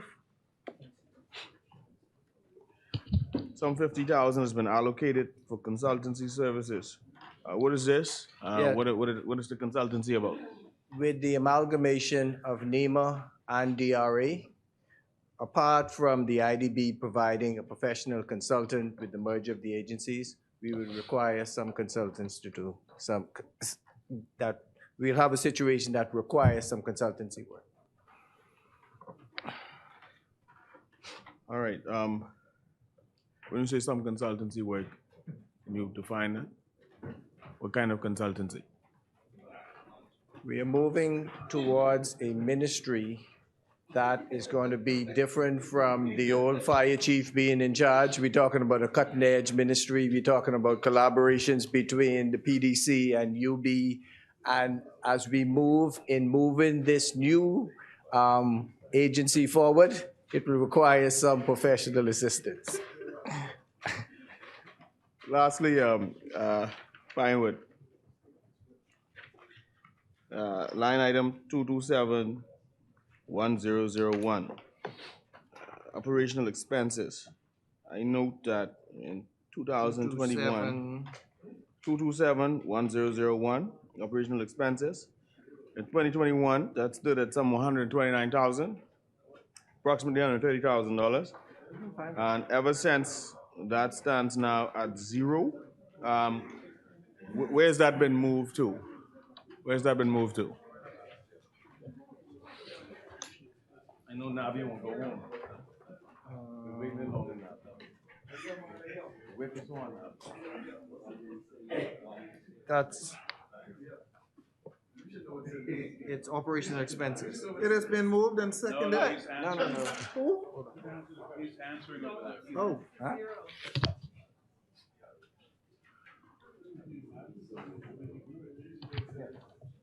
That too, Long Island is a part of the merger where funds would move from one to another agency, to the new agency. Say that again. It's a part of the merger. Okay. Yeah. Thank you, Brian. Last year, what happened, when we would have gotten rid of the Ministry of Disaster Preparedness and it was moved into some items were moved into the line of OPM, similar type of situation. Thank you, Pinewood. And speaking of the merger, is there a new name now given the merger between these two entities? Yes, it'll be Disaster Risk Management Authority. Thank you. Mr. Chairman. okay. All right. Under head 72, Mr. Chairman, there's an increase of some 410,000.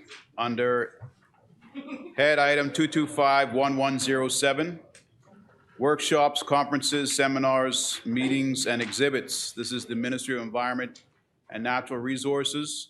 The budget for this year was 7,380, and the allocation for the coming year is $418,000. Can we being the public, be advised what that increase of $410,000 is due to? Thank you. Be glad to oblige. It has to do with the 76th Annual Gulf and Caribbean conference that's coming up from the 6th to the 10th of November. It'll be held at Atlantis, hosted by the Bahamas government. My ministry will lead the charge, along with the Ministry of Agriculture and Marine Resources and other ministries that will assist us. But it has to do with that conference where they expect some 350 to 400 delegates to attend. Thank you. That was called Bahamas Love. What was the name of that conference? It's the Gulf and Caribbean Gulf Fisheries Institute, Gulf and Caribbean Fisheries Institute, GCFI. Thank you very much. It's the 76th annual conference. And that's a different conference, Minister for West End, Grand Bahama, from yours that's coming up this year as well, in August. What was the name of yours again, please? Sir Wham? No, Wham. Wham Conference. Thank you.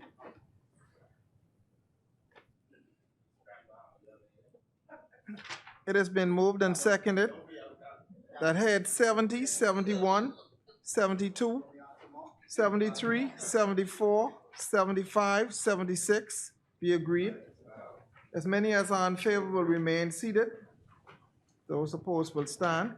The motion is carried. Mr. Deputy, I now move that the bill, the appropriation revenue account expenses 2023-2024 bill 2023 be agreed in its entirety. Second.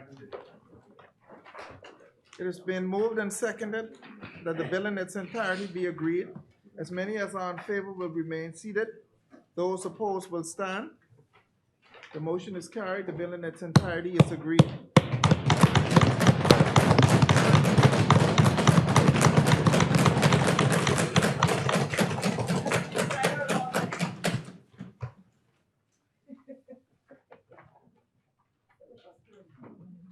Ask for more? You have to ask further readings? Mr. Deputy, I now move for the long title of the Appropriations Capital Development 2023-2024 Bill 2023 be agreed. Second. The long title? That's a long time. Yes. Capital Bill, the long title capital bill. It has been moved and seconded that the long title of the bill be agreed. As many as are in favor will remain seated. Those opposed will stand. The long title of the bill is agreed. Deputy, I now move that the short title of the bill be agreed. Second. It has been moved and seconded that the short title of the bill be agreed. As many as are in favor will remain seated. Those opposed will stand. The short title of the bill is agreed. Deputy, I move that sections 2 and 3 be agreed. Second. It has been moved and seconded that section 2 and 3 of the bill be agreed. As many as are in favor will remain seated. Those opposed will stand. The motion is carried. Section 2 and 3 of the bill is agreed. Yes. Now I move, Mr. Deputy, that we go to the schedule, the head of expenditure. There's sections 13, 21, 29, 32, 33, 38, 40, 56, 60, 72, 73, 74 be agreed. Schedule 1. That's in the schedule. That's the schedule head of expenditure. Same page. Yeah. I don't have it. It's it. He has it. He has it.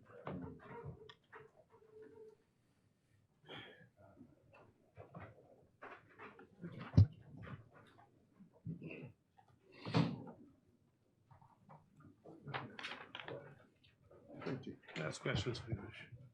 The chair recognizes the honorable member for Marcos. Just to be clear, head 21 of the Ministry of Finance.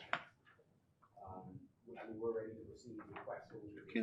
You can, from any reference, from actually from I'd here. like to give notice at this time too, Mr. Deputy, that I'd like to also lay a few documents during this time. So I'd like to ask the questions first, but the documents I intend to lay include one excerpt, section 131 from the Constitution, and then secondly, 38.2. Thank you very much. So I'll just comment on it briefly, and then I'll No. These are questions. These are questions. Mr. Deputy, if you just give me a little bit of latitude, here's the point. No, Mr. Deputy, this is a question period. If you wish to lay documents, that can only be done at the end of the debate, end of the session. Sorry? That can be done at the end of the It can session. be done at any point, and when I come. We're dealing with questions now. Please go ahead. Please go ahead. Let me make sure I do understand the rules. 37 that permits me to do so. I will do so at the point where I talk about the public financial management, which you have in head 21. So I'll lay it at that point. If you wish for me to lay it later, I can do that as well.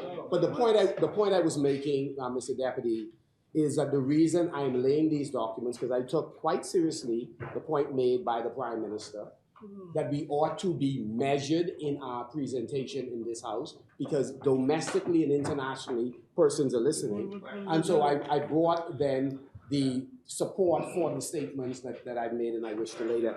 Let me then go to the first question that I'd like to raise with respect to the public-private partnership. This is I'm sorry?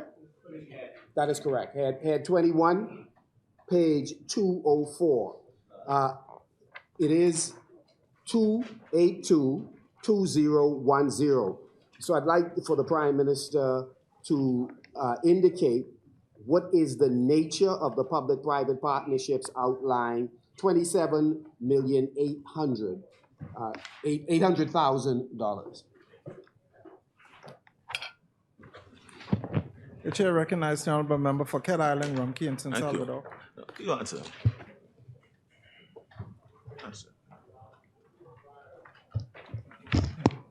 Deputy Chairman, I'll outline the public-private partnerships.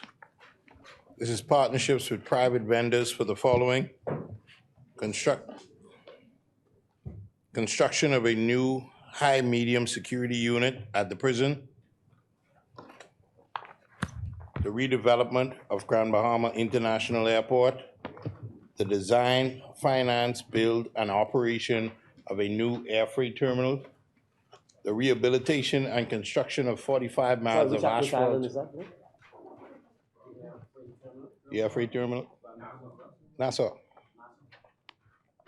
The rehabilitation and construction of 45 miles of asphalt road paving and road safety enhancement in Exuma.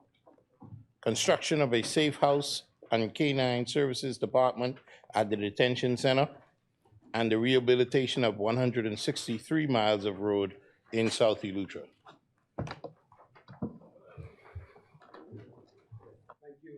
Thank you very much. $27,800,000. What percentage of those projects does the 27.8 million represent for those 6 initiatives mentioned? What is that percentage, roughly? We'll get back with the itemized amounts for each, the percentage for each public-private partnership that he's asking right now.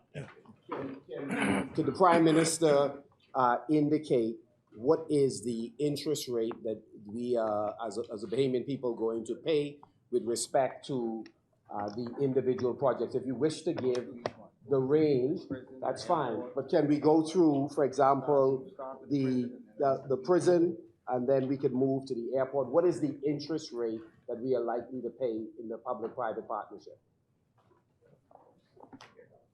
Chairman, Deputy Speaker and Chairman, I think the Deputy Prime Minister spoke on this and said once the details are finalized and everything is out, we would bring it, all the details here. And the percentage, when he wants to give us a range, we'll bring the exact details to the House.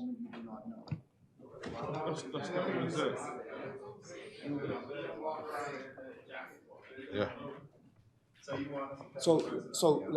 Let me ask a question a different way. With respect, with respect to the Grand Bahama International Airport, it is now being stated once again that this is a public-private partnership. Would interest rate apply in the case of Grand Bahama if, in fact, it's the government by way of a loan that's funding it? No, he gave a different answer than the deputy. Once again, Mr. Chairman, I spoke about the response that the Deputy Prime Minister gave, and I said we'll bring all the details at a specific time. Thank you, Honorable Yes. Member. Okay. Once again, with respect to the public-private partnership, again, $27.8 million allocated. Have these projects gone out to bid in any respect, Mr. Deputy Prime Minister, Mr. Prime Minister, Mr. Powell said? Yes, So all the you mean details. all of the details? And no part Yes. of this you were able to speak to? Yes. It's absolutely incredible.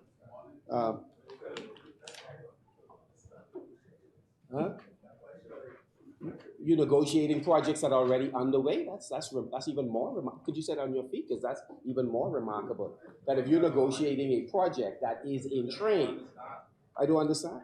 Okay, absolutely. Yeah. Deal is correct. You're absolutely correct.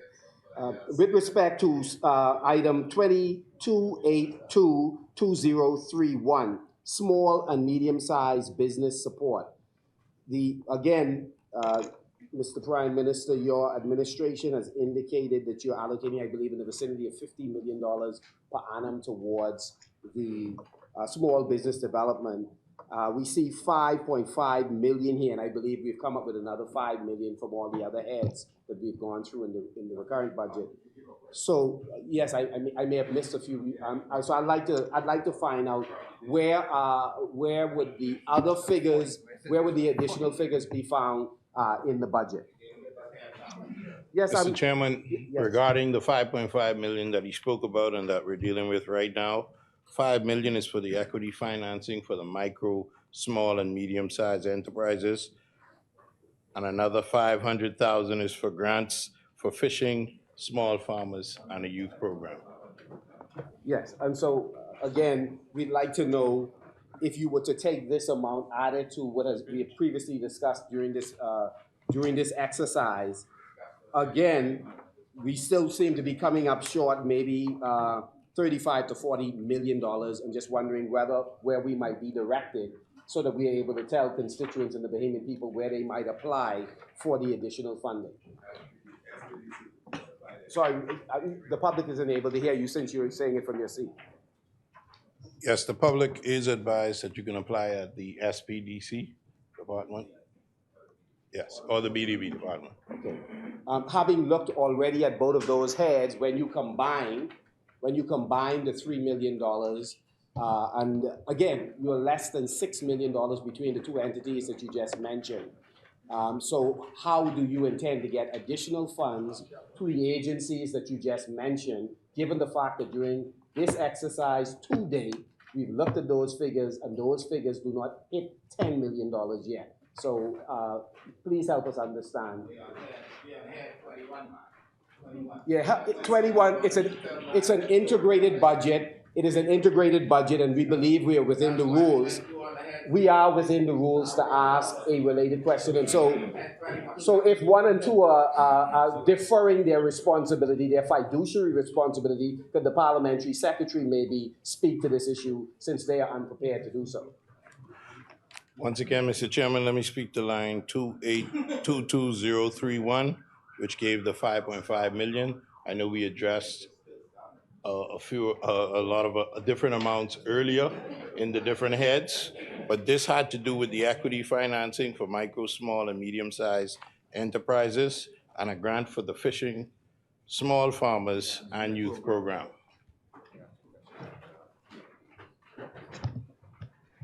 The chair recognizes the honorable member for East Grand Bahama. Thank you, Mr. Chair. So on head 21, line item 28210, public-private partnerships, there is the Free National Movement had, I believe, tabled a policy with respect to how they are going to move forward with PPPs. The PPPs that you are being engaged or you are dealing with now, is that in accordance with that policy, or do you have a new policy? And if you have a new policy, are you prepared to table that new policy? Yeah. So Wouldn't be appropriate. It's a new day. And therefore, PPPs that we do, they comply with this government's policy. All of them are in negotiations. And the member for Southern Central, Andres, has undertaken on more than 3 occasions to provide details on them. But they would comply with the policies of this government, not the government that's been fired. So I accept that they're not dealing with this policy. Do you have a policy? And in the same manner that we tabled our policy in the House of Assembly, are you prepared to table your policy in the House of Assembly, which we asked for, I think which we asked for last year, which you Yes. committed to doing, but you Yes. have not done so? Yes.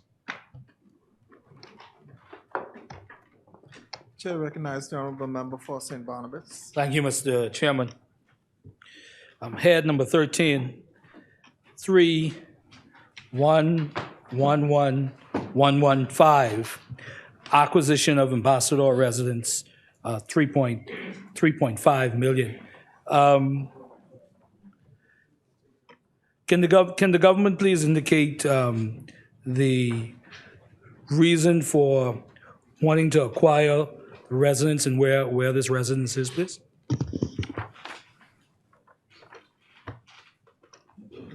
This is there is an ambassador's residence that was purchased many, many years ago in the 70s, which has outlived its usefulness for an ambassador. We intend to have that renovated and it be the home for the Consul General whenever, so they could stay there. And we decided we need a proper and a fitting place for the ambassador.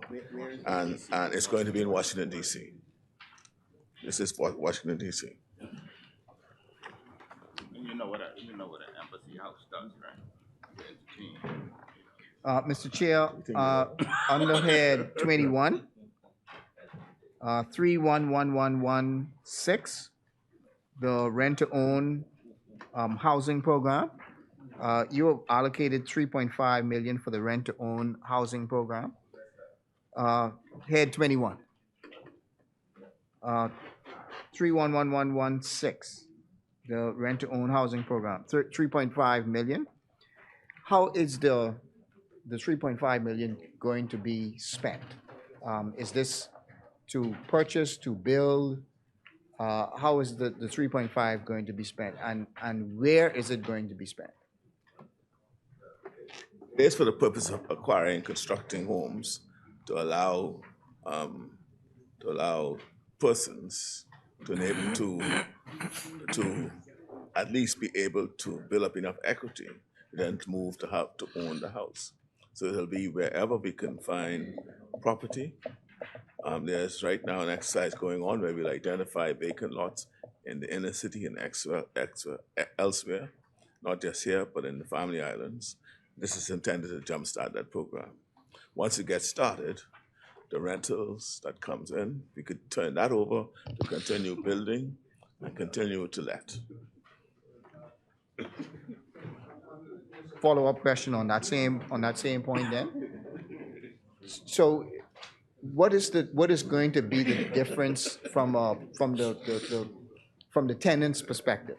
What is going to be the difference from him being chosen for this program and him being chosen to to own under the Bahamas Mortgage Corporation?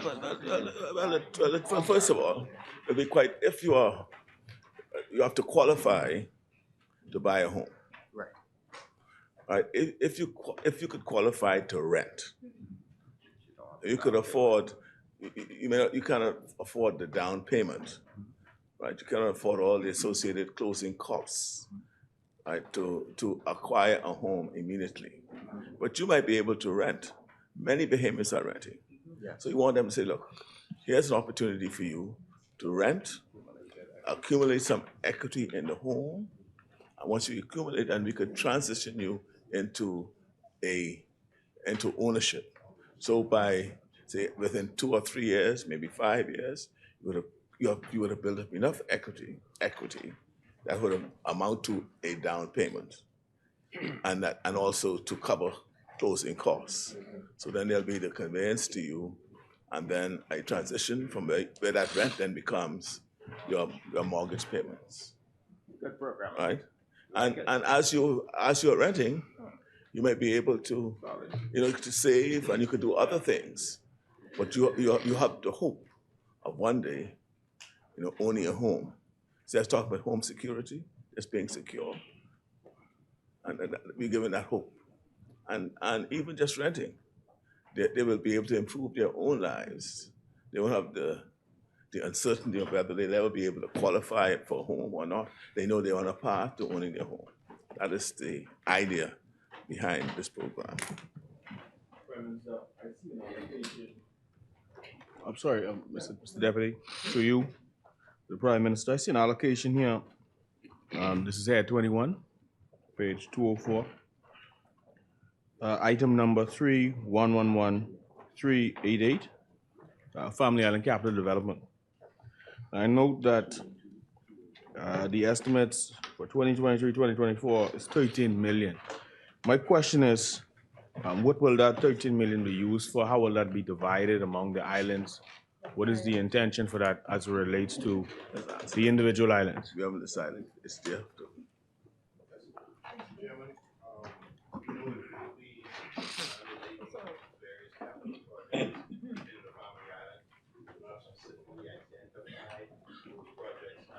But as with everything else, once it's identified, we'll bring it back to the House and lay out all of the details of it. Okay, Mr. Deputy, through you. I note there's also an allocation. It's item number 3111211 for a performing arts school. The cost of $1 million. Firstly, is this the full expected cost? And secondly, has a site been identified for this school? No, this is not the full cost. This actually is the preliminary works, and one of those works is the identification of the land, the architectural design, and various consultancies that'll be involved in. Thank you.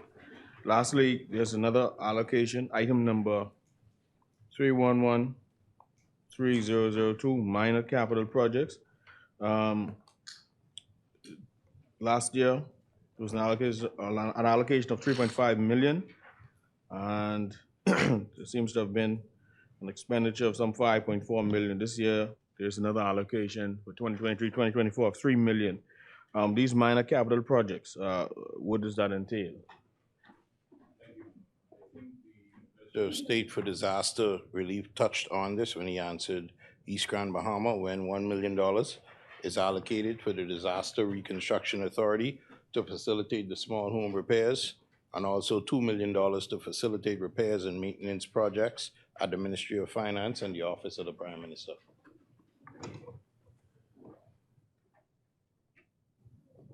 Just two well, I know some additional questions, but for now. So the Family Island Capital Development, same head, 3111388, Family Island Capital Development. What was the delay in, I know you had announced this last year. What was the delay this year and in terms of why no funds were spent in putting this project in place? And then you've allocated 13 million. What is this, which projects have you identified that will deal with this 13 million? Say again? For Family Island capital projects? Inconsequential. No, I thought he asked for minor capital projects. But he did. Oh, so you haven't decided yet what you're gonna use it for? So what was the delay in why this didn't start last year when you announced it? You announced it last year, and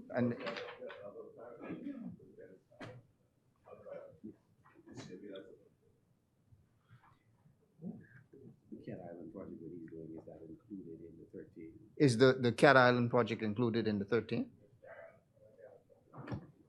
Go ahead. Prime Minister, you're doing several projects in Cat Island. As in Cat Island, we're grateful for those things, but are they included in this 13 million that's listed here as Family Island development projects? Prime Minister, you're not for the public. Yeah. Mr. Chairman, Sorry? in concerning the $13 million, no project has been listed yet or picked or choose to say that's what we'll disperse the 13 million on. So to answer the member from Marco City, no, we have not included anything in that $13 million expenditures yet. So for speaking for East Grand Bahama then, what would be the criteria for a project to be included in this 13 million? I mean, for example, there is a seawall in East Grand Bahama. There is docks in McLeanstown, docks in Sweetens Key. What is the criteria used in order to become a part of this project, these projects? I'm happy to see that you consider Grand Bahama as part of the Family Island. If I can get 13, a part of this 13 million, then I'm considered, then we a part of Family Island. Let me just say, right, first of all, we have a general understanding of what is needed in all of these islands from a point of infrastructural development. So, for example, there's the Long Island Airport, there's the roads, there's docks like you're talking about in East Grand Bahama, right? There are there's police stations that have to be built in the Family Islands, there's sea walls, there are docks, all have to be prepared. Now, as you know, budgets are about priorities and choices. We are working, we have identified that this 13 million is necessary for Family Island. We are going to sit down, identify, we can prioritize what has to be done, and then we'll choose what we will do. 2822025, same head, PFR/PFM, 2822025, PFR/PFM is right. So is this the digitization project for the public service? This is for the consultancies and services under the Public Financial Management Performance Monitoring Reform Project. That's the e-tendering and the Integrated Financial Management Information Systems. So is that yeah, Yes. for the public That's service? what, yeah.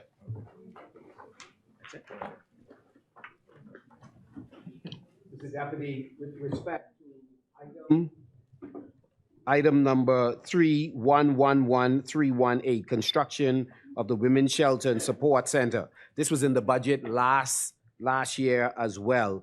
Is there a timetable? This is in head 21. Is there a timetable for the construction of this center? Again, it was in the budget last year. Because City, yes, there's a time schedule. We expect to, within a month's time, announce the committee that will spearhead. One of the reasons we did not proceed in the past year was there was land that was allocated for such a facility before. But we had difficulty locating the land because it had been reassigned to some group or some individual. And so we have now looked for and secured some new land that we hope to get signed from the government, and we will be announcing our committee, and the work will start shortly thereafter. With respect to the allocation for the swimming pool, 3111331, swimming pool is indicated elsewhere in the budget at 700,000. Is this a different 700,000 or it's the same? It's the same, okay, thank you. Sorry? Yes, I said in your absence, Prime Minister, that we negotiated $1 million to go along with this from the Grand Bahama Port Authority. So hopefully you would add that to that amount so that we could bill it. It's in Marco City too, you know.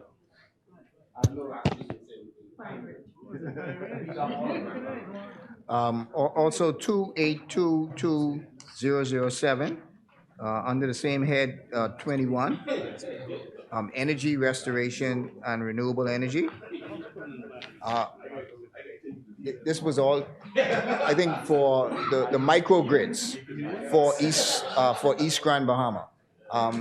Is the microgrids for East Grand Bahama included in this 23 million? And if it is, what is the status of what's happening with the microgrids for East Grand Bahama? Yeah, the port want that, the power company want that. They don't want it. That's why they ain't pursuing it. 5 million is for the street lighting project. I think the member for Long Island spoke about that earlier with the CDB loan, and also $18 million is for solarization projects in New Providence and both the Family Islands. That's what includes in that. What about East Grand Bahama? You're part of the Family Island, you just said you wanted So 30. could you confirm that East Grand Bahama is in that Family Island? The Family Island is Well, Family New Island? Providence and the Family Islands, yes. Thank you, honorable member. East Grand Bahama is included in that? Under head 20. Which one? Head 32. Under head 32, 3112102 sea vessels. There was a allocation, I remember this, I guess, being announced last year, that you were purchasing a new sea vessel. There was only 54,000 that was spent last year. Did that mean that you did not purchase, or you did not fully purchase the vessel last year, and now you are going to do it? The allocation last year related to acquiring a new flagship. That process is ongoing. In the meantime, full payment was made for the 4 safe boats. So although you will see at the provisional, the sum of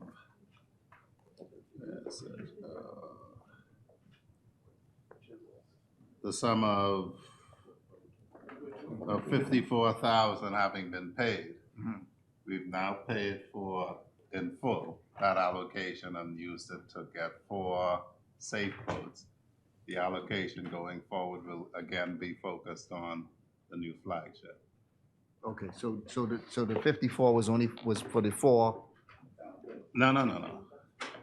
At that point, 54,000 had been spent. At this point, none of the funds are going back. All of the rest of it was then paid to acquire the safe. Oh, okay, okay, all right, I see. Mr. Chairman, at that same line item, the 4 vessels are going to be completed under the remaining $3,775,875. And then the flagship, that's referring to the 80 Hannah. Are any of our local dockyards, shipyards here in the Bahamas going to be given an opportunity to bid on the vessel, or is the 80 Hannah likely to be again a European vessel as opposed to a Bahamian-made vessel?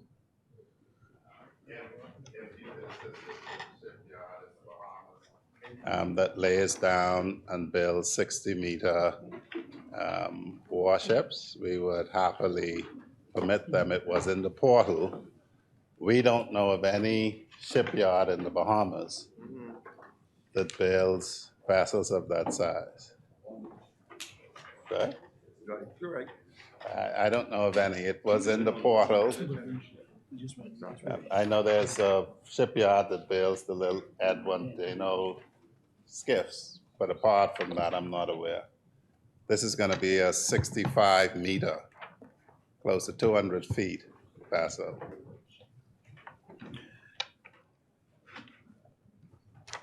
Thank you, Mr. Chairman.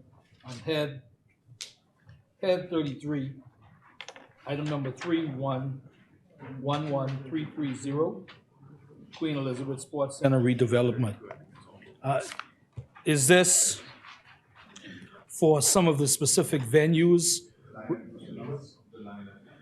311-330.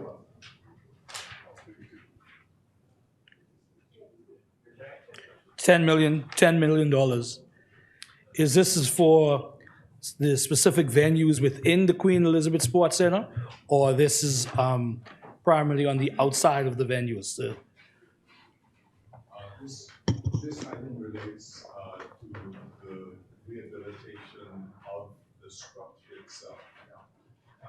There have been a number of ongoing works in preparation for Carifta. The first phase of work was done.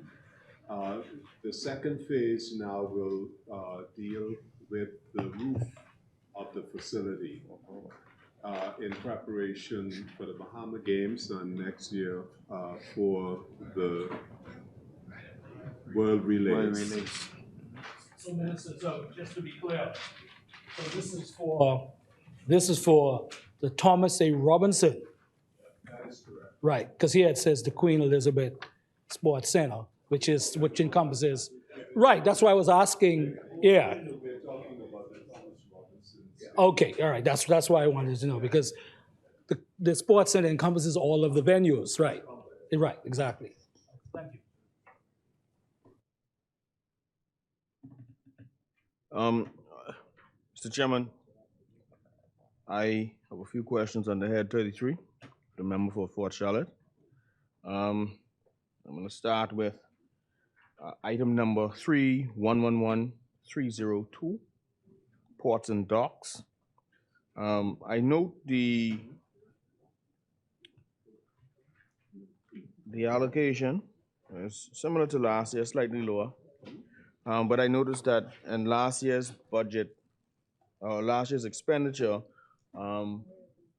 slightly under 3 million was spent. Minister, I'm curious to know if the dredging works, or some of this money, the 6.5 million, will be allocated to or earmarked for dredging in family islands like mine, more particularly Clarence Town.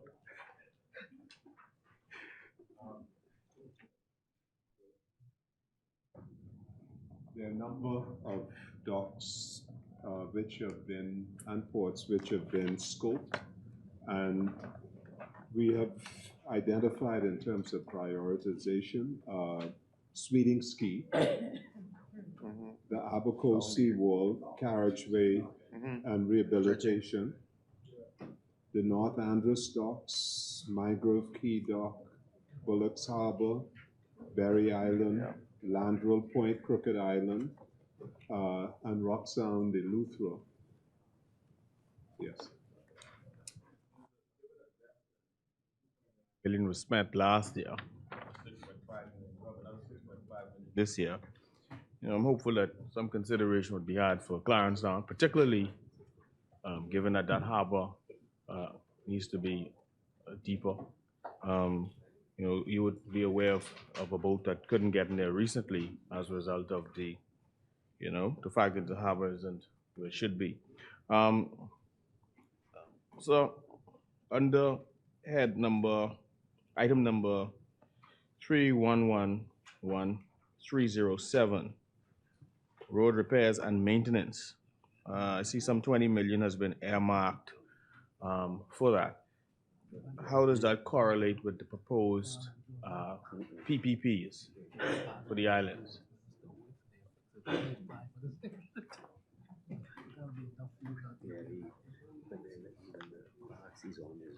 Yeah.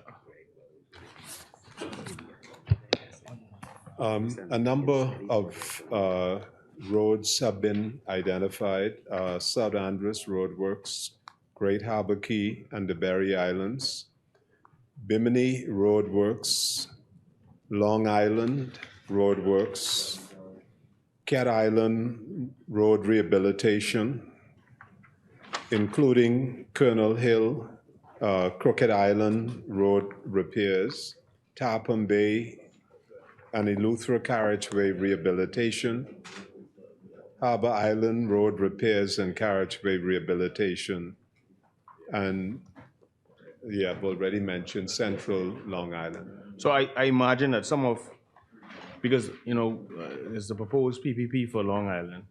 So I imagine that some of this 20 million will go towards meeting some part of the government's commitment for those works? Because what I'm really asking, sir, is the 20 million, how does that correlate with the PPP? Yeah. With respect to the road work, it'll be a combination of PPP and funded from the consolidated fund. The point is, we want to do, because of the vulnerability of the community and the fact that many of our roadways are 20 years or older, we are seeking to do as much of the work as possible and build a resilience so that seawalls and also the flood mitigation measures along the road could be strengthened. I'll take you to item number 3111310, water infrastructure. And I note that in the last budget cycle, there was an allocation of some 1.5 million. This time around, it's at zero. My question is, given that there's so much road works proposed to happen, why would it be at zero? Or is there some water infrastructure built into the PPP agreement? Yeah. Yeah. The road work, and as you know, there's need to extend the distribution of water in some of our islands. The subvention covers the capital, will assist with some of the capital work, and also with respect to some of the PPP, also includes road work as well. I mean, utility such as water. That is correct, water and sewage subvention. And as I indicated, the corporation is engaged in the design of a business plan that will be very creative and also build efficiencies as they move forward. Is that, even as we construct new roadways on these different islands, it's almost pointless to put the roadway there without the water infrastructure and then have to go back and dig up that nice road, again. So it's good to hear that. So every road project involves a combination of the paving as well as the utility. The utility precedes the paving. And as I've indicated, with respect to each of these road projects, you have the integration of the utility. Thank you for Charlie. Appreciate that. With respect to airport infrastructure, I know that there was an allocation of some 9.1 million, and this year there's an allocation of 13.1 million. Obviously, my constituency is one of those places that need airport infrastructure, and I'm sure there are others. But what does this 13.1 million allocation, what does this entail?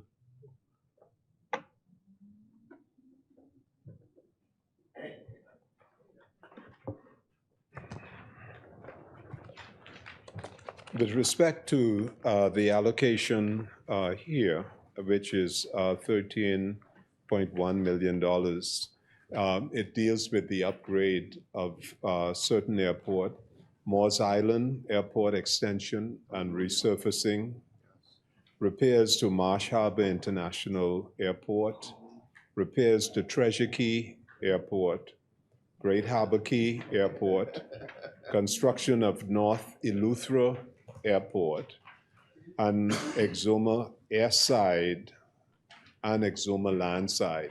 Now, with respect to Exuma and North Eleuthera, you also have a combination of IDB funding with respect, and that arrangement has been extant for some years.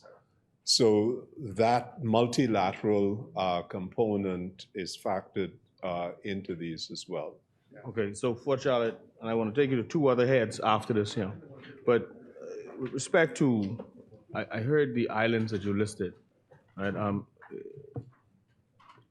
Now, the 13.1 million, I don't believe that will be able to attend to the needs of many of those islands.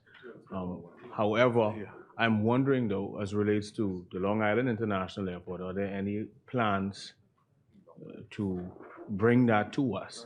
So the first part of the question is really the 13.1 million. I mean, how does that address the concerns of these islands? And secondly, Long Island. Yeah. The 2 points. The first point is that the $13.1 million is not to be expended on one project in 1 year. It's really a tranche, the first tranche.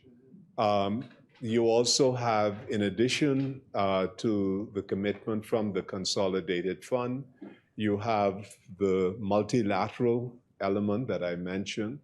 And then, as you know, the Ministry of Tourism and Aviation and Investment would have put out an RFP, a bundle of airports, which includes Long Island. So there are a number of different sources of potential funding which are being explored to cover a wide range of the 28 airports owned by the government, and Long Island is one of them. Thank you, for Charlotte. For Charlotte, I just want to move you ahead to item number, under the same head, item number 3111389, road remediation, drainage infrastructure. I note that there was an allocation last year in the last budget of some 2.2 million. Of that, 1.3 was spent, and there's an allocation this year of 1.5 million. My question is this, and you know, on New Providence, you can see when there's any heavy downpour, roads are really, underwater. But in the family islands, islands like mine, we have serious challenges in certain areas. Hamilton's, Clinton's, Pindus, those areas. 1.5 million seems a bit low to address the drainage issues. I mean, is there some other, because 1.5 million, one island by itself would need more than that. So. Yeah. This particular item relates to New Providence, and it's specific to the Dowswell Street between Mackey Street and Church Street, repair of the box drains from Nassau Street to Montague, Bel Air drainage, Pine Wood drainage, and Sea Beach drainage. These are areas which are considered to be within floodplains and have persistent challenges. However, I would like to note that in this current budget that we are concluding, work is being done in those areas. There have been survey work and some preparatory work. So what is allocated really will be a continuation of work that is already started in these areas mentioned. And for Charlotte, what about the family islands like mine? I mean, there hasn't been any drainage put. We have serious drainage issues, and I know there's some other islands that may be facing the same. Is there a plan to address drainage in Long Island? Yeah, in all of the islands that I've mentioned where we will be undertaking or continuing road rehabilitation, drainage is a necessary part, whether the drilling of wells, the creation of swales, the creation of retention ponds, and we are integrating a number of new flood mitigation measures. We have ordered pumps. We've ordered a new set of valves called WAPO valves, which will be installed in some of the wells where there's been a history of tidal waves coming up, or king tide, whatever, coming up through the wells. And the function of these WAPRO valve is to prevent water from coming up, but allow the rainwater to go down. And this would be extended to the family islands, yes? Pardon? The family islands can expect this to be extended to us as well. Yes. Some work to be done. Oh, yes, yes. Okay. And in fact, it is being done in where we have the road rehabilitation. It's incorporating these new measures as part of the redevelopment road project. Thank you for Charlotte. For Charlotte, I take you to item number 3111403. Pardon? 3111403, under head 33. And that's improvement of parks and grounds. And I've always been one of the persons who have advocated that beaches and parks should be extended to the family islands. Be it as it may, I note that there was an allocation of $4 million in 22-23 for parks and grounds, and there's another allocation this year of $4 million, 23-24 budget. I note also that some $3.8 million was spent. Is this allocation firstly so for family island parks and grounds, and the development and of those parks on the islands? That's the first question, sir. This specific allocation relates to upgrades in parks in New Providence. And the allocation that we, within the Ministry of Finance dealing with family island development, would include parks. But this relates to a number of parks in New Providence. Thank you for Charlotte. Thank you, Mr. Chairman.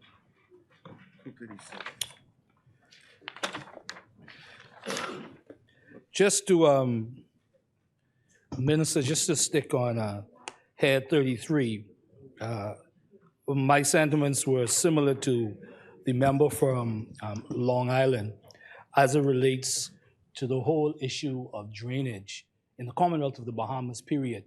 And I do feel that successive governments have really missed an opportunity, because you can build, as you know very well, a road's durability is only good as the drainage that goes along with the road. And I truly believe that our people continue to be held hostage when you have a downpour. So I don't know, as we go along, maybe in a supplemental budget, Prime Minister, we get some additional funds because it's a real problem, as we know. We saw on the family island in Exuma, and it is something that I truly believe we are missing the boat on, and something that we really should address for the Bahamian people in St. Barnabas. I mean, you know, obviously, the narrative with the challenges of the people of Pinewood, the people of Big Pond, you know, have had issues for a long, long time. And they continue to have issues, and even in the Grove. And appreciate the Ministry of Works for paving a number of the roads in Coconut Grove. But clearly there needs to be an assessment of the whole drainage system in the entire area, and Big Pond and Coconut Grove in particular. Also wanted to just turn to head number 21, item number 3141101, purchase of properties. Can we get an indication from the government what these purchases are for and where these properties are, whether on the island of New Providence? 3141101, where these properties are and for what purpose they're being purchased? The chair, This is the compensation for payments to persons whose lands were acquired by the government. This is just the allocation for it. We have not identified specific persons who will be paid for the acquisitions that were made already.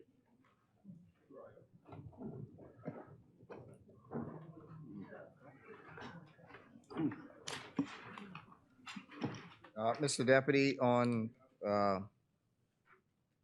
the head 33, the National Disaster Recovery Project, item 2822013. Could you just give an indication as to what the National Disaster Recovery Project is and why there was a decrease in that line item? This particular allocation relates to an island that was devastated some years ago, and that is Ragged Island. The public infrastructure was essentially destroyed, and therefore, this island has been given very focused attention, and the allocation relates to the building of the Ragged Island School, which had been destroyed, the clinic, the administrative building, and the police station. And the two observations. The first is these structures are being built to serve multi-purposes. That is, as community centers, as well as hurricane shelter. And the third thing is because of the distance, the mobilization of the construction project requires very, very special logistics. Under head 38, 38 Ministry of Education, Technical Vocational Training. Under line item 3111201, construction of schools. You had a $19 million allocation that's sort of been cut down to 2.5 million. Item 3111201. Yeah, construction of schools. So there was an allocation of just about 20 million that's been cut down to 2.5 million. Could you just sort of give us an indication as to why that was cut down? Okay, yes, this funding is required for the continuation of structural repairs. That's really the construction that's in question there. And construction of administration and classroom blocks at various schools in New Providence. But there are ongoing projects. Shahomes Rock High School, Low Sound Primary. There are works underway, Jack Haywood Senior High, renovation, repair of the 8 Mile Rock High School gymnasium. And then ongoing projects include the Staniel Key All-Age School, the San Salvador High School will be new construction, Sybil Strawn Primary School repairs there, repairs at Government High School already started, and construction repairs at D.W. Davis. And all of these are allocations, and they are under, they're illustrated there at Annex 16, Public Investment Projects ongoing. So to answer your question, there are, and then, I mean, all of those schools that I mean, that's a good number of schools. yes. The 2.5 is sufficient for all of those No, the schools? 2.5 for structural repairs. Okay. But there are allocations for other repairs and construction. Georgetown, Exuma, there's total project cost 10 million. Budget projections 3 million in this year. San Salvador High, Inagua Comprehensive, Cooperstown Primary Classroom Block, Foxtown Primary Administrative Block, construction classroom block at Emma Cooper Primary, construction of the administration block and pavilion at Palmdale Primary, pavilion at Central Andros High, expansion of the examination assessment building, the renovation expansion of the Ministry of Education warehouse building, construction of a covered pavilion at R.M. Bailey underway, classroom block at Arthurstown, classroom block at Patrick J. Bethel in Abaco, and then the completion of the Star Academy, and the budget projection in this year is $5 million on a $13 million project. That's correct, yeah. So to answer your question, that is what they call construction there. That is for dealing with structural repairs and construction of administration and classroom blocks at various schools in New Providence only. Okay. This is a limited thing. So the line item 3111286, that's 311. right, a couple below that? 286, new and primary, yes. Right. This is, yes, Georgetown. Is The allocation for the schools that I've set out. And some of these schools would not be completed in the within this fiscal year, and so it'll be phased through. But we expect that this year will be a very aggressive construction period for schools in this country. now I know that the Ministry of Works has prepared plans for the school in East Grand Bahama, the all-encompassing school. When do you anticipate construction is supposed to start? Is it supposed to start this year, or when do you anticipate construction for that to start? Is the subject of a negotiation with the Caribbean Development Bank, and they have undertaken to embrace that as a project. In the meantime, we are repairing, and I believe the work might have already started or is soon to be underway, the McLeanstown repair of that school. Yes, I mean, we have to do something. The children are coming from Sweetings Key, and they're going all the way up into town. They're small children, so we have to do something. And so we're going to do that in the interim. But the main school, the East Grand Bahama School, is a project that is targeted with the Caribbean Development Bank. And we've had numerous discussions on that. The Ministry of Finance has discussions with them, and that is squarely in the projection. Soon as we're able to get, finalize the funding, et cetera. So, and just on the McLeanstown school, no, I mean, not that I'm advocating for McLeanstown or High Rock or Freetown, because all of them have different sites. Right. But I think the High Rock site may be easier to sort of rehabilitate because that had the least amount of damage to it. So maybe you could look at that as well. I could talk to you privately about it, but there was a there's a private company that is prepared to offer some assistance with the school. So I can speak to you privately about that. Yeah, look, I'll just say that we have considered the schools there, and the Ministry of Grand Bahama, through I think the Beautification group, they did the roof repairs.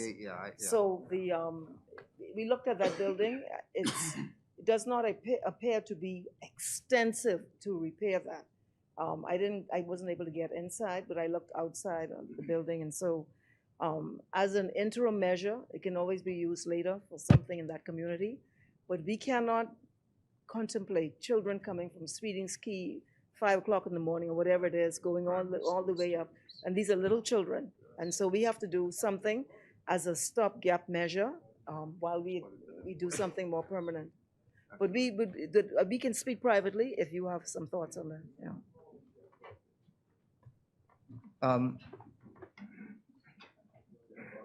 Mr. Deputy, on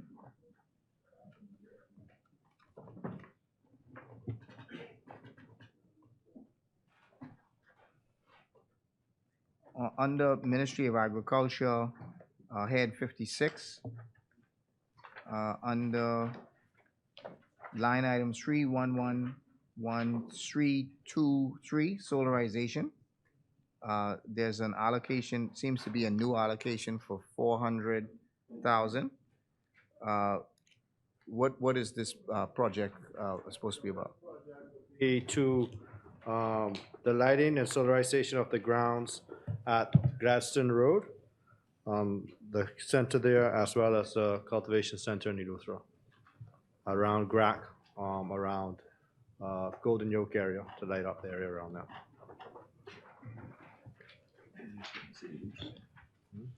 I say Don't say it loud enough. Okay. So they can hear. Next time. Also, the under head 60, Ministry of Health and Wellness. There are two line items, 3111-214, and right below that is 3111-312. There's an allocation for the Freeport Health Campus, and then an allocation for the equity contribution of the Grand Bahama Health Center Development Company. I understand the Freeport Health Campus, which you just broke ground for, but what's the difference between the Freeport Health Campus and the Grand Bahama Health Center Development, the equity contribution? Because I thought the equity contribution was supposed to be for this same facility. And if it is, then why is there two different allocations? Yeah, thank you so much. That's a good question. There's an explanation for it. Line item 3111-205 is a sum of, that's a sum of $6 million. No, I'm sorry. The Freeport Health Campus, there's a sum of $3.485 million, and that's funding required to mobilize the contractor. That process is very important to mobilize. And then the second portion has to do with the Grand Bahama Center Development Company. As you're aware, last year we developed a company where funding is placed in this particular company for various drawdowns that is associated with the loan funding, but the two line items are separated.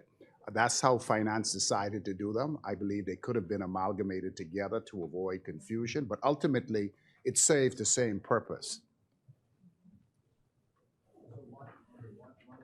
Mobilize the contractor, and then the other is to deal with the financing of it?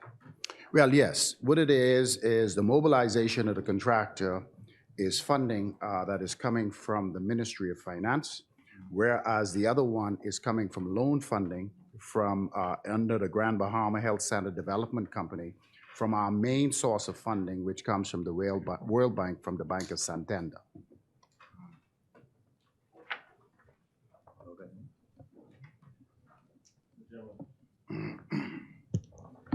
Mr. Chairman, through you, I started head 56, and I have page 212, item number 3111379, construction of greenhouses. I note that the allocation for the construction of greenhouses was some 447,000 last budget cycle, and this year that's at zero. Has that been reallocated? 3111379, construction of greenhouses. So that was moved to food security budget. So we're continuing our greenhouse parks throughout the country. We have allocation for Long Island, some other islands as well. So it's just inclusive of that. You know, that made me feel good to hear that. And I note also at item number 3111406, this food security capital budget. I imagine that obviously that includes the greenhouses, but is there something else in that respect to capital development as it relates to food security? Food security. Which one now? That's item number, that's two lines, three lines below the construction of greenhouse. Item number 3111406. So that's to finish the construction of the cultivation center in Eleuthera. Okay. Mr. Deputy, through you, I move to head 60, the member for Tall Pines. I note item number 3111203, upkeep of community clinics. And I note that there's an allocation this year of some 9.7 million for community clinics, and I imagine this to be community clinics on the Family Islands. Now, remember to all points, what is this upkeep? What does this upkeep entail? And does this include Long Island? Which clinics in Long Island in particular? And what's the upkeep to be expected? Yes, thank you so much, Mr. Chair. The increase of some $4 million is reflective of funding to facilitate the renovation and repair of clinics. Yeah, no, there is an increase. I'm talking about the increase. I know the amount, but we went from 4.3 to 9.7, so there's an increase, almost double. And this particular increase is repairs of the clinic in New Providence and the Family Islands. Now, in that line item, there's funding for the renovation of the Fleming Street Clinic and the Flamingo Gardens Clinic, and money has been allocated for upgrades and to prepare our two mini hospitals, one in Exuma and one in Abaco, to prepare for more secondary moving into urgent care facilities. For Long Island, as we speak, I have two active contracts ongoing at Long Island, one to address the issues at the Deadman Ski Clinic, including the morgue. And there is additional fundings that have been allocated in line item 2822015 with programs to support the health sector by way of an IDB loan and combined with an EU grant. So there is some funding on top of what I'm doing in Long Island for upgrade of the clinics in Long Island. Thank you, Tall Pines. And so you said there will be upgrades to the morgue. I appreciate that the morgue will be repaired. Because, and I want to also draw to your attention, to Tall Pines, the state of the clinic at Sims. Yes.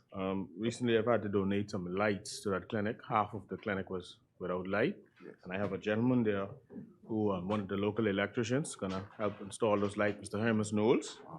So that clinic is in need of a generator and some lighting works to be undertaken. And I'm looking forward to these works being executed in the island. I thank you for that. Yes. At Sims, a contractor has been mobilized for the repairs at the Sims as well as Deadman's Key, plus the nurses and doctors' residence on Long Island. That's going now as we speak. As far as IDB loan funding, we are committed to major improvements at the Deadman's Key Clinic and to implement EMT services on the entire island of Long Island, inclusive of ambulance services, to make sure we have a more robust land and air transport system for those who fall into emergency or tertiary care needs. Now, at all points, given the state of affairs currently with respect to the morgue, and I would have indicated that persons have to ride 30 miles with their loved ones in the back of a truck to get to the Sims Clinic, and you know the morgue can only hold 2 to 3 bodies at a time. What's the estimated time that you imagine the morgue in Deadmanski to be repaired and up and running? The scope of works that has been allocated to the contractor is to improve not only the freezer system, but the actual structure, which have some structural defects. That has been mobilized. I'll get back to you on the time frame, but as I speak, we have mobilized the contractor, and I need to verify whether he's on the ground doing the work as we speak. Thank you, Tallpines.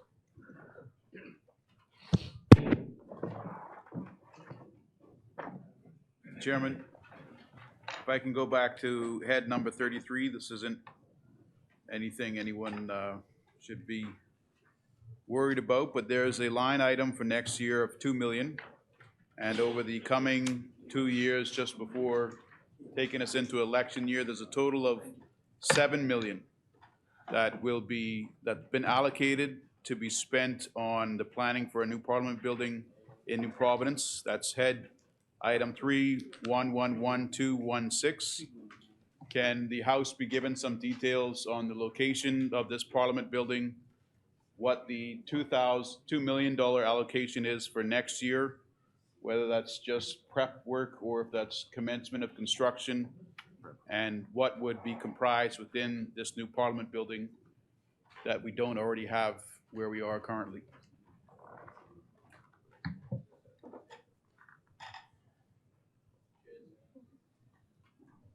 That's under the Ministry of Works.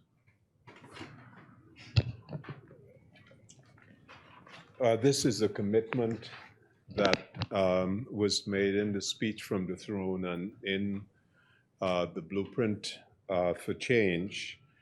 The work, this allocation is to cover the preliminary work.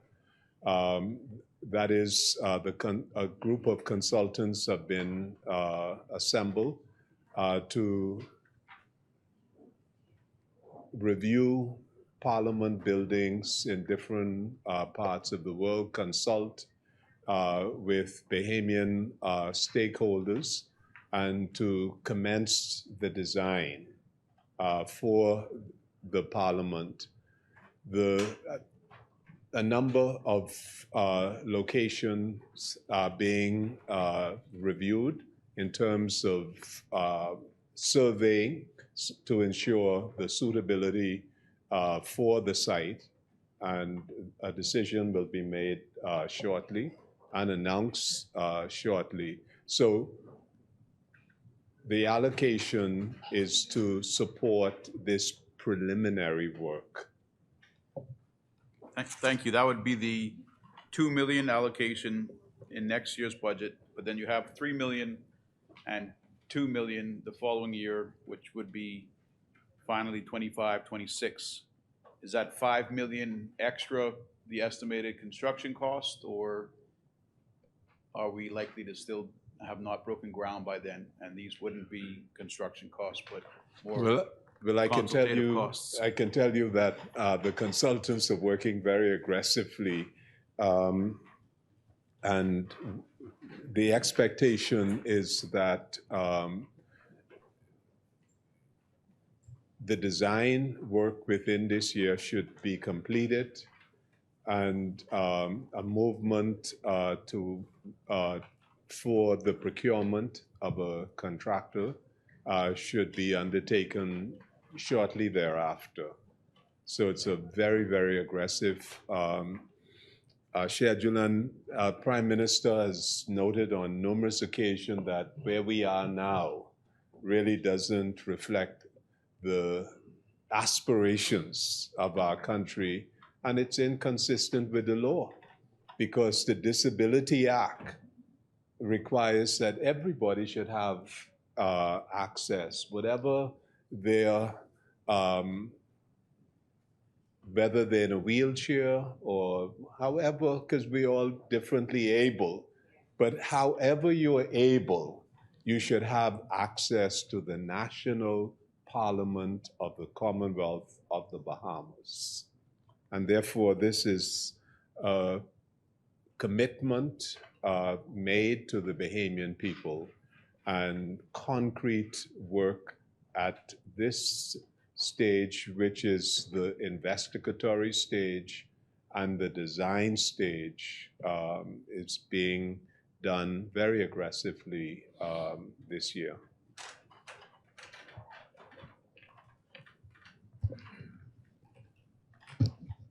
It's been moved and seconded that the schedule be agreed. As many as are in favor will remain seated. Those opposed will stand. The motion is carried. The schedule is agreed. Mr. Deputy. Marco City, are you still, are you willing to But just table the before, document? you want to do this first and then that? Yeah, we can come to you. Yeah, you can, just let me pass this and then you can display. Mr. Deputy, I now move that the Appropriations Capital Development 2023-2024 Bill 2023 be approved in its entirety. Second? It's been moved and seconded that the bill in its entirety be agreed. As many as are in favor will remain seated. Those opposed will stand. The motion is carried. The bill in its entirety is agreed.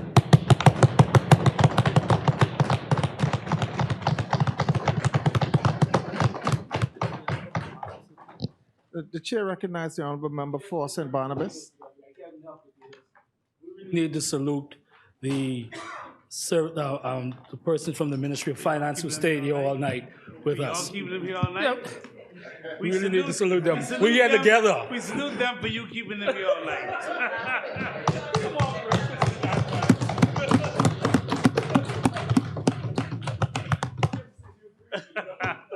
The chair recognizes the honorable member for Marco City. Thank you very much, Mr. Deputy. I'd just like to read into the record the piece that I'm laying, and again, for the member for Cat Island, Rumpkins, and Salvador. Mr.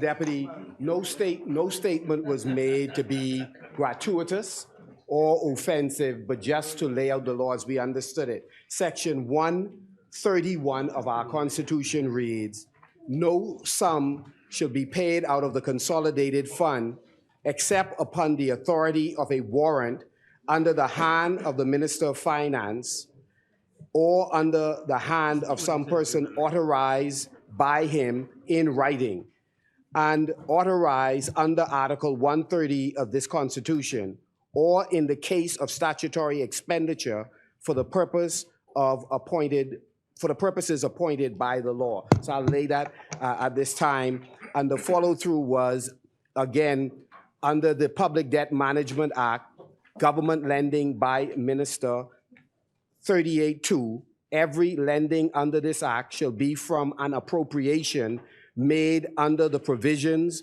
of the Public Finance Management Act 2021, which is valid right up until the end of this month. I'll lay both of these documents. Order that the documents Mr. be brought up.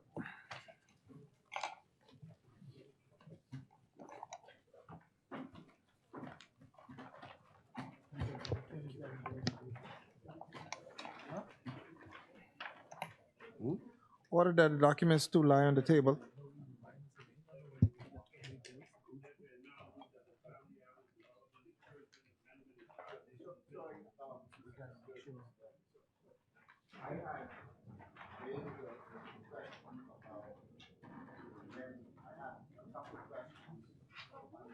Reference to? Reference to the revenue. In reference to the what? Yeah, notices is not in In committee. reference to the what? In reference to the revenue heads. It's Yeah, but that's already passed. passed. Yeah, we already passed that, East Grand Bahama. So Sorry. you're not prepared to answer any questions on the revenue? On the red what? No, we done passed. We done gone. The chair recognizes the honorable member for West Grand Bahama and Bimini. We now wish to move for the Family Island Development Encouraging Amendment and Validation Bill 20. Yes, you do. We got all these to fit in tonight before the night's over. And, well, it's wonderful. more questions asked, the more our members demonstrate how Family Island Development Encouragement Bill. There's movement on this one, PM. Family Island Development Bill. Mr. Deputy, I now move for the Family Island Development Encouragement Amendment and Validation Bill 2023 long title be agreed. Second. It has been moved and seconded that the long title of the bill be agreed. As many as are in favor will remain seated. Those opposed will stand. The motion is carried. The long title of the bill is agreed. Mr. Deputy, I now move that the short title of the bill be agreed. It has been moved and seconded that the short title of the bill be agreed. As many as are in favor will remain seated. Those opposed will stand. The short title of the bill is agreed. Mr. Deputy, I now move that sections 1 and 2 be agreed. Second. It has been moved and seconded that sections 1 and 2 of the bill be agreed. As many as are in favor will the chair recognizes the honorable member for Central and South Eleuthera. To make an amendment to clause 2, amendment made in subclause 1, delete excise tax and substitute with excise duty. Second. It has been moved and seconded that the bill be amended as read. As many as are in favor will remain seated. Those opposed will stand. The bill As is amended. agreed As amended. as amended. I gotta do number 3. I got number 3. Mr. Deputy, I now move that section 3 be agreed. Second. It has been moved and seconded that section 3 of the bill be agreed. As many as are in favor, the chair recognizes the honorable member for Central and South Eleuthera. Chairman, I'd like to make an amendment to clause 3, delete except for licensees in the port area. It has been moved and seconded that the bill be amended as read. As many as are in favor will remain seated. Those opposed will stand. The bill is amended as read. Mr. Deputy, I now move that section 4 of the bill be agreed. Second.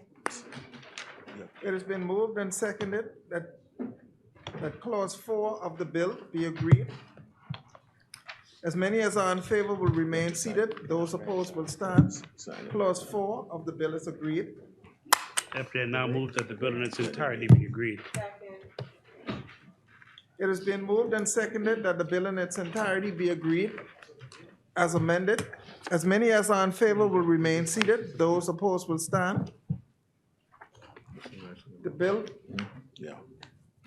in its entirety is agreed as amended.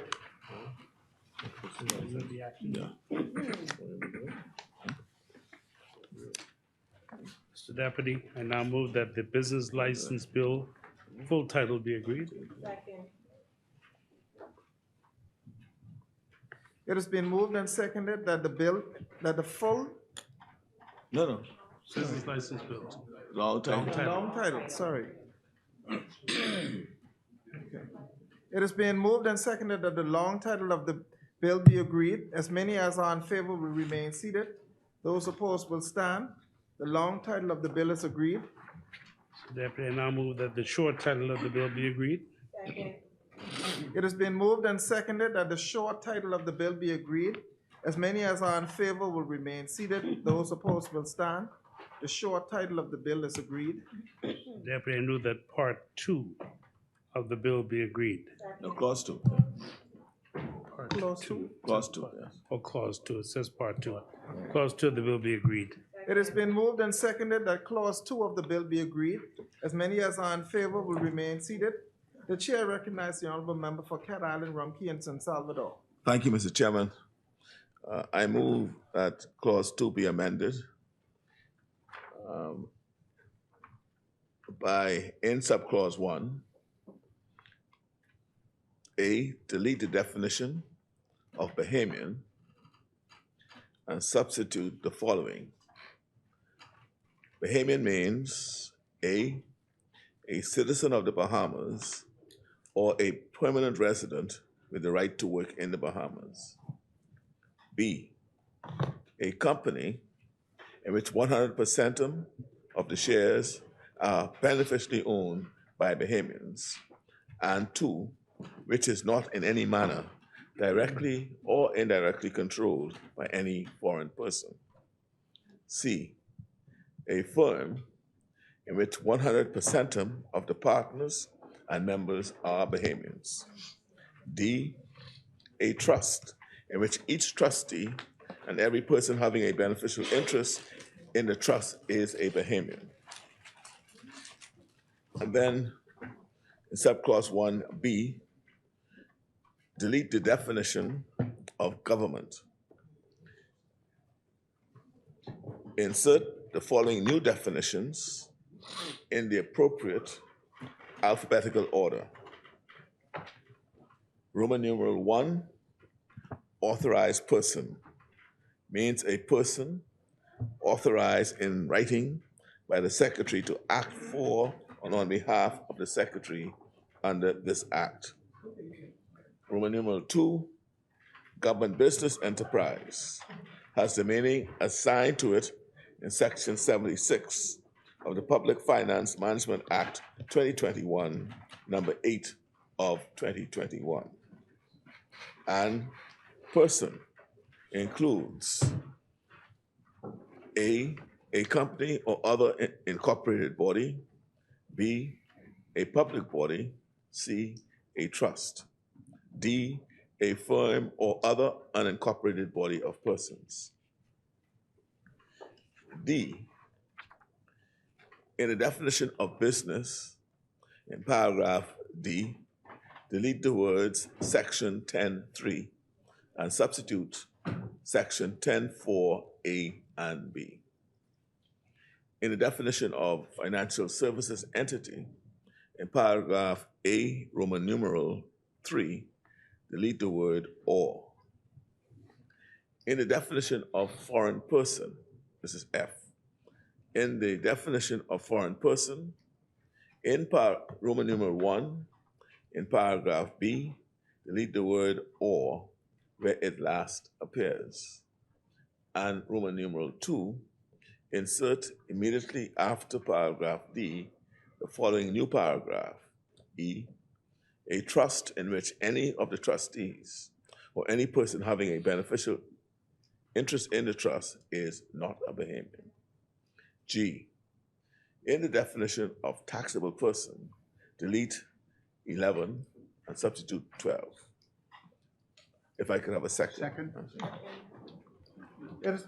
The chair recognizes the honorable member for St. Anne's. Mr. Chairman, I would like to know if we can verify that what we've been provided here as the amendment to the business license bill is the same as was read. I heard some words mentioned by the member for Cat Island just now that weren't in the version that I have.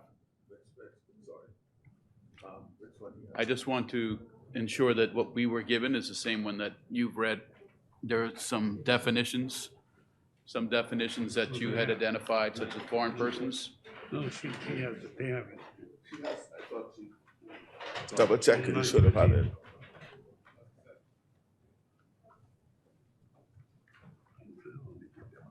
Yeah, this is different. Is it?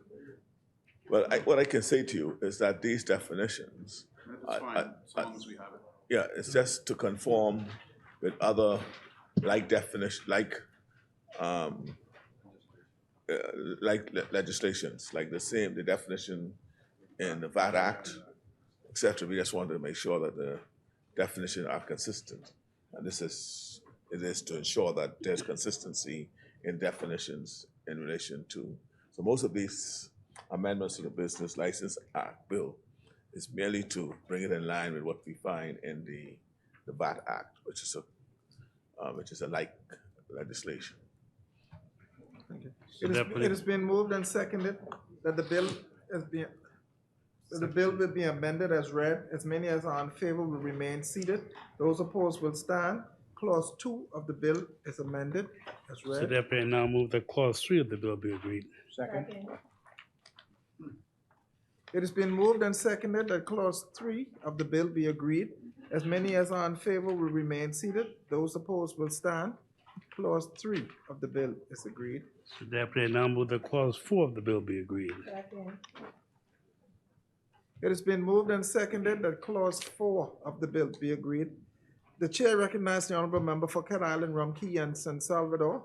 Yes, thank you, Mr. Deputy, Mr. Chair.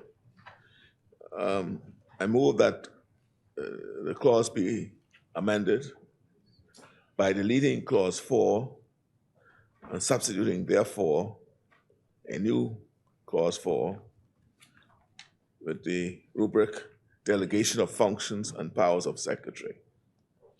The functions and powers of the secretary are exercisable and may be performed by A, the controller of inland revenue, B, officers of the Department of Inland Revenue, or C, an authorized person. Second. It has been moved and seconded that Ms. the bill Stephanie. be amended as read. As many as are in favor will remain No, seated. one more, Mr.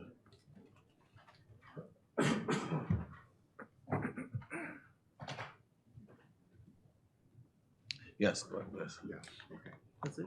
It has been moved and seconded that the bill be amended as read. As many as are in favor will remain seated. Those opposed will stand. Clause 4 of the bill is amended as read. So therefore, I now move that clause 5 of the bill be agreed. Second. The chair recognizes the honorable member for Cat Island, Rumkey, and San Salvador. Yeah, Mr. Chairman, I move that clause 5 be amended. In subclause 1A, delete the words official government website and substitute the words official website of the government or a public body. Second. It has been moved and seconded that the bill be amended as read, that clause 5 be amended as read. As many as are in favor will remain seated. Those opposed will stand. Clause 5 is amended as read. So therefore, I now move that clause 6 of the bill be agreed. It has been moved and seconded that clause 6 of the bill be agreed. The chair recognizes the honorable member for Cat Island, Rumkey, and San Salvador. Mr. Chairman, I move that clause 6 be amended by deleting the word government entity and substitute the words public body in subclause 1A, Roman numeral 2. Second. In subclause 3, in the chapel, delete the word if and substitute the word it. That's just the step rules. Delete the words government entity in Roman numeral 2 in subclause 3. Delete the words government entity and substitute the words public body. Second. It has been moved and seconded. That's subclause 6, yeah. It has been moved and seconded that clause 6 of the bill be amended as read. As many as are in favor will remain seated. Those opposed will stand. Clause 6 of the bill is amended as read. So therefore, I move that the business license bill 2023 in its entirety be agreed. No, not yet, sorry. Yeah. Any more? Clause 9. See that there? Clause 9, 2025, 32.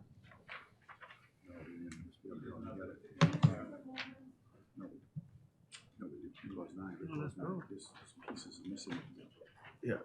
This is of the bill? Isn't that the bill? This is the bill you gave me here. Go clause to 9, clause 9.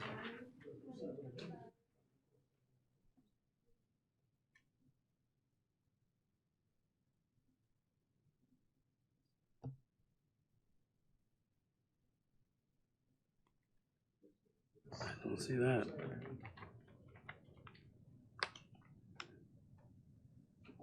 Oh, I see. I see what you're doing there. Okay. Mr. Deputy, move that clause 7 and 8 be agreed. This is what they're doing. It has been moved and seconded that clause 7 and 8 be agreed.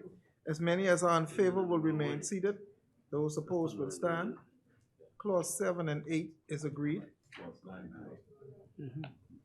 So Deputy, I now move that clause 9 of the bill be agreed. It has been moved and seconded that clause 9 of the bill be agreed. As many as are The chair recognizes the honorable member for Cat Island, Rum Key, and San Salvador. Mr. Chairman, I move that clause 9 be amended by, in subclause 2B, Roman numeral 1, insert immediately after the word government, the words or public body. In clause B, in subclause 3, Roman numeral 1, delete the definition of government and substitute the following. Public body does not include an agency, statutory body, local government council, or government business enterprise. Roman numeral 2, delete the definition of government business enterprise. That's clause 9. Second? It has been moved and seconded that the bill be amended as read. The chair recognizes the honorable member for East Grand Bahama. Thank you. There's an issue that has come up with the vacation home renters, Bahamian vacation home renters. I know that Inland Revenue had asked them to register, and when we get to the VAT bill, then we could deal with that. But I know that we had not required them to register. Is it anticipated that Bahamian vacation home renters will be paying, will have to register under the Business License Act and will have to pay business license fees?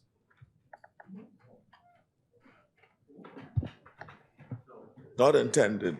I think the regime is that if they're earning more than $100,000 a year, they should register, and VAT may apply. VAT, right. Yes, But not business not license? business license, no. Okay. Okay, yeah. Yeah, it has been moved and seconded that the bill be amended as read. Clause 9. Oh, it has been moved and seconded that clause 9 of the bill be amended as read. As many as are in favor will remain seated. Those opposed will stand. Clause 9 is amended as read.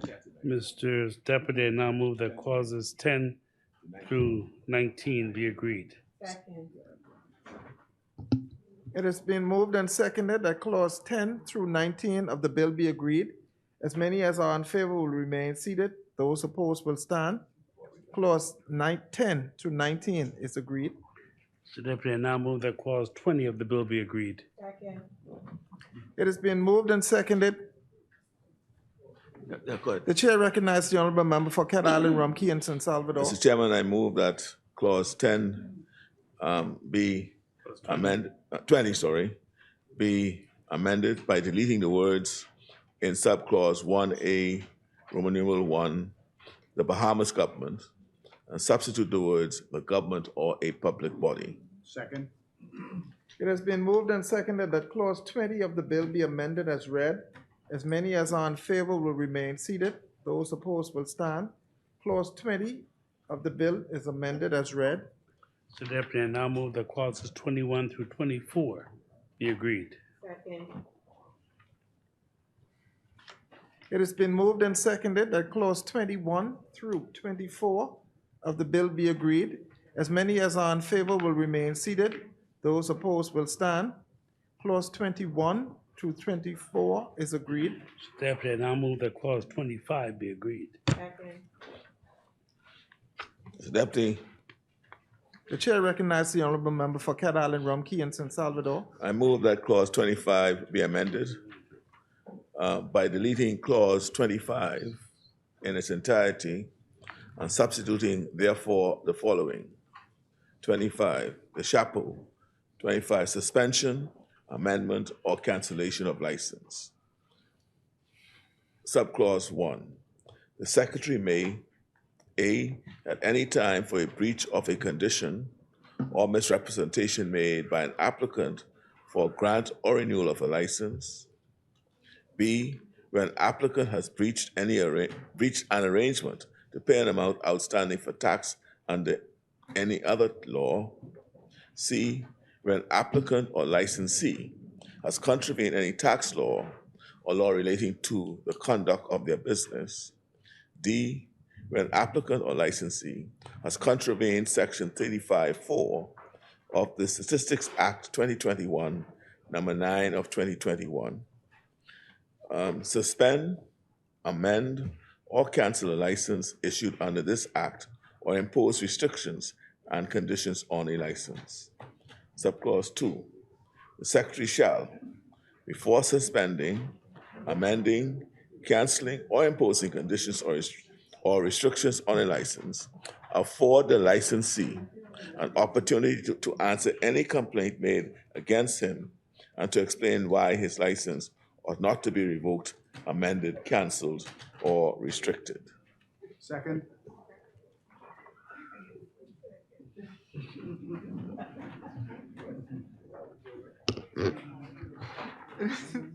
It has been moved and seconded that clause 25 of the bill be amended as read.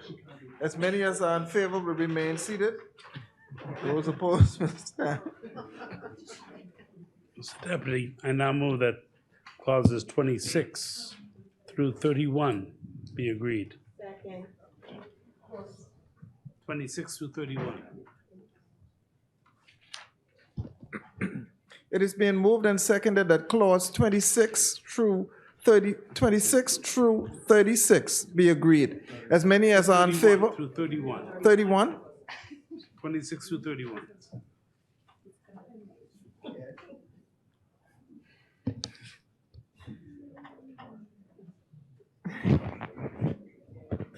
It has been moved and seconded that section 26, Clauses.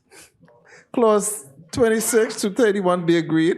As many as are in favor will remain seated. Those opposed will stand.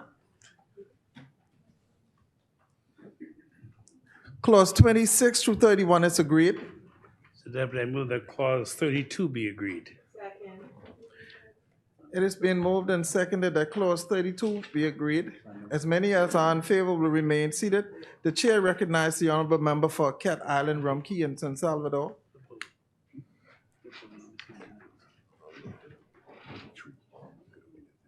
Mr. Chairman, I move that clause 32 be amended by, in subclause 1, insert immediately before the word within the words in or from. B, in subclause 2, Roman numeral 1, delete the words family office. Second. It has been moved and seconded that clause 32 of the bill be amended as read. As many as are in favor will remain seated. Those opposed will stand. Clause 32 of the bill is amended as read. Mr. Deputy, I now move that clause 33 of the bill be agreed. Second. It has been moved and seconded that clause 33 of the bill be agreed. As many as are in favor will remain seated. Those opposed will stand. Clause 33 of the bill is agreed. Mr. Deputy, I now move that clause 34 of the bill be agreed. Second. It has been moved and seconded that clause 34 of the bill be agreed. As many as are in favor will remain seated. The chair recognizes the honorable member for East Grand Bahama. In clause 34, which deals with the rates of tax. Now, when you presented the bill, you sort of just presented the whole new bill, which made it sort of difficult to have to look back to see what changes you made to the previous one. So could you confirm that the rates have not changed? Okay, all right. The chair recognizes the honorable member for Cat Island, Rumkey, and San Salvador. Yeah. Mr. Deputy Speaker, I move that clause 34 be amended by deleting the words the A in subclause 3A and substituting the word just A. Second. It has been moved and seconded that clause 34 be amended as read. As many as are in favor will remain seated. Those opposed will stand. Clause 34 of the bill will be amended as read. Clauses 35 through 37 be agreed. It has been moved and seconded that clause 35 through 37 be agreed. As many as are in favor will remain seated. Those opposed will stand. The motion is carried. Clause 35 through 37 is agreed. Mr. Deputy, I now move that clause 38 be agreed. Mr. Deputy, I move that The chair clause, recognizes the honorable member for Thank Cat you. Island, Rumkey, and San Salvador. Mr. Deputy, I move that clause 38 be amended by deleting subclause D, Roman numeral 2, and substituting therefore the following. Roman numeral 2, a public body other than a government business enterprise that is wholly funded by the government. Second. It has been moved and seconded that clause 38 be amended as read. As many as are in favor will remain seated. Those opposed will stand. Clause 38 is amended as read. Mr. Deputy, I now move that clause 39 be agreed. It has been moved and seconded that clause 39 of the bill be agreed. As many as are in favor will remain seated. Those opposed will stand. Clause 39 of the bill is agreed. Mr. Deputy, I move that clause 40 of the bill be agreed.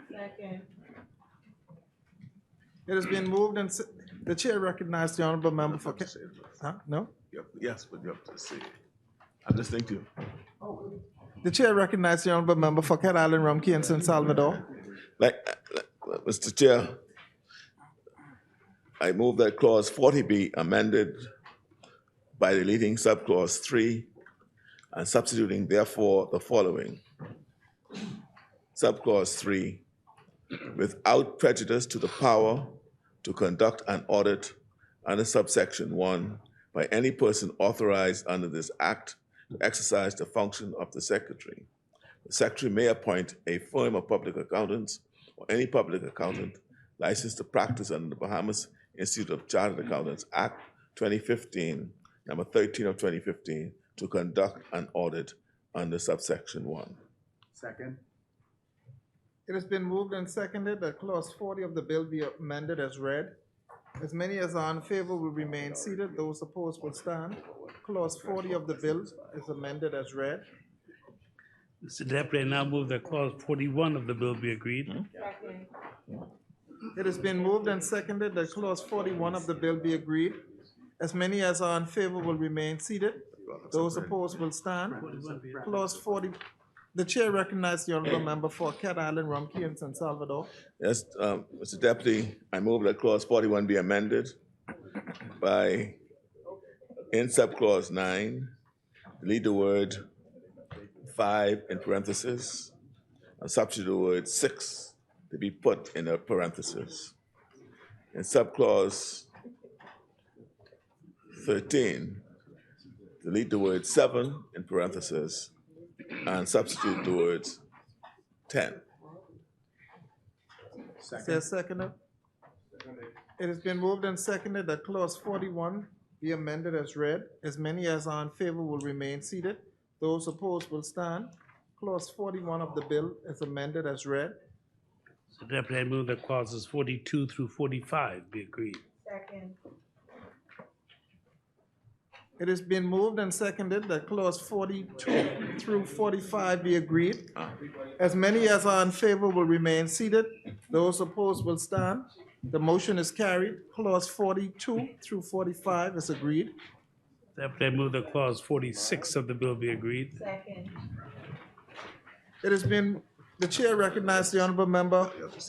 Okay. It has been moved and seconded that clause 46 of the bill be agreed. The chair recognizes the honorable member for Cat Island, Rumkey, and San Salvador. Thank you very much, Mr.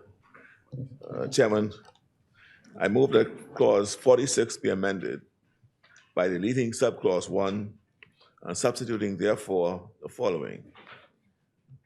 Subclause 1, if a taxable person transfers money or other property, either directly or indirectly, by any means, including by means of a trust, to or for the benefit of another person, A, with whom the transfer at the time of the transfer is not dealing at arm's length, or B, who is under the age of 18 years, the transferee is liable upon assessment under Section 39 for the transferor's tax debt to the extent provided for in subsection 2, unless the transferor establishes that he was not a tax debtor at the time of the transfer or did not make the transfer in anticipation of becoming liable for another person's existing tax debt.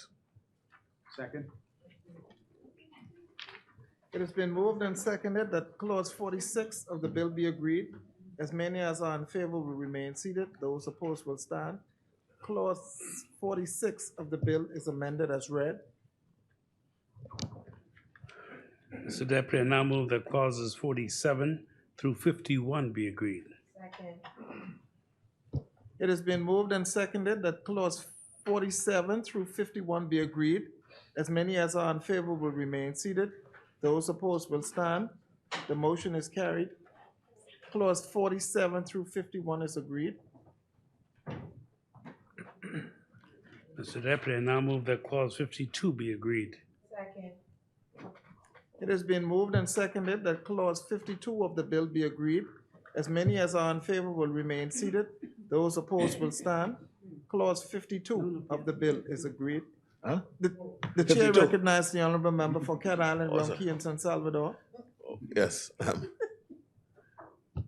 Mr. Chairman, I move that clause 52 be amended by deleting in subclause 1B the word failing and substitute the word failed. Second. It has been moved and seconded that clause 52 of the bill be amended as read. As many as are in favor will remain seated. Those opposed will stand. Clause 52 of the bill will be amended as read. Deputy, I now move that clause 53 of the bill be agreed. Second. It has been moved and seconded that clause 53 of the bill be agreed. As many as are in favor will remain seated. Those opposed will stand. Clause 53 of the bill is agreed. Mr. Deputy, I move that clause 54 of the bill be agreed. Second. It has been moved and seconded that clause 54 of the bill be agreed. The chair recognizes the honorable member for Cat Island, Rum Key, and San Salvador. Mr. Chairman, I move that clause 54 of the bill be amended. In subclause 8, delete the words "a good" and substitute the words "the goods." B, in its chapel of subclause 9, delete the word "asset" and substitute the word "assets." In subclause 12, delete the words "good" or "asset" and substitute the words "goods" or "assets." Second. It has been moved and seconded that clause 54 of the bill be amended as read.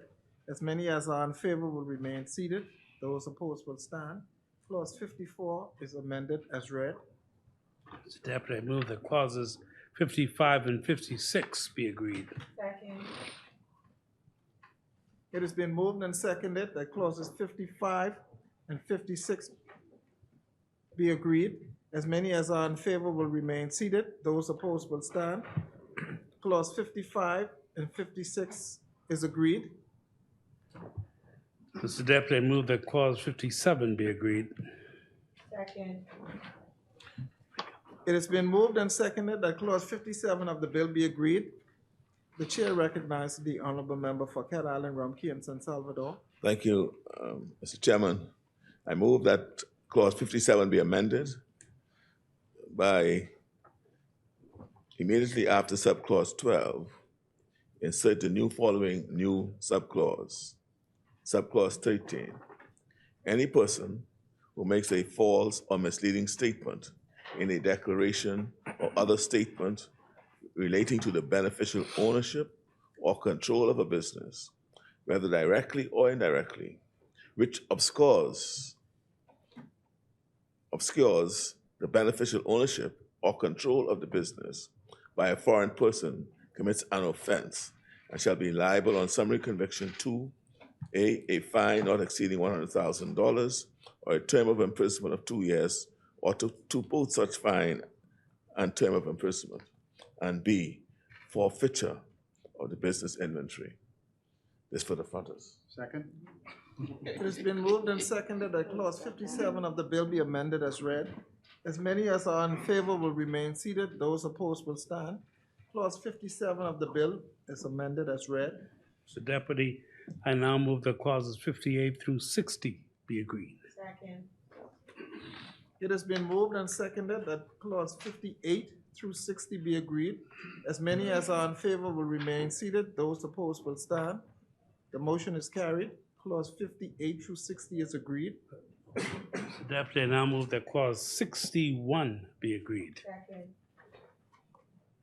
It has been moved and seconded that clause 61 of the bill be agreed. As many as are in favor will remain seated. The chair recognizes the honorable member for Cat Island, Ronquillo, and San Salvador. Mr. Chairman, I move that clause 61 be amended by inserting immediately after the word government, the words or public body. Second? Is there a second? It has been moved and seconded that clause 61 be amended as read. As many as are in favor will remain seated. Those opposed will stand. Clause 61 of the bill will be amended as read. Mr. Deputy, I move that clauses 62 through 70 be agreed. Second. It has been moved and seconded that clause 62 through 70 of the bill be agreed. As many as are in favor will remain seated. Those opposed will stand. Clause 62 through 70 of the bill is agreed. Mr. Deputy, I move that clause 71 of No, the bill be 61, agreed. 61. No, 71. 71. No, 61. You did 61. No, I have an amendment to 61. You said 56 to 60. No, 62 to 70. Oh, I did, yeah. 71. Is there a seconder? I need a drink. It has Yes. been moved and seconded that clause 71 of the bill be agreed. Yeah. 71 p.m. Still you. The Yeah, chair 71. recognizes the honorable member for Cat Island, Ronquillo, and San Salvador. Yes, Mr. Speaker, Deputy Speaker, Chairman, I move that clause 71 of the bill be amended by deleting the words in subclause 1, section, and substitute the words section 72. Second? It has been moved and seconded that clause 71 be amended as read. As many as are in favor will remain seated. Those opposed will stand. Clause 71 of the bill is amended as read. Deputy, I now move that the bill in its entirety be agreed. Second. Yeah, and I get it with it, yes, let me put it. The chair recognizes the honorable member for East Grand Bahama. No. Yes, that's coming. It's coming. It's coming. On, I believe this would be under the schedule.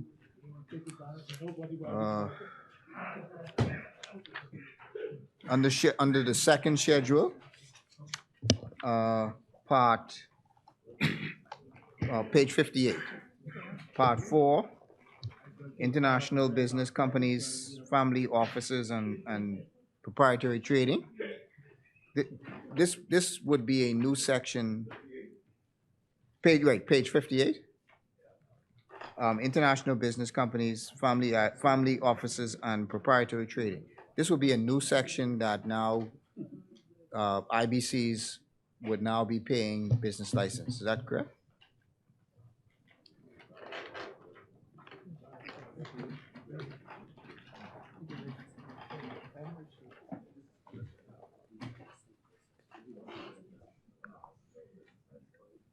So, I mean, but wasn't there a change? Either to the rate or something to do with IBCs that is different now.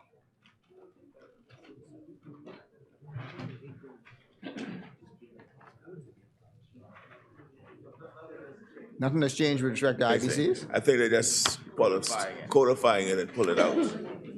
That's what I understood it to be. Okay. Okay.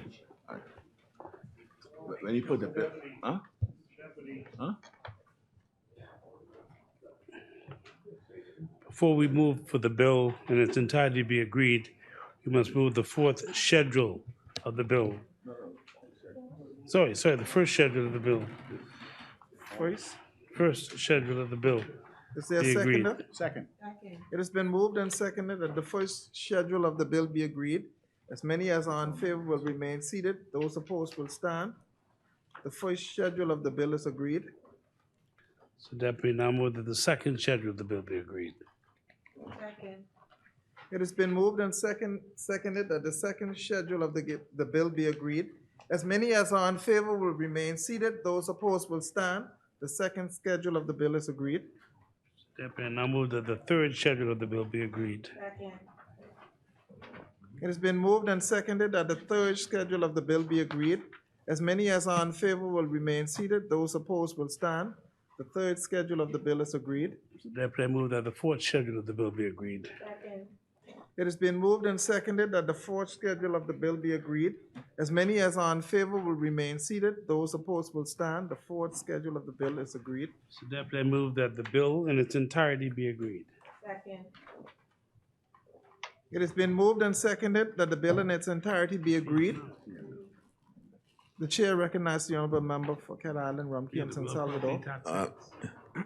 In the event there's, There's no movement in this, right? for the avoidance of any doubt, Mr. Chairman, I move that the whole bill be deleted, sorry, the whole bill be amended where the words government entity appears, wherever it appears, it be substituted for the words public body.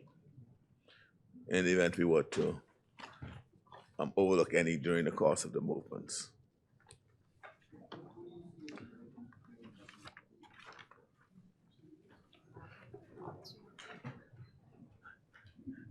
It's consistent language with other legislation. It has been moved and seconded that the bill in its entirety be amended as read. As many as are in favor will remain seated. Those opposed will stand. The bill in its entirety is amended as read. Yes.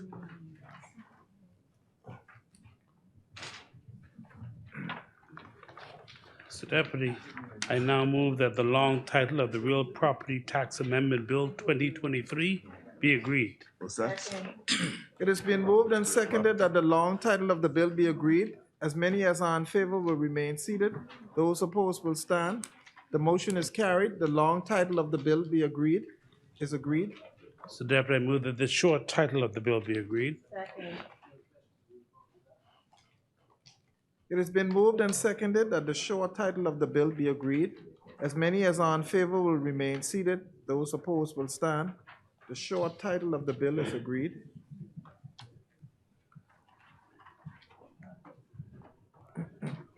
Mr. Deputy, I move that sections 1 through 18 be agreed. It has been moved and seconded that section 1 through 18 be agreed. As many as are in favor will remain seated. Those opposed will stand. Section 1 through 18 is agreed. So Deputy, I move that the third and fourth schedule, 19 and 20, be agreed. The third and fourth schedule be agreed. It has been moved and seconded that the third and fourth schedule of the bill be agreed. As many as are in favor will remain seated. Those opposed will stand. The third and fourth schedule of the bill is agreed. Mr. Deputy, I move that the bill in its entirety be agreed. It has been moved and seconded that the bill in its entirety be agreed. As many as are in favor will remain seated. Those opposed will stand. The bill in its entirety is agreed.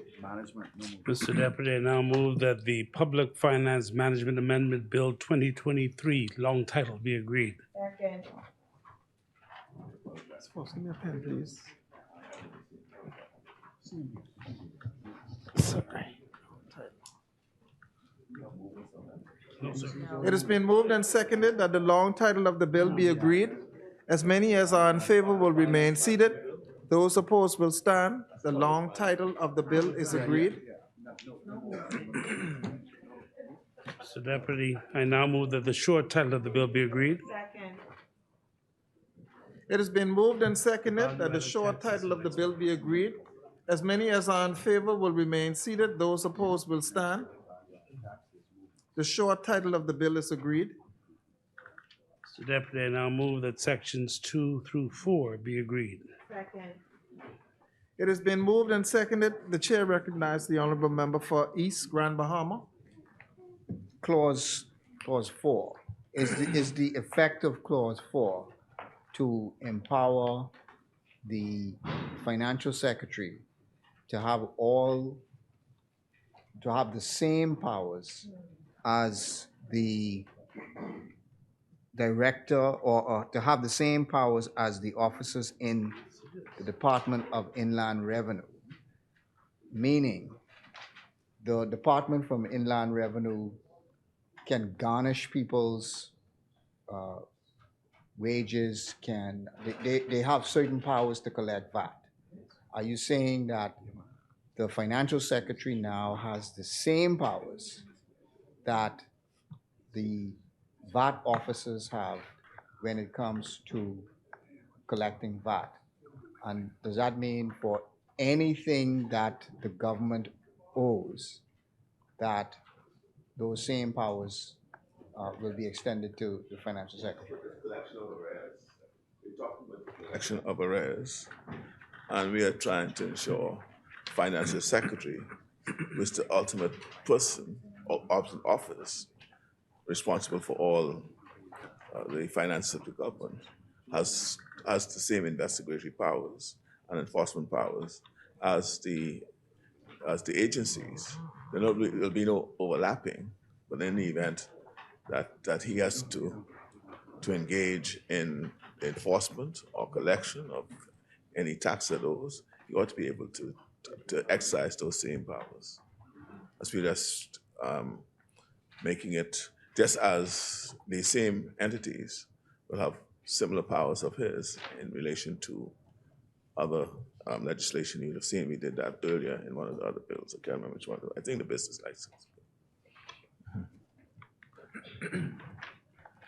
Mr. Deputy, I move that the bill in its entirety be agreed. What's the next one? It has been moved and seconded that the bill in its entirety be agreed. As many as are in favor will remain seated. Those opposed will stand. The bill in its entirety is agreed. Mr. Deputy, I now move that the Public Finance Management Immigration Levy Special Fund Bill 2023, long title, be agreed. It has been moved and seconded that the long title of the bill be agreed. No? The chair recognizes. As many as are in favor will remain seated. Those opposed will stand. The chair recognizes the honorable member for Marco City. Yes, I just wanted to signal a concern about the bill, and I hope this is the appropriate time to put on the record that we do not believe that it is appropriate for us to empower the minister to impose a levy on work permit fees. So just signal, I can do that after we agree on the one. Look, I'll come back to you. It has been moved and seconded that the long title of the bill be agreed. As many as are in favor will remain seated. Those opposed will stand. The long title of the bill is agreed. Mr. Deputy, I now move that the short title of the bill be agreed. It has been moved and seconded that the short title of the bill be agreed. As many as are in favor will remain seated. Those opposed will stand. The short title of the bill is agreed. Mr. Deputy, I now move that sections 2 through 9 of the bill be agreed. It is being moved and seconded that sections 2 through 9 be agreed. As many as are in favor will remain seated. The chair recognizes the honorable member for Marco City. Yes, thank you very much, Mr. Deputy. We just want to register a concern, a deep concern, that the Immigration Act, Chapter 19, is being amended to empower the minister to impose a levy on work permit fees and may be used for the purpose of immigration enforcement, national health, and wellness promotion programs. We do not believe the minister should be empowered to do so. It is on the basis of that we will oppose this amendment. Thank you, honorable member. Mr. Deputy, I now move that the bill in its entirety be agreed. It has been moved and seconded that the bill in its entirety be agreed. As many as are in favor will remain seated. Those opposed will stand. The motion is carried. The bill in its entirety is agreed. Mr. Deputy, I now move that the Stamp Amendment Bill 2023, long title, be agreed. It has been moved and seconded that the long title of the bill be agreed. As many as are in favor will remain seated. Those opposed will stand. The long title of the bill be agreed. Mr. Deputy, I now move that the short title of the bill be agreed.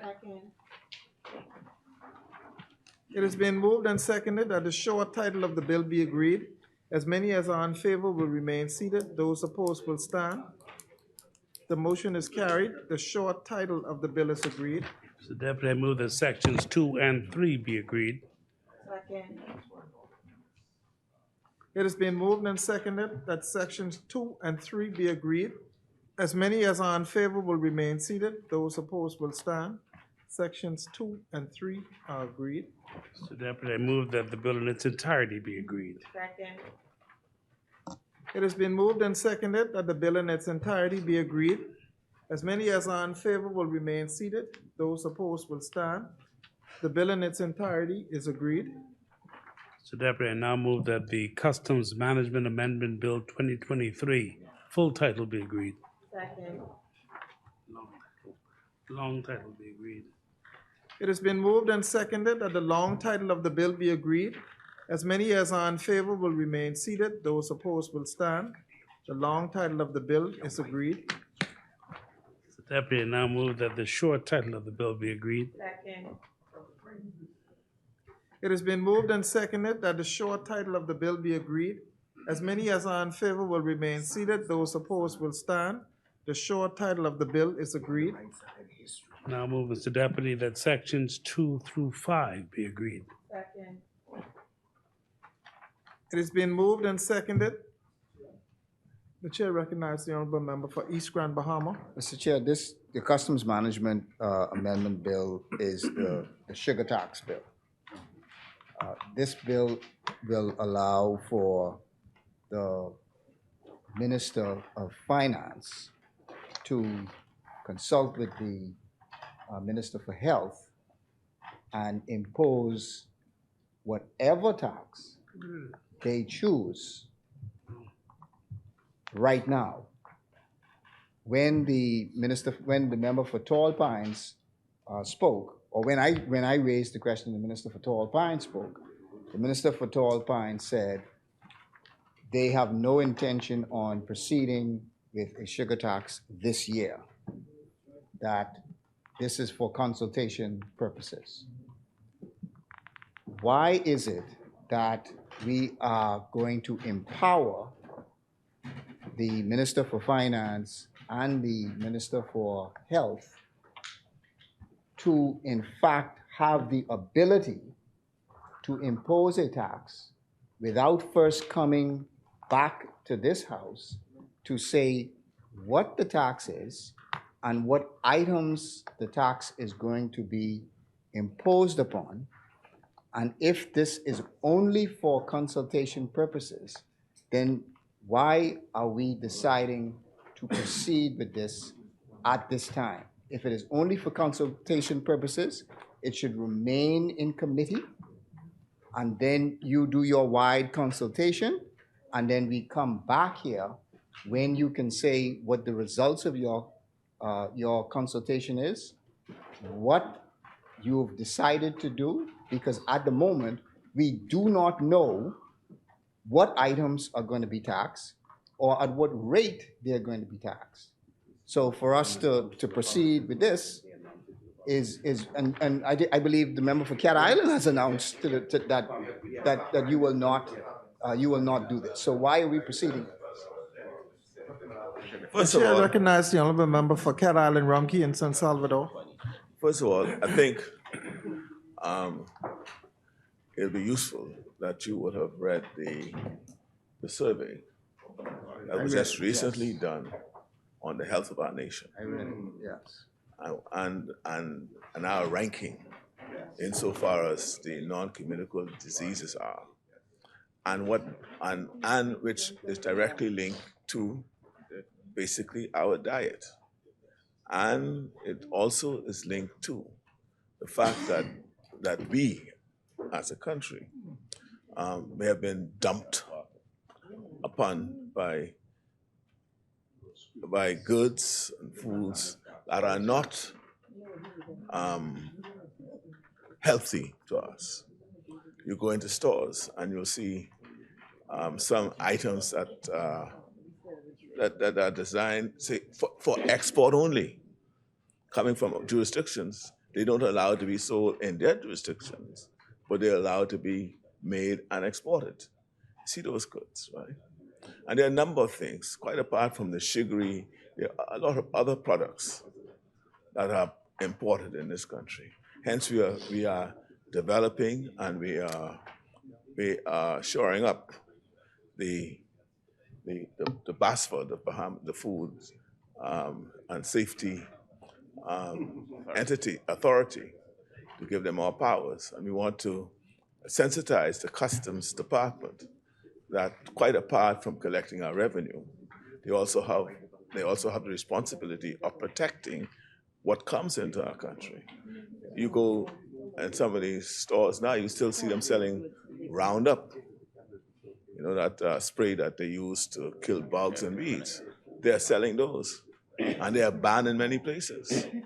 A lot of foods are banned already from other ban that we're importing and eating here. That's been banned in a lot of other countries. And so I am concerned about this. Now, it's not that the fact that I'm empowered at some point in time. No, listen, yes. The fact that I am or some other minister may be empowered, right, to make regulations, it doesn't mean that by making the regulations that I'll do so without consultation. As I said, I'll consult with the Minister of Health, one. And more importantly, if it's decided, it will not be arbitrary. And if we make the regulations, it only becomes law if it has to come here. I still have to lay it. And you still have the opportunity to debate it if you wish.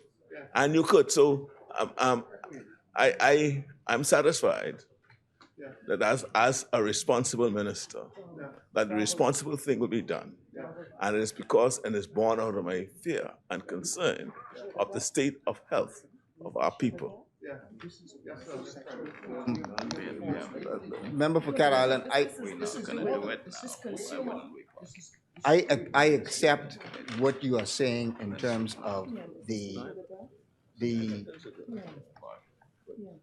I accept what you're saying in terms of the results of the report. I think we all accept that we are in trouble when it comes to our sugar intake and so on. We accept that. But if you look at it from our point of view, which is right now you are putting in place the ability for you to tax without us knowing what rate you are going to tax. What we would propose that you do is to not proceed with this tonight, park this in committee, do your consultation, and then come back and we are able to deal with this. Because again, there is a fundamental difficulty in that the ministers should not be the ones making the decision on whether you tax or not. It is Parliament that has the right to make that decision. We cannot abrogate our responsibility to the minister himself to make a decision on whether or not you will tax and what you will tax. We must know first what the tax is going to be, what is going to be on, before we can decide whether or not we proceed with this. So at the moment, my recommendation, and I believe on all those on this side, is that we park this in committee and you go ahead and do your consultation and bring this back. Well, the chair recognizes the honorable member for Freetown. Mr. Chairman, the Interpretation General Clauses Act, Section 31 and 32, read as follows. All rules, regulations, and bylaws shall be laid before both houses of Parliament immediately after publication in the Gazette or within 14 days of the making thereof, whichever be the earlier, or if the House are not then in session within 14 days of the first meeting thereof following the making of such rules, regulation, or bylaws. That's Section 31. Section 32 says, if either House of Parliament within a period of 6 weeks, beginning with the day on which a copy of any rules, regulation, or bylaw is laid before it, resolves that an address be presented to the Governor General paying that the rules, regulation, or bylaws or any provision thereof be annulled, no further proceeding shall be taken or be valid thereunder after the date of the resolution, and the Governor General shall thereupon by order revoke the rules. Before they will know if all of that happens, they'll know the rate of the tax.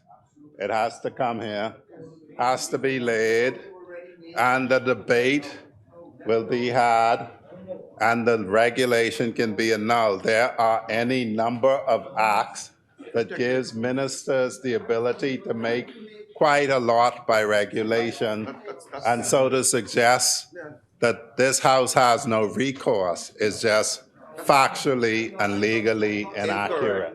That's a protective mechanism. That's what this thing. The chair recognizes the honorable member for Marco City. Mr. Deputy, the member for East Grand Bahama expressed what our view is. And our view, Mr. Deputy, was our view is similar. Our view is similar to members of the public, Mr. Deputy. This administration has already said to the public they do not intend to proceed during the budget exercise. So the member for Cat Island, Rumkey, and San Salvador, and the team run the very serious risk of solidifying in people's mind that their word does not mean very much. If you can say to us in private caucus, and then you could say through the media to the public that you do not intend to proceed, but then to come that we spoke with the minister. If he doesn't, no, not what I'm saying is you indicated we're not proceeding. You indicated we're not proceeding. No, it's the same thing. If you talk to, you said it in public. Okay, good. You made the point we're not proceeding. Correct, right? And so we're saying it is then inappropriate for you to come here and make this decision. And so we're just putting on record we intend to oppose the lack of consultation, and then more importantly, empowering two ministers outside of Parliament to go ahead and make those decisions. I believe the member for Freetown clearly demonstrated exactly what the rules are. The point that I want to make is the importance of the public health component associated with what is incorporated in this bill. We have food items coming into the country. Let me finish, please. Give me a second. We have food items coming into the country that what is in the container is not a representation of what's on the label. We have items coming into the country are known to be carcinogens that are actually incorporated in certain foods that are banned in many states in the United States. We have made it very clear that the public health issue and the factors associated with the public health is of an urgent matter. The Prime Minister made it very clear. No, let me finish. The Prime Minister made it clear that this particular areas of taxation is not coming in this budget cycle. And this particular piece of legislation lays the foundation for us to complete the consultative process and have the power to ban something that is known to be carcinogen and has been a public health issue to the Bahamian people. And there's some items on the market now that we feel are very dangerous to the health and well-being of the Bahamian people. Mr. Deputy, Mr. Deputy, if that is the argument, Mr. Deputy, if that argument is the basis of why the government wishes to proceed, they're not making a very strong case if that is the basis, because the minister with responsibility for agriculture, the member for Central and South Illustra, has under his remit the Bahamas Health and Food Safety Authority that has the ability to accomplish exactly what you just mentioned. They have the authority, and they've done it before. They did it with rice.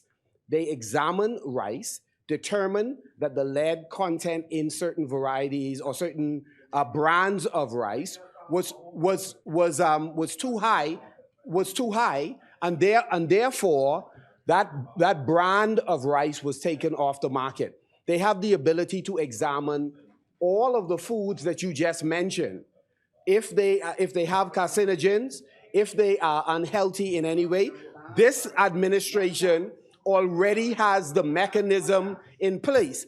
And the fact that colleagues are now making a case against an authority that they already have suggests that that is not really the motive for why we're proceeding, even though we've said to the public that we didn't intend to, because you have the various agencies that allow us to protect the health of our people while you go through the consultation process. Health, which is responsible for the health and well-being of the population, which is an agency that I represent. And I am clearly outlining the factors associated with evidence-based research by PAHO and WHO that is associated with public health issues. The chair recognizes the honorable member for Cat Island, Rum, Kingston, Salvador. East Grand Bahama was making headway. But just let me say this, right? I know that you all don't trust us. I asked the Bahamian people to trust me. They heard what I had to say, right? And they could judge me by that. They could judge me by what I say and what I will do. I said that there'll be no tax in the cycle.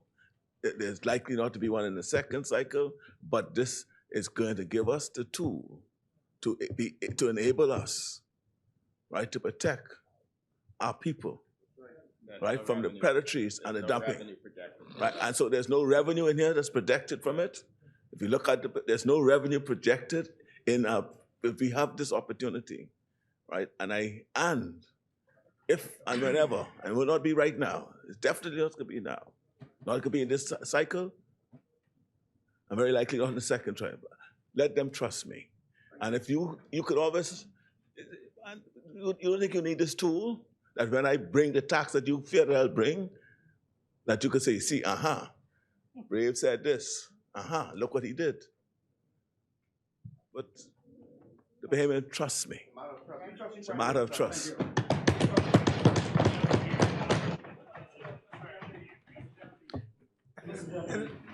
Well, we're not going to be debating this all night, are we?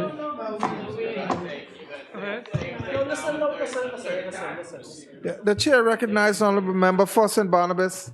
I can try my best to strip away the politics, right? No, let's brag about it. Prime Minister. The article here says PM, no sugar tax anytime soon. Right? No, just hear me out. Just hear me out. I will be long, right? If the government decides to pass this bill here this evening, it is going to indicate to the Bahamian people, what some already believe, that the government is attempting to pass a fast one on them. Minister, hold on, let me just finish. The minister has said publicly that nothing will come forth without consultation.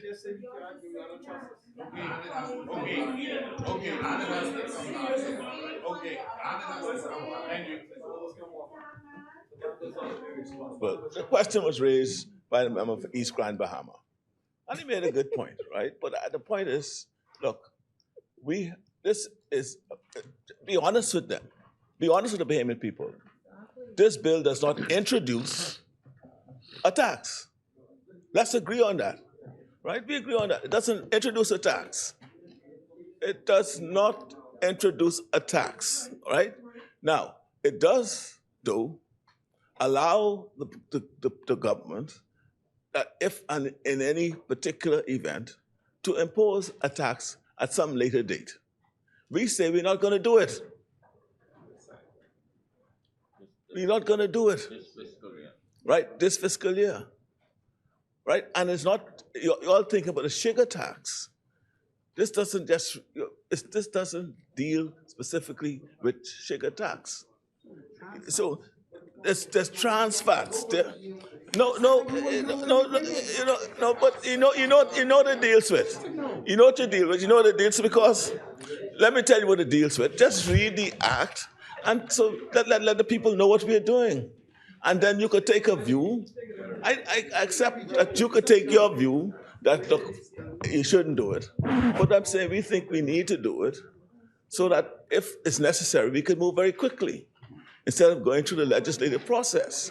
And what we're doing here, what we're saying, is that for health and wellness, the import of specified goods, right, and domestically manufactured goods. Now, what kind of goods are we talking about? That's deemed to have a negative impact on health and wellness. So if any goods, right, imported or domestically manufactured, right, have a negative impact on health and wellness. That's what we're saying. So what I'm saying is, if you truly believe that I'm not a man of my word, right, you should sit back and let me do it. And then you could demonstrate and expose me as a man who's not of their word, if that's what you think. If you believe that, right? But what I'm saying,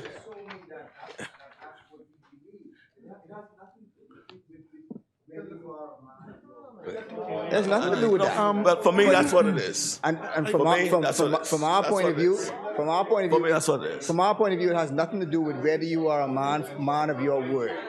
What it has to do with is that if you are going to impose a tax, or if you are going to impose that, then it should be brought here first before, and then we debate it. And we all decide on what it is. That's the point. The chair recognizes the honorable member for West Grand Bahama and Bimini. Mr. Deputy, I now move that the bill be agreed in its entirety. It has been moved and seconded that the bill in its entirety be agreed. As many as are in favor will remain seated. Those opposed will stand. The bill in its entirety is agreed. Mr. Deputy, I now move that the Value-Added Tax Amendment Bill 2023, long title, be agreed. Value-Added Tax Amendment Bill 2023 be agreed. There's movement in this bill.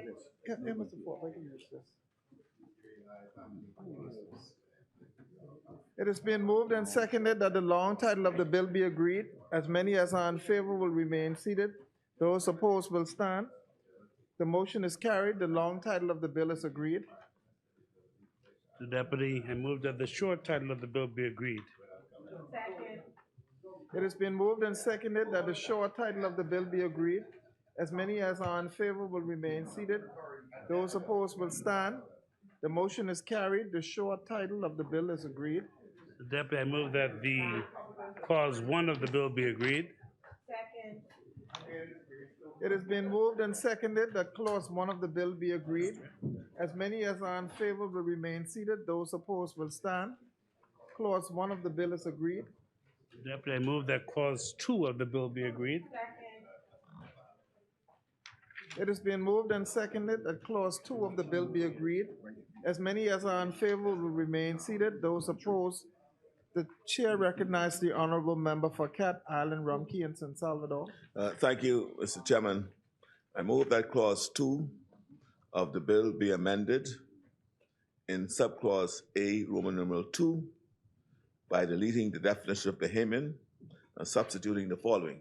As I indicated earlier, we are attempting to conform definitions in what I call the money bills. Bahamian means a citizen of the Bahamas or a Bahamian resident with the right to work in the Bahamas. B, a company in which 100% of the shares are beneficially owned by Bahamians, and Roman numeral 2, which is not in any manner directly or indirectly controlled by any foreign person. C, a partnership or other unincorporated association or body of persons in which 100% of the partners and members are citizens of the Bahamas or permanent residents with the right to work. D, a trust in which each trustee and every person having a beneficial interest in the trust is a Bahamian. B, in the definition of foreign person, in paragraph B, delete the word or where it last appears. And Roman numeral 2, insert immediately after paragraph D the following new paragraph, E, a trust in which any of the trustees or any person having a beneficial interest in the trust is not a Bahamian. C, insert the definition of beneficially owned by a Bahamian in the appropriate alphabetical order. Beneficially owned by a Bahamian means in relation to a company that its shares are 100% legally and beneficially owned by a Bahamian, and no person is in any way under any obligation to or otherwise may exercise any right attaching to the share at the instance of or for the benefit of any person who is not a Bahamian. Second. It has been moved and seconded that clause 2 be amended as read. As many as are in favor will remain seated. Those opposed will stand. Clause 2 will be amended as read. Mr. Deputy, I now move that clause 3 of the bill be agreed. It has been moved and seconded that clause 3 of the bill be agreed. As many as are in favor will remain seated. Those opposed will stand. Clause 3 of the bill is agreed. Clause 3? No. Yes. 3. No, he's in 3. He didn't give you an opportunity. 3. The chair recognizes the honorable member for Cat Island, Rumkey, and San Salvador.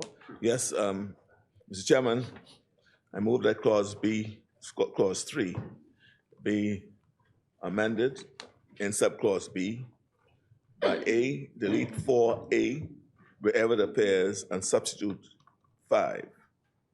Delete 4B wherever it appears and substitute 6. Second. It has been moved and seconded that clause 3 be amended as read. As many as are in favor will remain seated. Those opposed will stand. Clause 3 will be amended as read. Deputy, I now move that clause 4 of the bill be agreed. It has been moved and seconded that clause 4 of the bill be agreed. As many as are in favor will remain seated. Those opposed will stand. Clause 5? Clause 4. No, 4. I finished. 4. Mr. Deputy, I now move that clause 5 of the bill be agreed. It is being moved and seconded that clause 5 of the bill be agreed. As many as are in favor will remain seated. The chair recognizes the honorable member for Cat Island, Rumkey, and San Salvador. Mr. Chairman, I move that clause 5 be amended by deleting clause 5 and substituting the following. Section 19 of the Principal Act is amended.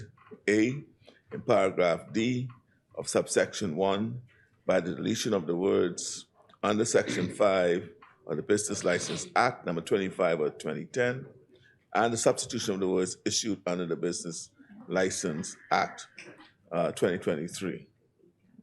In subsection 2, by the deletion of paragraph C and the substitution of the following. C, a homeowner who, Roman numeral 1, supplies a vacation home rental, and Roman numeral 2, is a foreign person. Second. It has been moved and seconded that clause 5 be amended as read. As many as are in favor will remain seated. Those opposed will stand. Clause 5 will be amended as read. Mr. Deputy, I move that clauses 6 through 15 be agreed.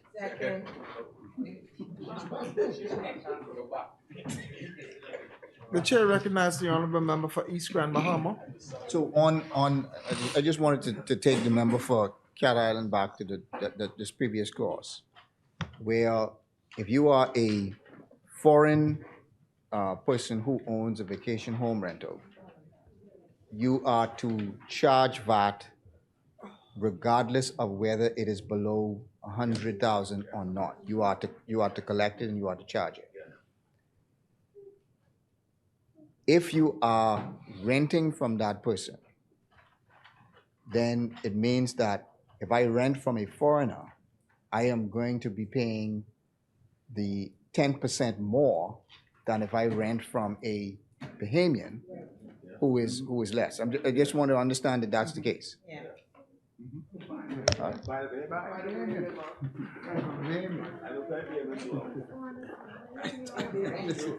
I have one too, you know. I have an Airbnb. Okay, good. No, not yet. Oh, sorry. It has been moved and seconded that clause 6 through 15 be agreed. As many as are in favor will remain seated. The chair recognizes the honorable member for Marco City. Mr. Deputy, thank you very much. Clause 11 of the bill amends Section 47 of the Principal Act to require large taxpayers to file returns and pay VAT within 14 days after the end of their tax period, and to prevent large taxpayers from requesting an extension of time to file a VAT return. We see a number of valuable elements in a number of the clauses that we do not oppose. This particular provision, clause 11, we do oppose, and for that reason, we'll abstain. Thank you, honorable member. Mr. Deputy, I now move that section 16 of the bill be agreed. It has been moved and seconded that clause 16 of the bill be agreed. The chair recognizes the honorable member for Cat Island, Ronquillo, and San Salvador.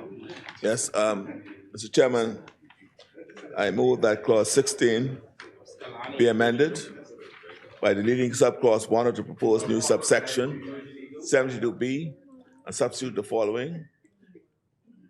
1, if a taxable person transfers money or other property either directly or indirectly by any means, including by means of a trust, to or for the benefit of another person, A, with whom the transferor at the time of the transfer is not dealing at arm's length, or B, who is under the age of 18 years, the transferee is liable upon assessment under Section 60 for the transferor's tax debt to the extent provided for in subsection 2, unless the transferor establishes that he was not a tax debtor at the time of the transfer or did not make the transfer in anticipation of becoming liable for another person's existing tax debt.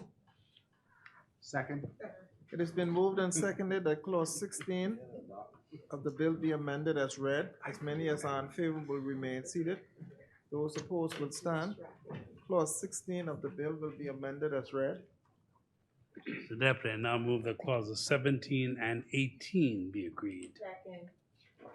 It has been moved and seconded that clause 17 and 18 of the bill be agreed. As many as are in favor will remain seated. Those opposed will stand. Clause 17 to 18 is agreed. Mr. Deputy, I move that clause 19 of the bill be agreed. It has been moved and seconded that clause 19 of the bill be agreed. As many as the chair recognizes the honorable member for Cat Island, Ronquillo, and San Salvador. Yeah, Mr. Chairman, I move that clause 19 of the bill be deleted. Clause B amended by deleting subclause B and substituting therefore the following. B, by deletion of paragraph D and substitution of the following. That's just a repeat, that's all. An acquisition of a dwelling for the first time by a citizen of the Bahamas where the value does not exceed $300,000, and the financing by a citizen of the Bahamas of his first dwelling where the value does not exceed $500,000. Second. It is being moved and seconded that clause 19 of the bill be amended as read. As many as are in favor will remain seated. Those opposed will stand. Clause 19 will be amended as read. Mr. Deputy, I now move that clause 20 of the bill be agreed. It has been moved and seconded that clause 20 of the bill be agreed. As many as are in favor will remain seated. Those opposed will stand.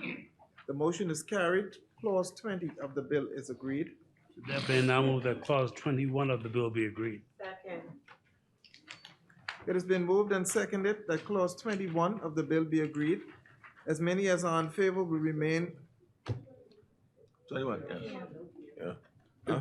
The chair recognizes the honorable member for Ken Island, Rumkey, and San Salvador. Abstaining, so you can. Yeah, Mr. Chairman, I move that clause 21 be amended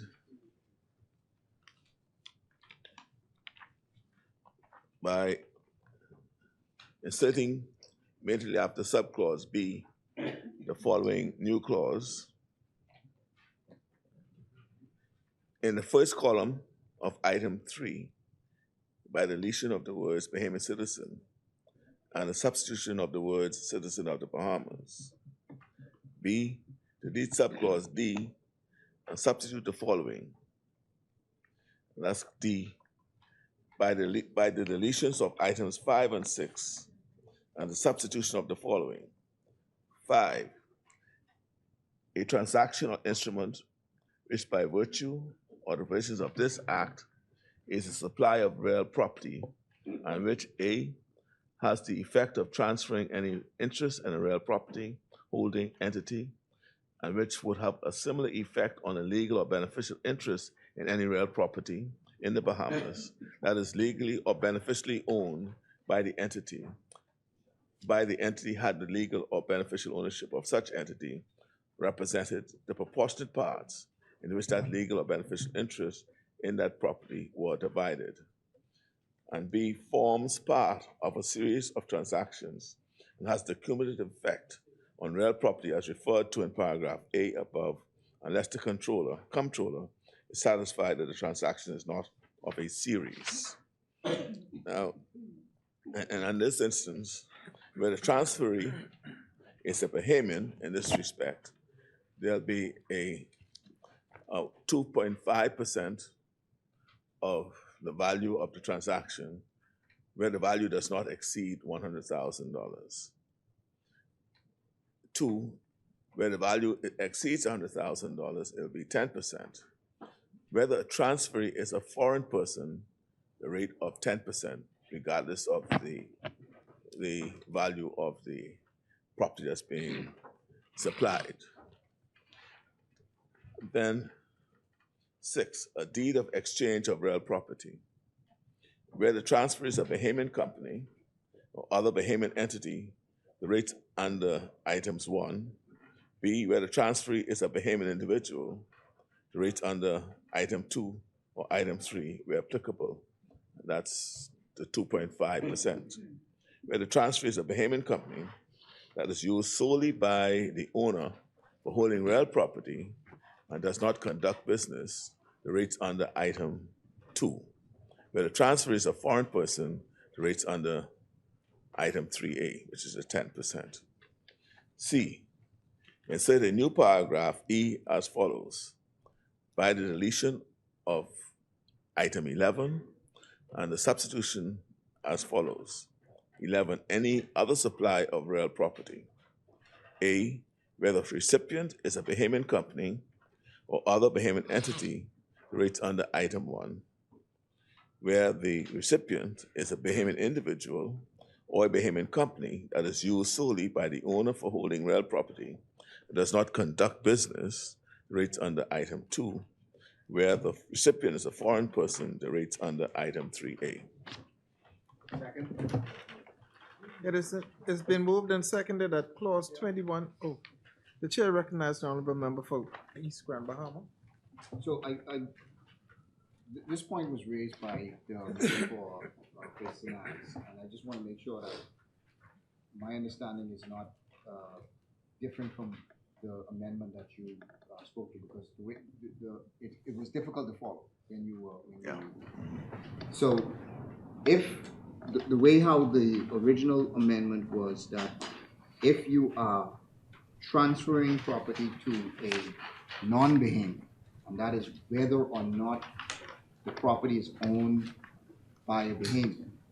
So if a Bahamian owns it or if a non-Bahamian owns it, once he is transferring that property to a non-Bahamian, then the rate is 10%. Yeah, the rate has not changed. What has happened is, because of in light of the new definition that we've put in of Bahamian, really mean Bahamian, right?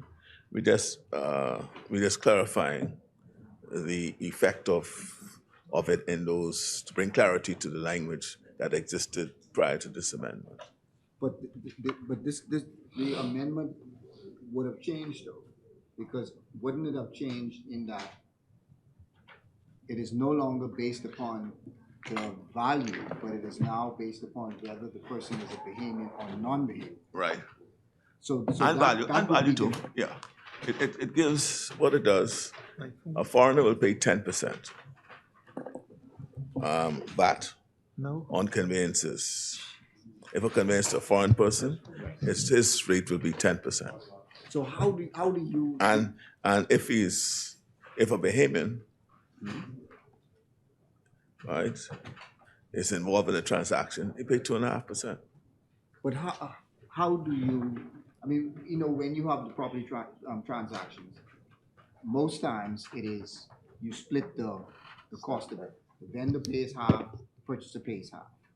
So if you have a purchaser who is a non-Bahamian, then the Bahamian who is selling it to the non-Bahamian will be paying half of the 10%. Yeah. So Or whatever they agree. Yeah. So he is, or whatever they agree, fine. But that means that if it's more expensive for that Bahamian to sell to a non-Bahamian than it is to sell to Bahamian. That could be the result. But if he's a Bahamian who's selling to a foreigner, he'll take into account that additional cost that may be to him, right? And he could pass it on to the buyer. If the buyer agrees. Well, if the buyer don't agree, then he could find a Bahamian who could buy it for him. He could find a Bahamian. We agreed. It has been moved and seconded that the bill in its entirety be agreed. As many as are in favor will remain seated. Those opposed will stand. The bill in its entirety is agreed. This is signed. Mr. Speaker, Mr. Deputy, is the movement, all this movement here, right? Yeah, there's a movement for this. Tariff bill. Mr. Deputy, I now move that the tariff bill 2023 long title be agreed.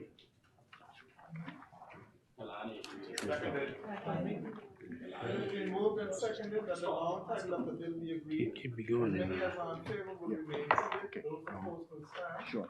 The long title of the bill is agreed. Mr. Deputy, I move that the short title of the bill be agreed. Second. It has been moved and seconded that the short title of the bill be agreed. As many as are in favor will remain seated. Those opposed will stand. The motion is carried. The short title of the bill is agreed. Mr. Deputy, I move that clause 1 of the bill be agreed. Second. It has been moved and seconded that clause 1 of the bill be agreed. As many as are in favor will remain seated. Those opposed will stand. The motion is carried. Clause 1 of the bill is agreed. PM. Plus 1 minute, 1 minute. That's the schedule. That's part C of the schedule. Part C of the schedule? Yeah. Schedule. Okay. Schedule. Okay, we get it. Okay. When you reach the schedule. We get it. Mr. Deputy, I now move that clauses 3 to 11 be agreed. Second.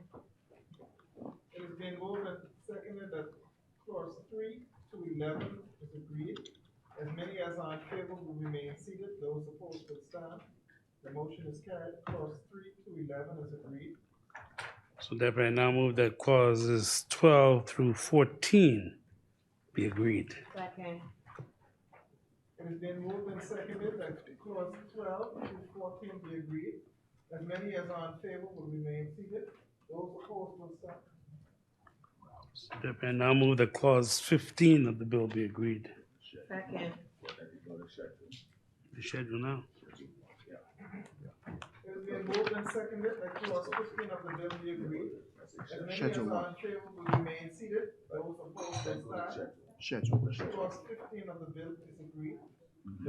Deputy, I now move that clause 16 of the bill be agreed. Second. Don't say this. It has been moved and seconded that clause 16 of the bill be agreed. As many as are in favor will remain seated. Those opposed will stand. The motion is carried. Clause 16 of the bill is agreed. So Deputy, I now move that the schedule be agreed. Second. It has been moved and seconded that the schedule of the bill be agreed.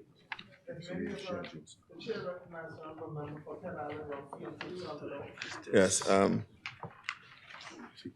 Mr. Chairman, I move that Part C of the schedule to the bill be amended as follows.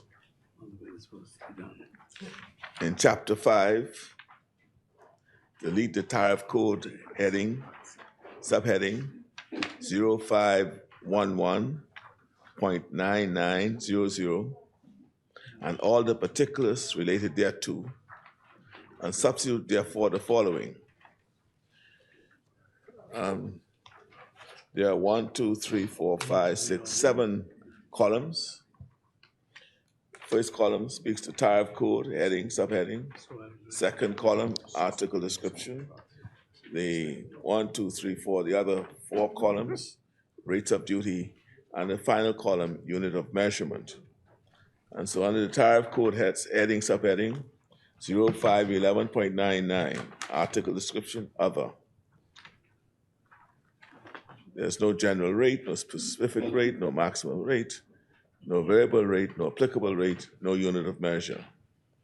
Then 0511.9910 is natural sponge, general rate free, applicable French rates, that's the European Union, EPA, pound. It's all 051111.99990, other, free.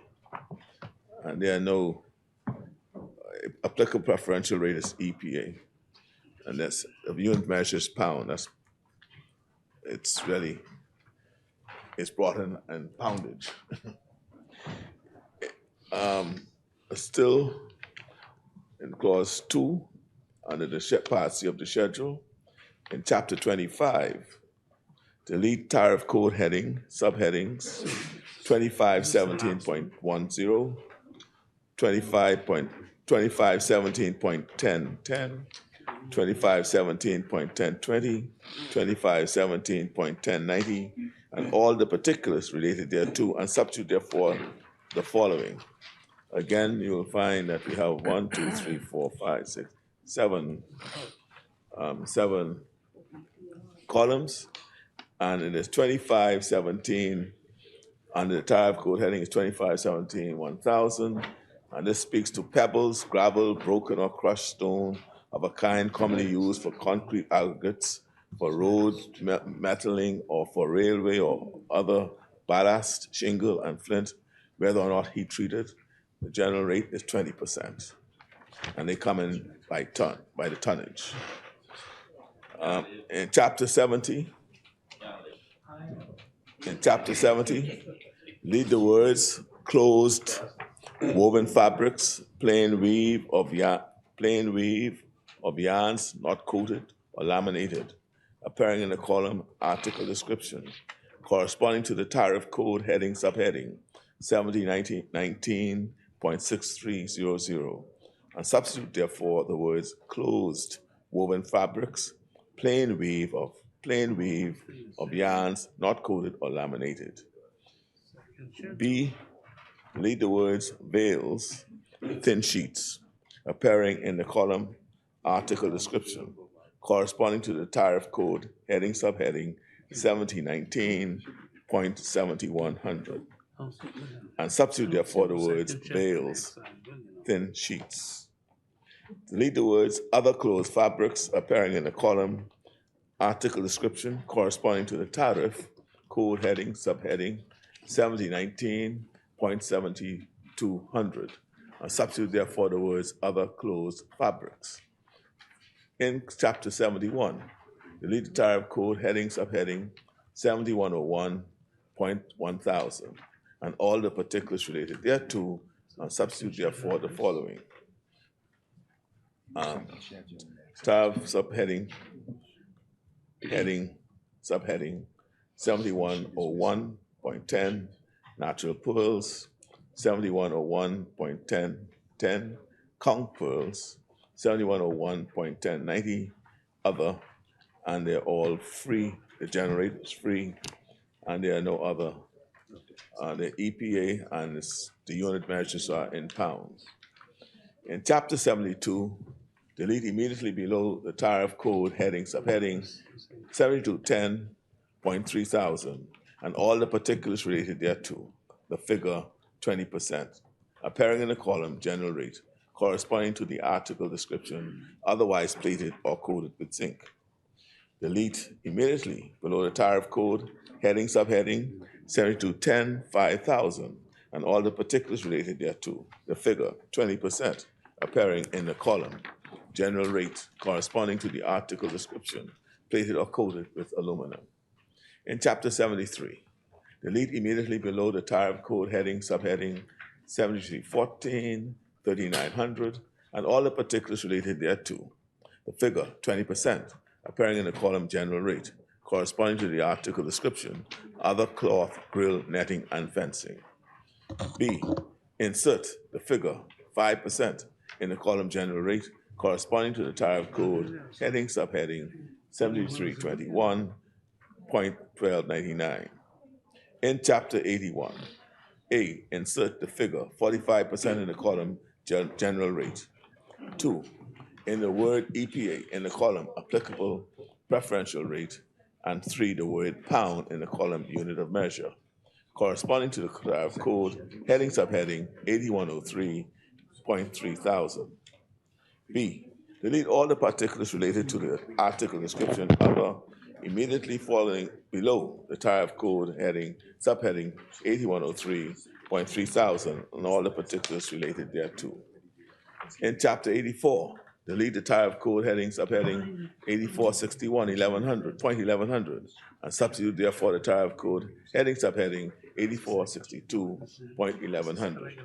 In chapter 85, delete immediately below the tariff code heading subheading 8502.2000 and all the particulars related thereto, the word free, appearing in the column general rate, corresponding to the article description, other generating sets. B, delete all the particulars related to the article description, resistance heated furnaces and ovens, immediately below the tariff code heading subheading 85.14 and all the particulars related thereto. Delete immediately below the tariff code heading subheading 8536.3000 and all the particulars related thereto, the figure 5%, appearing in the column general rate, corresponding to the article description relays. D, delete immediately below the tariff code heading subheading 8536.5000 and all the particulars related thereto, the figure 5%, appearing in the column general rate, corresponding to the article description, lamp holders, plugs, and sockets. The reasons for those amendments is to create new headings to reflect items with royalties and to correct typographical errors. Mr. Speaker. No. Second? It has been moved and seconded that the schedule be amended as read. As many as are in favor will remain seated. Those opposed will stand. The motion is carried. The schedule will be amended as read.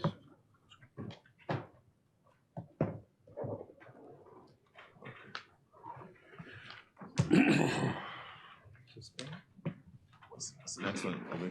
Mr. Deputy, I now move that the Tax Appeal Commission Amendment Bill 2023, long title be read. Be agreed. It has been moved and seconded that the long title of the bill be agreed. As many as are in favor will remain seated. Those opposed will stand. The motion is carried. The long title of the bill is agreed. Mr. Deputy, I move that the short title of the bill be agreed. It has been moved and seconded that the short title of the bill be agreed. As many as are in favor will remain seated. Those opposed will stand. The motion is carried. The short title of the bill is agreed. Mr. Deputy, I move that section 2 of the bill be agreed. It has been moved and seconded that section 2 of the bill be agreed. As many as are in favor will remain seated. Those opposed will stand. The motion is carried. Section 2 of the bill is agreed. Mr. Deputy, I move that the bill in its entirety be agreed. Let's go to this now. It has been moved and seconded that the bill in its entirety be agreed. As many as are in favor will remain seated. Those opposed will stand. The bill in its entirety is agreed. Short and long title code. And then you go to clause 5. Mr. Deputy, I move that the Insurance Amendment and Validation Bill 2023, long title, be agreed. It has been moved and seconded that the long title of the bill be agreed. As many as are in favor will remain seated. Those opposed will stand. The long title of the bill is agreed. Mr. Deputy, I now move that the short title of the bill be agreed. It has been moved and seconded that the short title of the bill be agreed. As many as are in favor will remain seated. Those opposed will stand. The motion is carried. The short title of the bill is agreed. Mr. Deputy, I move that sections 1 through 5 be agreed. It has been moved and seconded that section 1 through 5 of the bill be agreed. As many as are in favor will remain seated. Those opposed will stand. The motion is carried. Section 1 through 5 is agreed. Mr. Deputy, I move that clause 6 of the bill be agreed. It has been moved and seconded that clause 6 of the bill be agreed. As many as are in favor will remain seated. Those opposed will stand. The motion is the chair recognizes the honorable member for Cat Island, Rumkey, and San Salvador. Thank you, Mr. Chairman. I move that clause 6 of the bill be amended. In the proposed new section 16A, delete the words "or association" and substitute the words "association" or "intermediary." Do I have a second? Second. It has been moved and seconded that clause 6 be amended as read. The chair recognizes the honorable member for East Grand Bahama. Thank you, Mr. Chair. Mr. Chair, can the member for Cat Island confirm is this a new tax that is, meaning the insurance companies now have to pay business license fees under the Business License Act? No, they have, that was dealt with and they were paying it, but the law is just catching up. We're just validating it, we're regularizing it, But this what was they're in doing place, now. this was in Yes. place before already. Yeah. All right.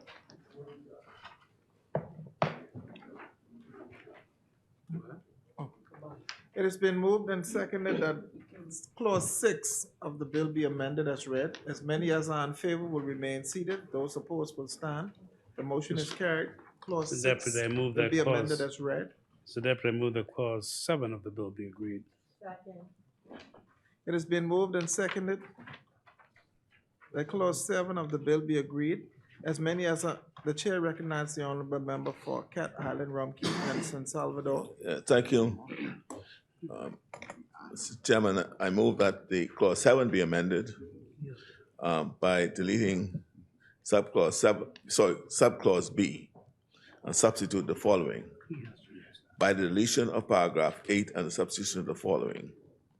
The chairman, or in his absence, the deputy chairman, or in the absence of both of them, such other person as authorized shall A, preside at all meetings of the commission, B, except as may otherwise be provided in this act, The bylaws or resolutions of the commission have the power to act, contract, and sign instruments and documents on behalf of the commission, and pursuant to the resolutions of the commission, delegate such power to other officers of the commission.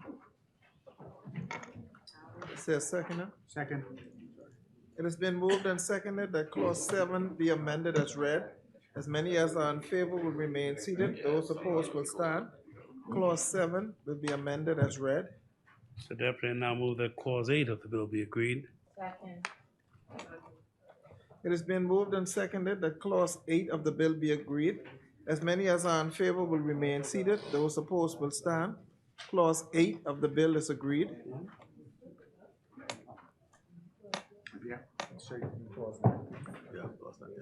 Mr. Deputy, I move that the bill in its entirety be agreed. Elizabeth? Second. It has been moved and seconded.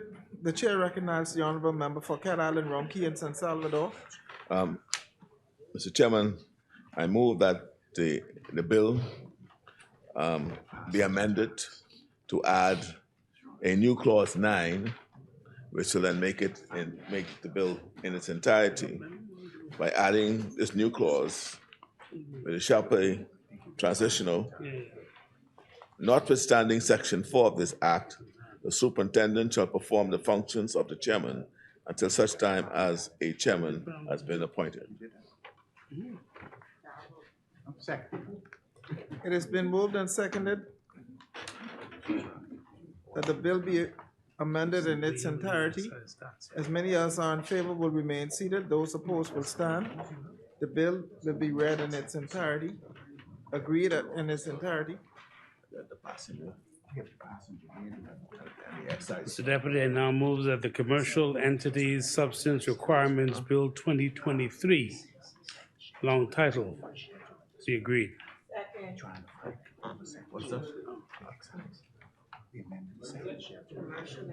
It has been moved and seconded that the long title of the bill be agreed. As many as are in favor will remain seated. Those opposed will stand. The long title of the bill is agreed. Which bill, sir?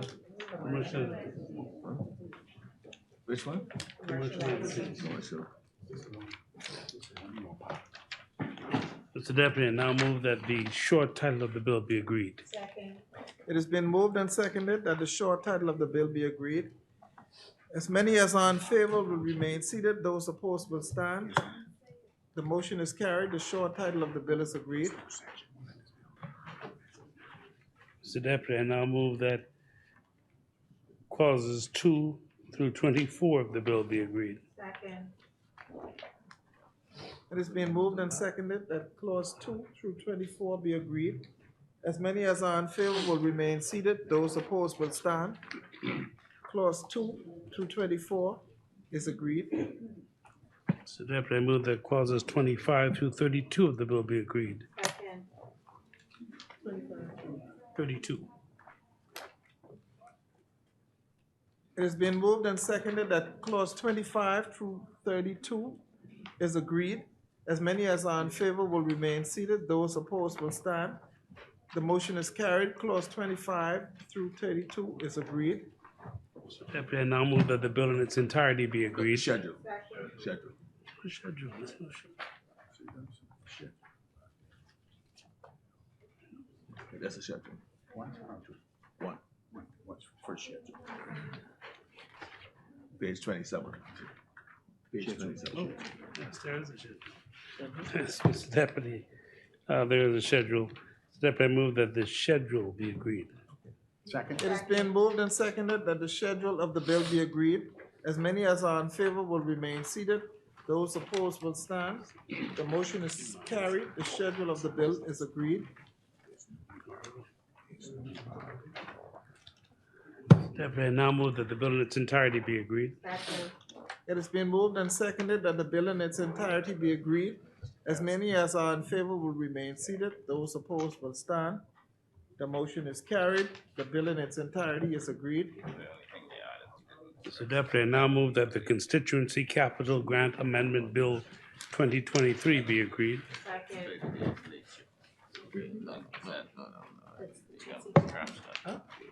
Constituency capital grant, Long title. long title deed. It has been moved and seconded that the long title of the bill be agreed. As many as are in favor will remain seated. Those opposed will stand. The motion is carried. The long title of the bill is agreed. So Deputy, I move that the short title of the bill be agreed.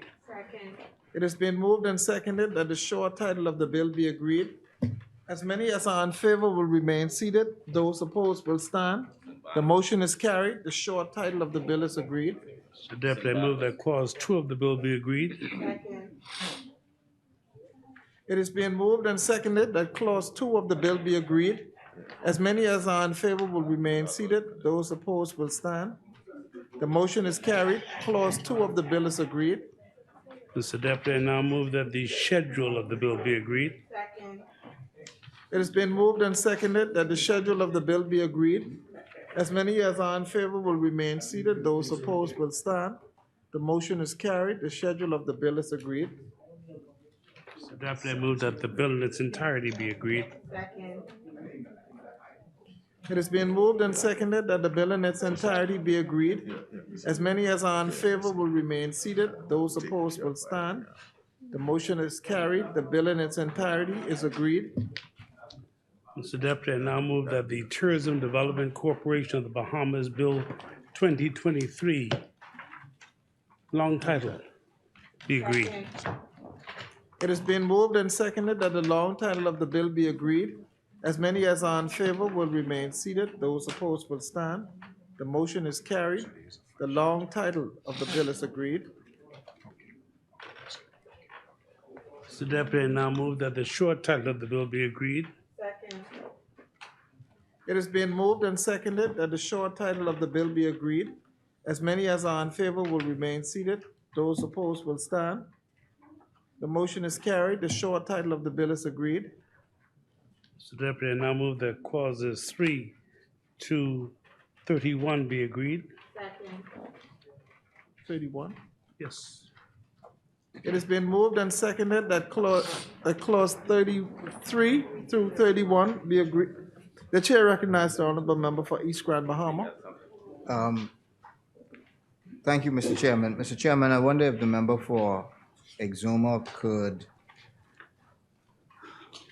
under clause 20, if you could indicate, clause 20 speaks to the tourism development contribution. Could you indicate who is going to be paying this tourism development contribution and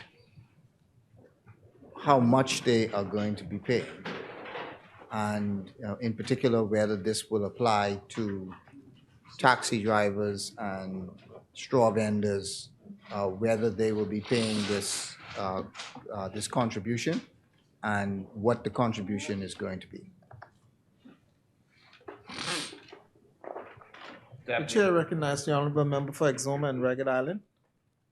I think it outlines in 20, section 2, that the rate of contributions shall not exceed the amount of $100 for micro businesses, $250 for small businesses, and $500 for medium-sized enterprises.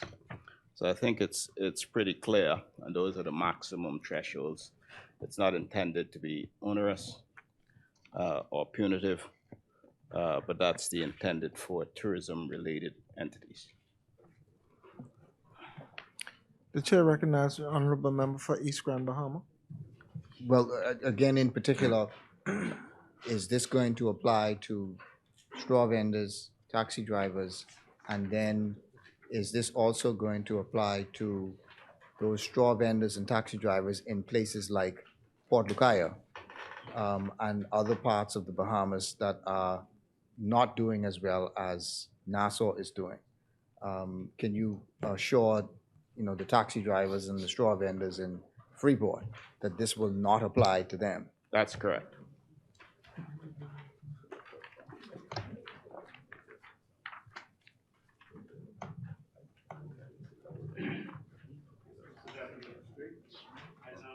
Schedules 1, 2, and 3 be agreed. Second. It's been moved and seconded that schedules 1, 2, and 3 be agreed. As many as are in favor will remain seated.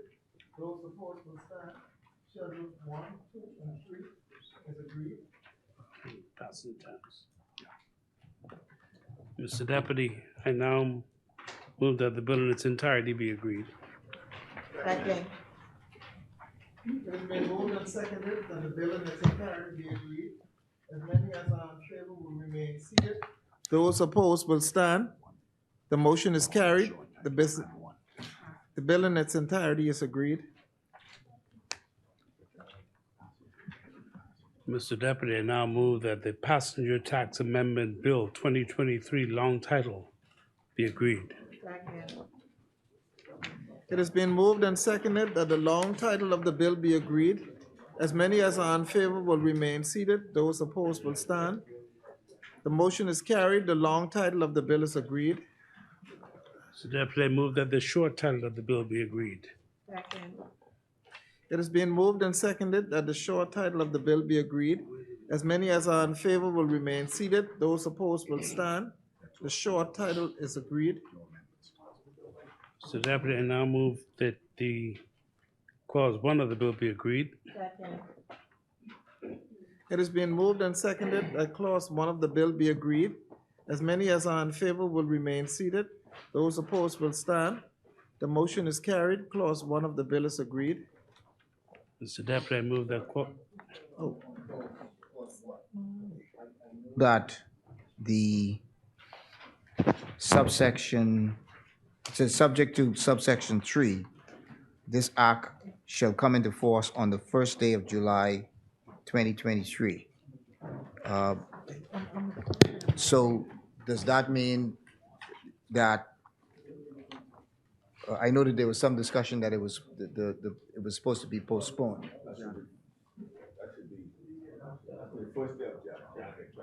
So that should be amended to 1st of January.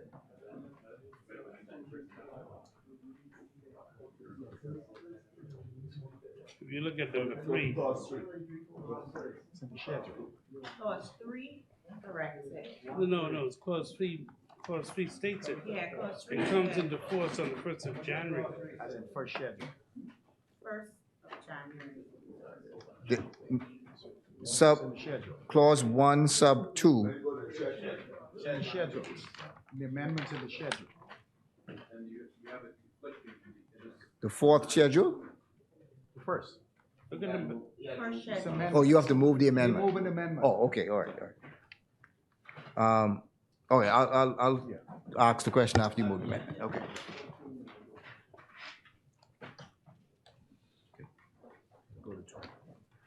Mr. Deputy, I move that section 2 of the bill be agreed. Second. It has been, the chair recognizes the honorable member for Cat Island, Rumkey, and San Salvador. Yes,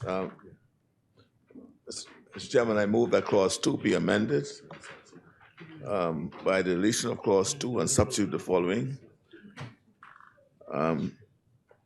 3A, tourism enhancement levy. There shall be a charge levied and collected and paid in the Tourism Development Fund established under the Tourism Development Corporation of the Bahamas Act 2023. In respect of passengers arriving in and departing from the Bahamas, the sums of money specified in the 4th schedule. Subsections 2, 4, and 7 of subsection 3 shall apply to the collection of the sums specified in subsection 1. Mr. Chairman, there's a clause 3B, but we're not going to move that amendment at this time. It speaks to fee for late payment. That will not be moved at this time, so that is not to be included. Clause 2. Second. It has been moved and seconded that clause 2 of the bill be amended as read.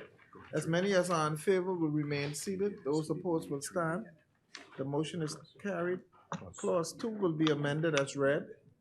3B was, now we go to number 3. Mr. Deputy, I now move that section 3 of the bill be agreed. Second. 3? It has been moved and seconded that section 3 of the bill be agreed. As many as are in favor will remain seated. Those opposed will stand. The motion is carried. Section 3 of the bill is agreed. Hmm? Oh, the chair recognizes the honorable member for Cat Island, Rumkey, and San Salvador. Mr. Chairman, I move that clause 3 be amended as follows. In the proposed new first schedule, immediately after item 1, immediately before item 1, insert the following. First schedule, section 3, B, in item 1, delete $28 and substitute $29. In item 4, delete the word environmental and substitute the word sustainability. D, immediately after item 4, insert the following items. Insert the following. Items 2, 3, and 4 of the schedule shall come into force on the first day of January 2024. Second? It has been moved and seconded that clauses 3 be amended as read. As many as are in favor will remain seated. Those opposed will stand. Clause 3 will be amended as read. So Deputy, I now move that clause 4 of the bill be agreed. It has been moved and seconded that clause 4 of the bill be agreed. As many as are in favor will remain seated. Those opposed will stand. Clause 4 of the bill is agreed. So Deputy, I now, Yeah. The chair recognizes the honorable member for Marco City. Thank you very much, Mr. Deputy. With respect to the insertion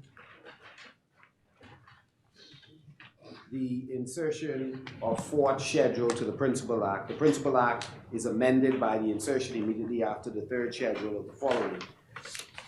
Fourth schedule, tourism enhancement levy for every passenger arriving or leaving the Bahamas as $2. Is there an intention to amend this particular provision? This provision we oppose, and we are voting no against it. you're voting no against. Four. Bill? Oh, you're not work for. This applies to Bahamians too. No. So let's clarify this then. The tourism enhancement levy, the $2 to arrive and the $2 to leave, are Bahamians paying this? It's only one payment. No, I'm talking about the tourism enhancement levy for every passenger arriving or leaving. No, arriving and leaving. It is arriving or leaving. That's what it says. Tourism enhancement levy for every passenger arriving or leaving the Bahamas. This includes Bahamians arriving and leaving. One second, a minute, double check. Departure tax. So I think you should amend that then.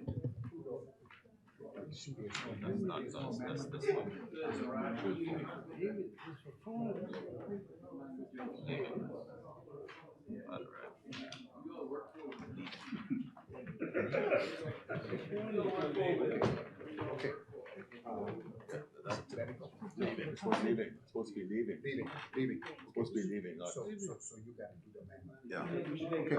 No, we do amendment. Let me, Yeah. You gotta write it, you gotta write it in. You could write it in. Yeah. Because the Bahamians got to pay. You said no new taxes, you just taxed Yeah. Write it in. yeah, so, there's a further movement, the tourism enhancement levy is for passengers leaving the Bahamas. Clause 4 of the of the amendment bill is amended by deleting the words in the fourth schedule, arriving or. I'll write it out.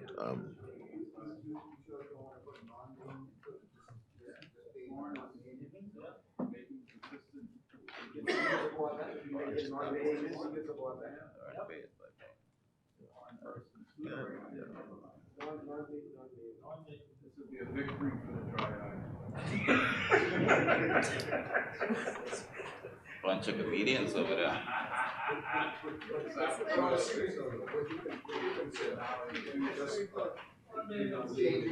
To non-Bahamians paying this additional tax to leave, as opposed to the Bahamians paying this. Who paid the departure tax now? We don't have any home porting here. Who paid the departure tax? Yeah, but Who pays departure tax? I'm not sure who pays the departure tax, but what I'm saying with this here, Bahamians are paying this tax. Whoever paid departure tax can pay that. Yeah, but why you want to impose additional amounts on Bahamians? Why would you have them pay departure tax? Yeah, but why are you putting an additional amount on Bahamians? Bahamians don't pay departure tax. Did you not increase departure tax? They don't pay departure tax. What I'm proposing here is that we limit this tourism enhancement to non-Bahamians. Bahamians don't pay departure tax. They don't pay this. So you don't need to specify. This says every passenger. Don't pay it. This says every passenger. That's what departure tax is. So let's specify it in this one then, that it only applies to non-Bahamians. Let's specify that. So you want them to pay the 29 or something? Yeah, let's specify that. What's that do for you? Make you feel like I get a victory for the small man. We get a victory for the small man. No, I was never there for the small one.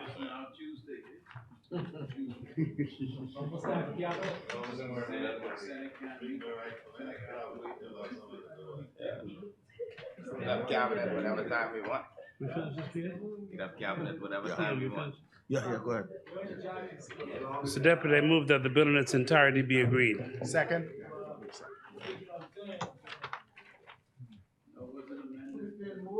It's amended. It's amended. It's signed in. It's in the answer. He said it. Next time he said it.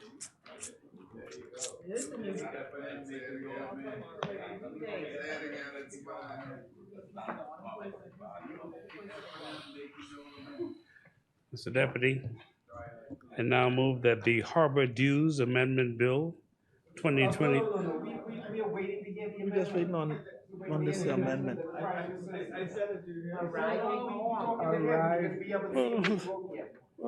You can't be talking to me. He read it out. Unclear, even if you said it. Can I see it? We are unclear. Is that okay? We could be unclear. We'd like to hear. They didn't know it was a type before. How do you know what they write now? Let me see the amendment. Must be read by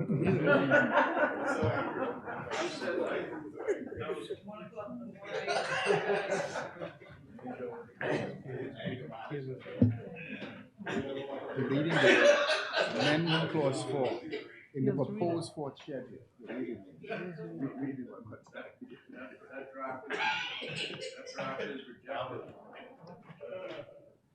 We shouldn't be amending legislation 1 o'clock in the morning.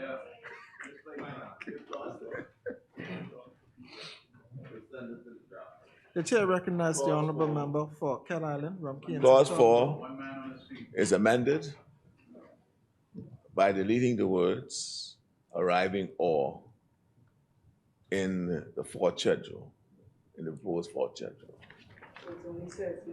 Thank you, honorable member. Only departure. So Bahamians will pay. Mr. Deputy, I now move that the bill in its entirety be agreed. Second. It has been moved and seconded that the bill in its entirety be As agreed. amended. As amended, as read. As many as are in favor will remain seated. Those opposed will stand. The bill The bill. The bill in its entirety will be amended as read. Put non-Bahamian man. Should put Mr. Deputy, I now move that the Harbor Dues Amendment Bill 2023, long title, be agreed. It has been moved and seconded that the long title of the bill be agreed. As many as are in favor will remain seated. Those opposed will stand. The motion is carried. The long title of the bill is agreed.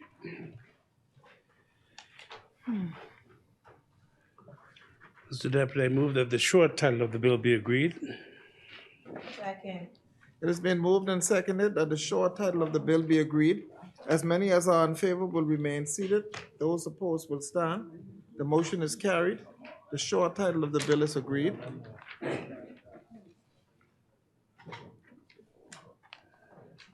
Mr. Deputy, I move that clauses 1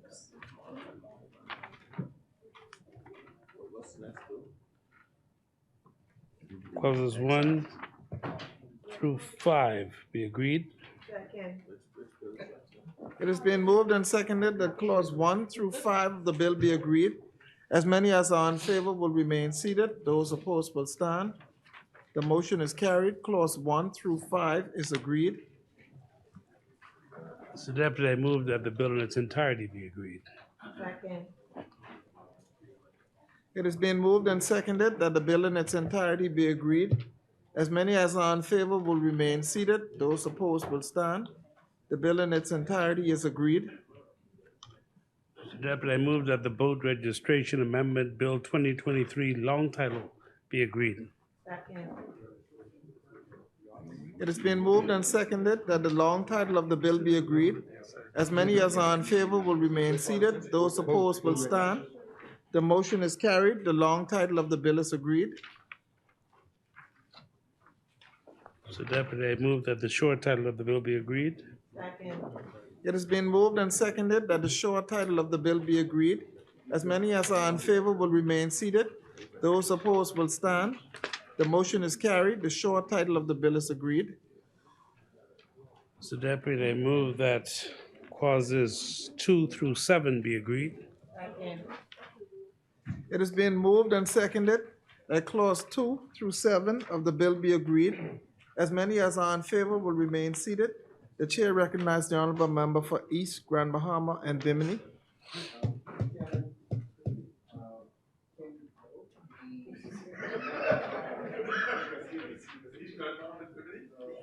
Oh.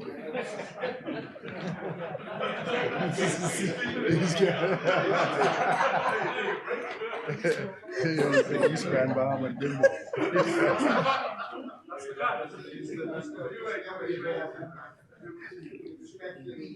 My apologies, East Grand Bahama.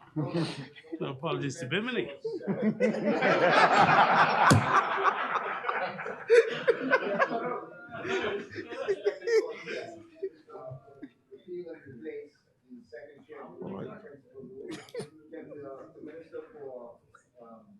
Transport just indicate what is the difference between what the fees are now and what the fees are being amended to?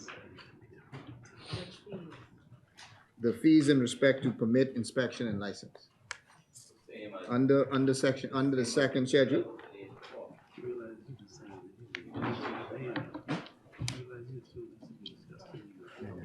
Which one are you referring to? Clause 7. Ones that we tabled. Clause 7, page 4. Yes. Can you, I'm not talking about I know that you just amended this, but I'm talking about what they were previously and what they are now being changed to.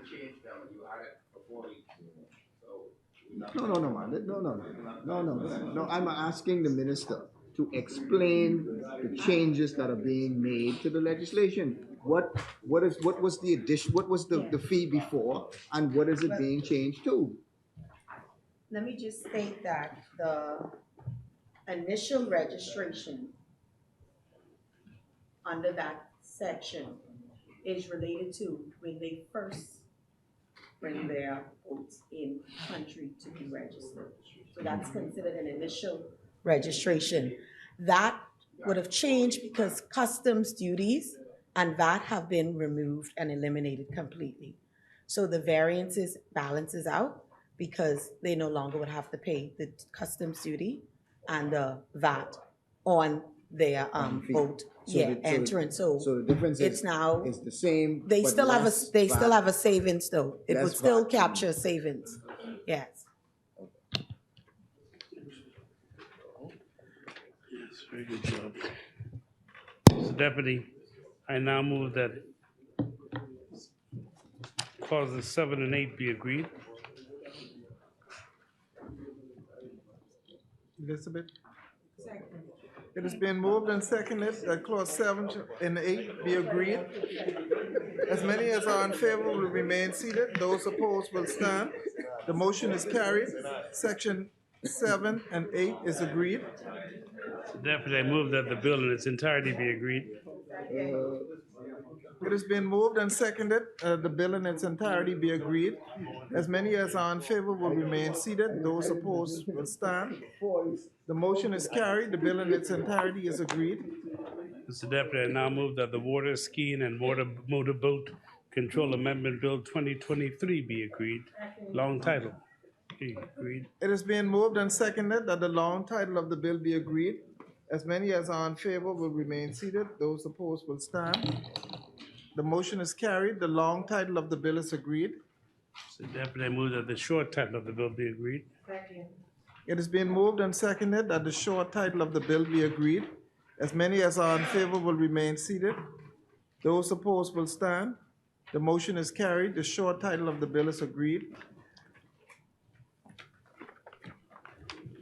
Mr. Deputy, I move that sections 2 through 5 be agreed. It is being moved and seconded that section 2 through 5 be agreed. As many as are in favor will remain seated. Those opposed will stand. The motion is carried. Section 2 through 5 is agreed. Mr. Deputy, I move that the bill in its entirety be agreed. It has been moved and seconded that the bill in its entirety be agreed. As many as are in favor will remain seated. Those opposed will stand. The motion is carried. The bill in its entirety is agreed. Mr. Deputy, I move that the Hotels Amendment Bill 2023 long title be agreed. It is being moved and seconded that the long title of the bill be agreed. Hotel amendment. As many as are in favor will remain seated. Those opposed will stand. The long title of the bill is agreed. Mr. Deputy, I move that the short title of the bill be agreed. It has been moved and seconded that the short title of the bill be agreed.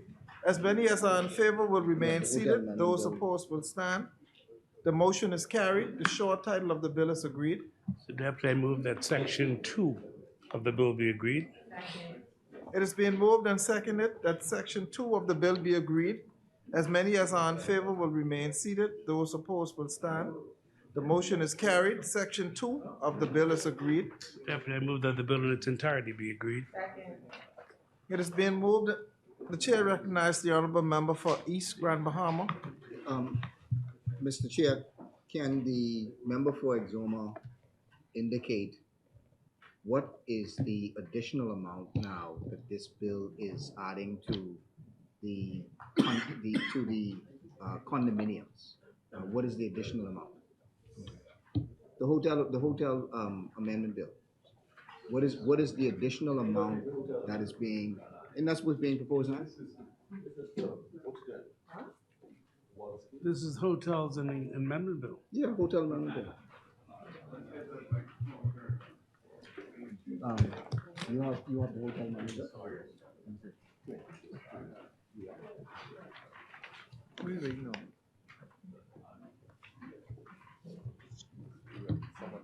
Yeah, the condo hotel tax. 'Cause this is now an additional tax that is going to be charged to the. So it doesn't impose something different. It just caps it where you only pay up to a certain amount.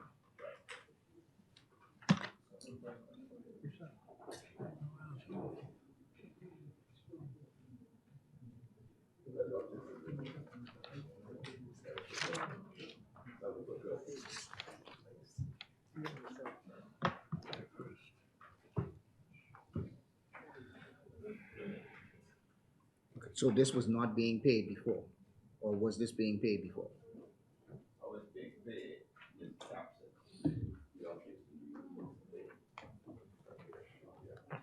See, the reason why I asked that was because in the revenue,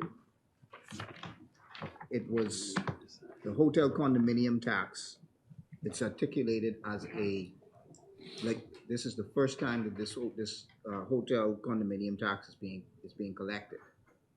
So if you look at page 15, it has item 1145274, page 15.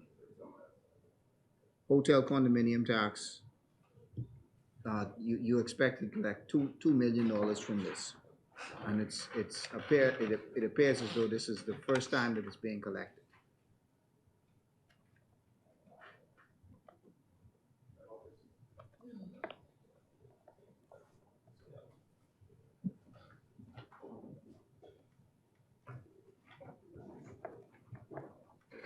The chair recognizes the honorable member for Exuma and Ragged This Island. bill is designed effectively to close a loophole from condominiums that may have been getting benefits under the Hotels Encouragement Act, et cetera.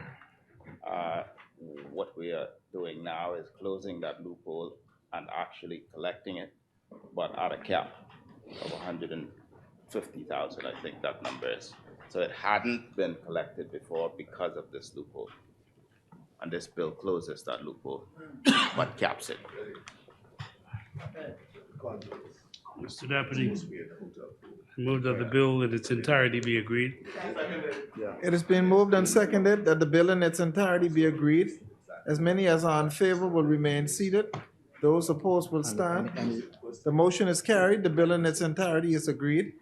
Mr. Deputy, I now move that the University of the Bahamas Amendment Bill 2023, long title, be agreed.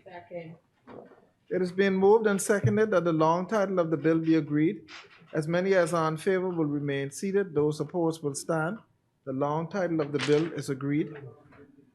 Mr. Deputy, I move that Section 2 of the bill be agreed.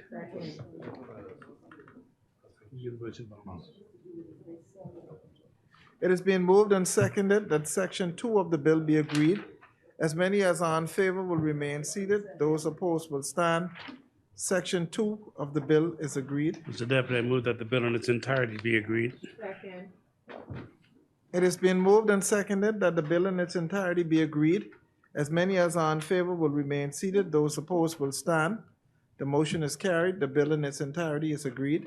Mr. Deputy, I move that the Fisheries Amendment Bill 2023, long title, be agreed. It has been moved and seconded that the long title of the bill be agreed. As many as are in favor will remain seated. Those opposed will stand. The motion is carried. The long title of the bill is agreed. Mr. Deputy, I move that the short title of the bill be agreed. It has been moved and seconded that the short title of the bill be agreed. As many as are in favor will remain seated. Those opposed will stand.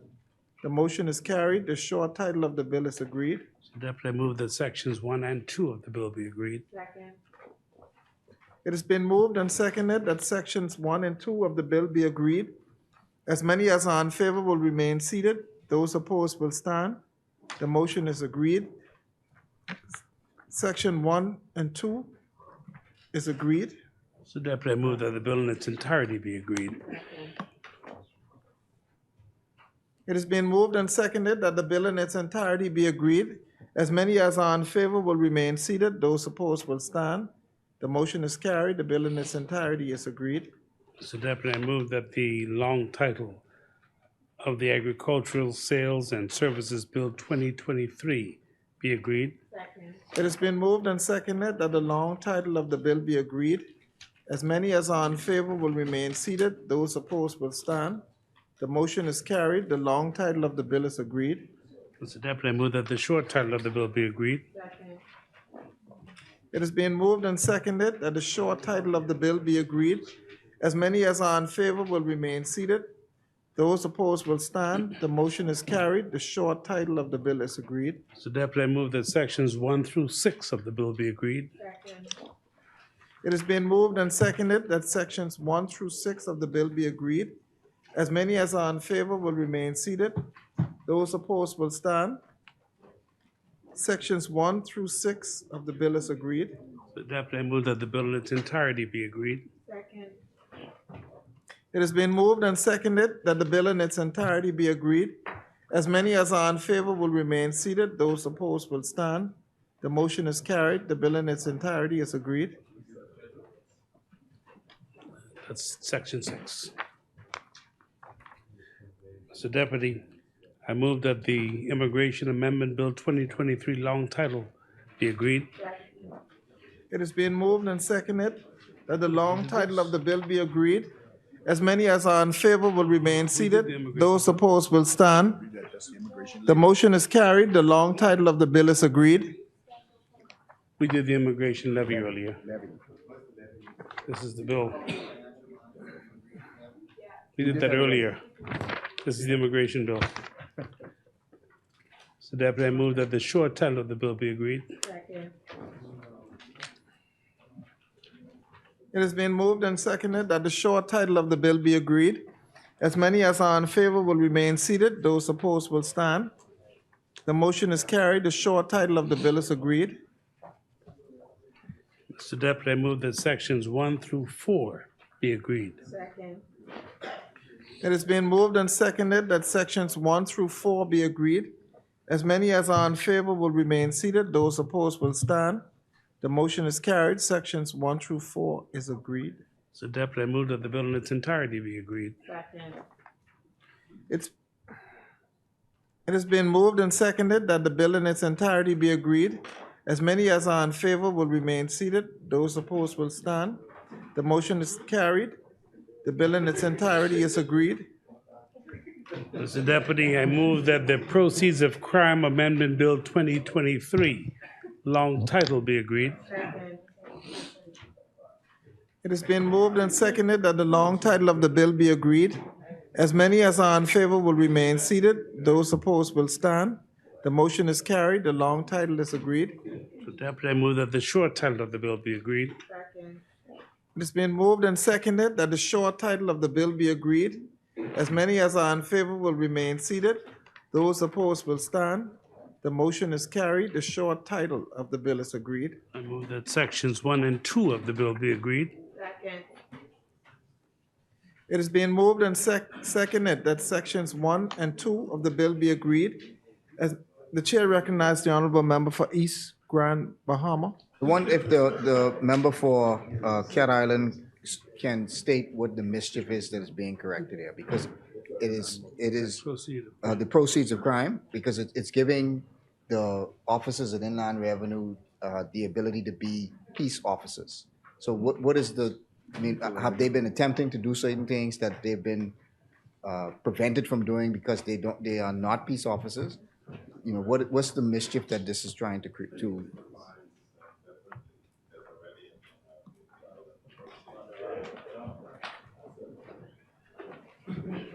It just changes the definition of the inland revenue persons that are already listed in the Proceeds of Crime Act.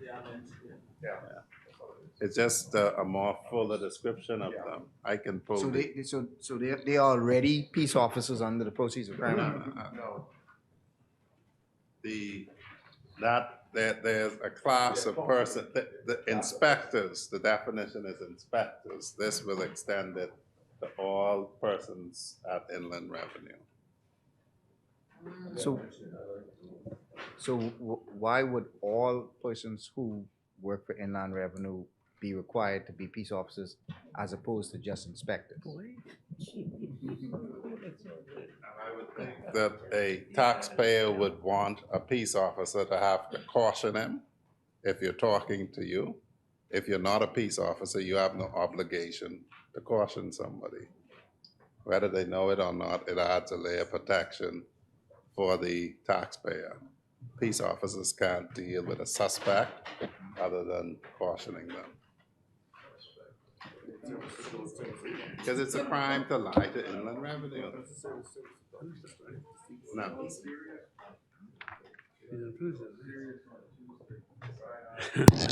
Mr. Deputy, I move that the bill in its entirety be agreed. It's been moved and seconded that the bill in its entirety be agreed. As many as are in favor will remain seated. Those opposed will stand. The motion is carried. The bill in its entirety is agreed. Mr. Deputy, I move that the Animal Protection and Control Amendment Bill 2023 long title be agreed. It has been moved and seconded that the long title of the bill be agreed. As many as are in favor will remain seated. Those opposed will stand. The motion is carried. The long title of the bill is agreed. Mr. Deputy, I move that the short title of the bill be agreed. It has been moved and seconded that the short title of the bill be agreed. As many as are in favor will remain seated. Those opposed will stand. The motion is carried. The short title of the bill is agreed. Mr. Deputy, I move that sections 1 and 2 of the bill be agreed. It has been moved and seconded that sections 1 and 2 of the bill be agreed. As many as are in favor will remain seated. Those opposed will stand. The motion is carried. Sections 1 and 2 is agreed. Mr. Deputy, I move that the bill in its entirety be agreed. It has been moved and seconded that the bill in its entirety be agreed. As many as are in favor will remain seated. Those opposed will stand. The motion is carried. The bill in its entirety is agreed. Mr. Deputy, I move that the Bahamas National Trust Amendment Bill 2023 long title be agreed. It has been moved and seconded that the long title of the bill be agreed. As many as are in favor will remain seated. Those opposed will stand. The motion is carried. The long title of the bill is agreed. Mr. Deputy, I move that the short title of the bill be agreed. It has been moved and seconded that the short title of the bill be agreed. As many as are in favor will remain seated. Those opposed will stand. The motion is carried. The short title of the bill is agreed. Mr. Deputy, I move that sections 1, 2, and 3 of the bill be agreed. It has been moved and seconded that sections 1, 2, and 3 of the bill be agreed. As many as are in favor will remain seated. Those opposed will stand. The motion is carried. Sections 1, 2, and 3 of the bill is agreed. Mr. Deputy, I move that the bill in its entirety be agreed. It has been moved and seconded that the bill in its entirety be agreed. As many as are in favor will remain seated. Those opposed will stand. The motion is carried. The bill in its entirety is agreed. Mr. Deputy, I move that the Road Traffic Amendment Bill long title be agreed. It has been moved and seconded that the long title of the bill be agreed. As many as are in favor will remain seated. Those opposed will stand. The motion is carried. The long title of the bill is agreed. Mr. Deputy, I move that the short title of the bill be agreed. It has been moved and seconded that the short title of the bill be agreed. As many as are in favor will remain seated. Those opposed will stand. The short title of the bill is agreed. Deputy, I move that sections 1 through 4 of the bill be agreed. It has been moved and seconded that sections 1 through 4 of the bill be agreed.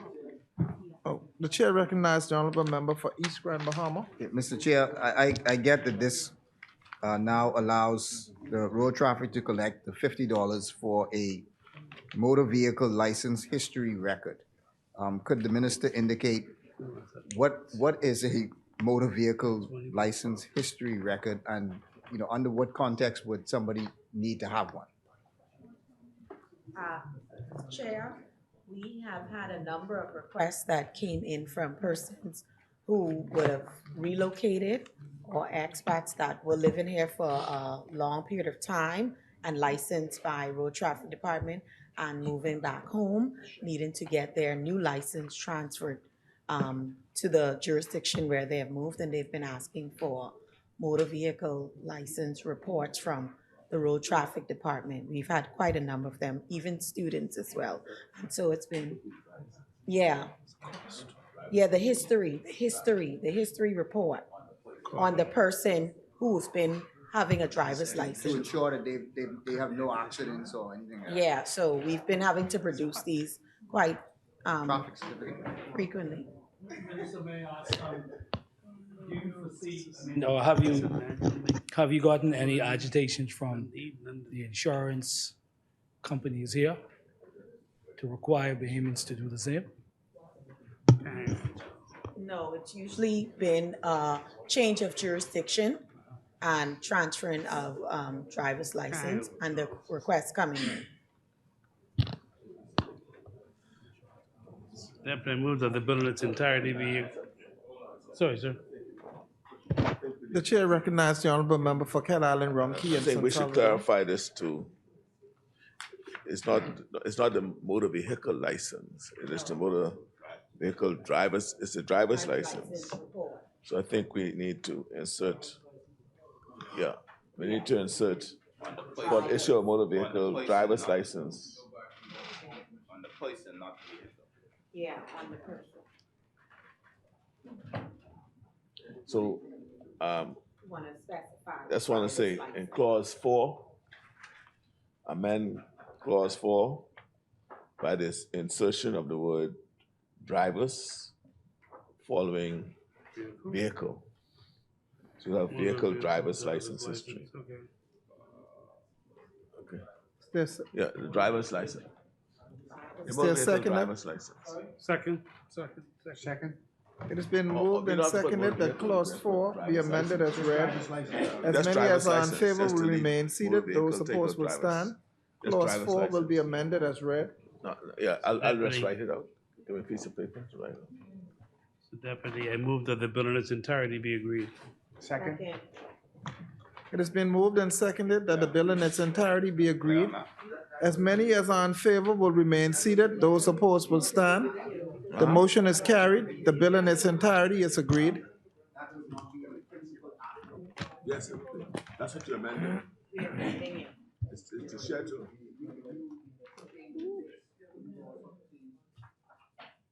No,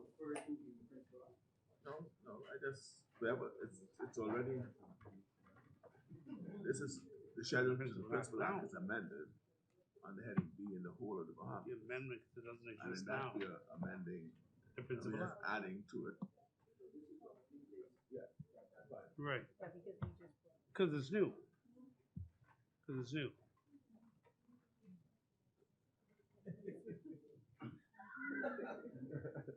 So you can read it. Mr. Deputy, I now move that the Ports Authorities Amendment Bill 2023 long title be agreed. It has been moved and seconded that the long title of the bill be agreed. As many as are in favor will remain seated. Those opposed will stand. The motion is carried. The long title of the bill is agreed. So Deputy, I move that the short title of the bill be agreed. It has been moved and seconded that the short title of the bill be agreed. As many as are in favor will remain seated. Those opposed will stand. The short title of the bill is agreed. So Deputy, I move that sections 1, 2, and 3 be agreed. It has been moved and seconded that sections 1, 2, and 3 of the bill be agreed. As many as are in favor will remain seated. Those opposed will stand. The motion is carried. Sections 1, 2, and 3 is agreed. Deputy, I move that the bill in its entirety be agreed. It has been moved and seconded that the bill in its entirety be agreed. As many as are in favor will remain seated. Those opposed will stand. The bill in its entirety is agreed. Basically, what we did was you approve it, and chair approves the amendment. So Deputy, I move that the bill in its entirety be agreed. Yeah. Oh, Yeah, we go into that now. We go into excise. okay. So Deputy, I move that the Excise Bill 2023 long title be agreed. Second. Excise Bill. It's been moved and seconded that the long title of the bill be agreed. As many as are in favor will remain seated. Those opposed will stand. The motion is carried. The long title of the bill is agreed.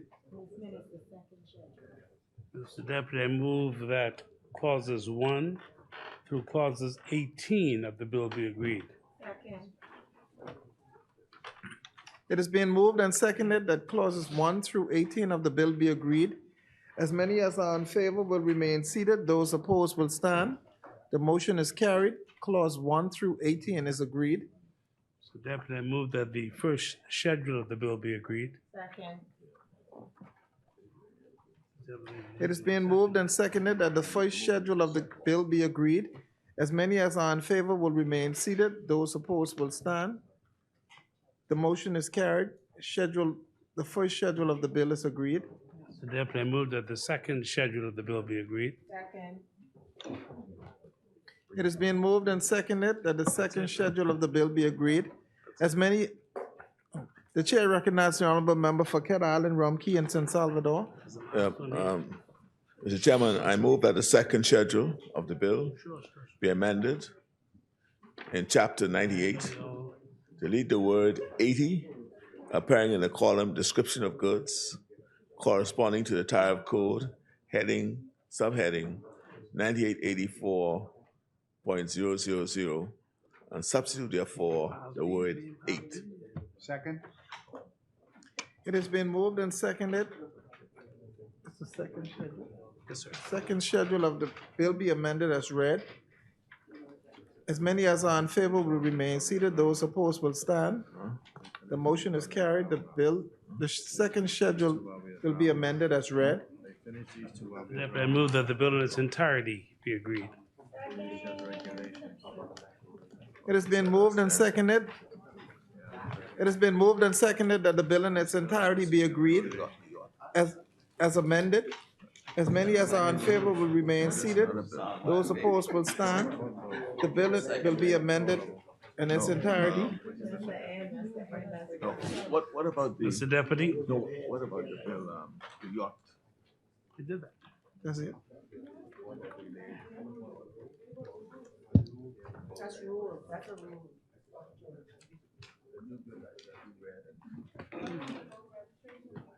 We did that. And we did the. No. We did all those. Mr. Deputy, we thank you, and I now move that the speaker to take the chair. Second.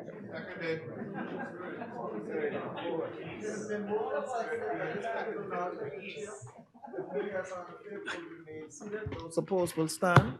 The motion is carried. The speaker will now take the chair.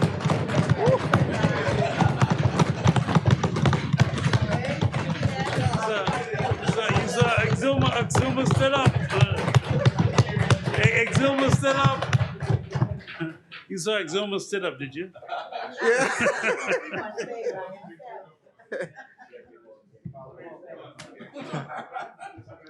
Now we gotta go through this whole thing again.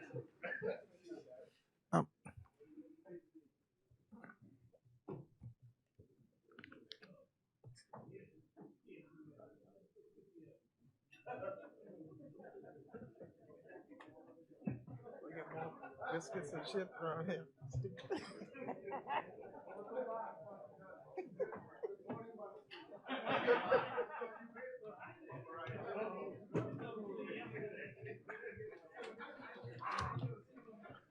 Madam Speaker, I beg leave to report that we have examined several bills, making no amendments there too.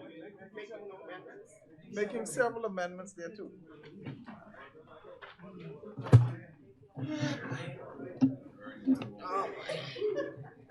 Oh.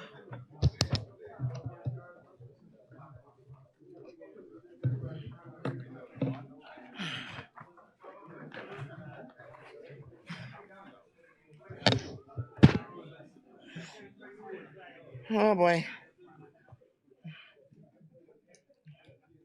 Mr. Ford.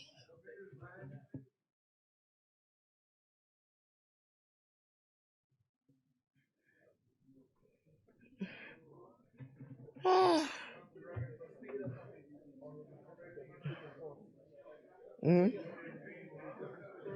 Yes.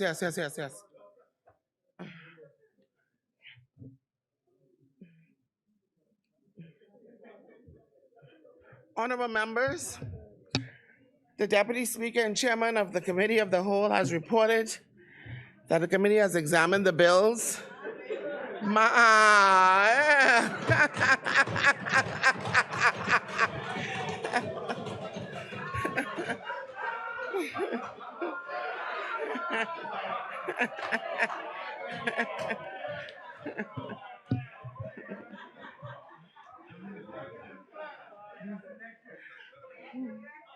Making,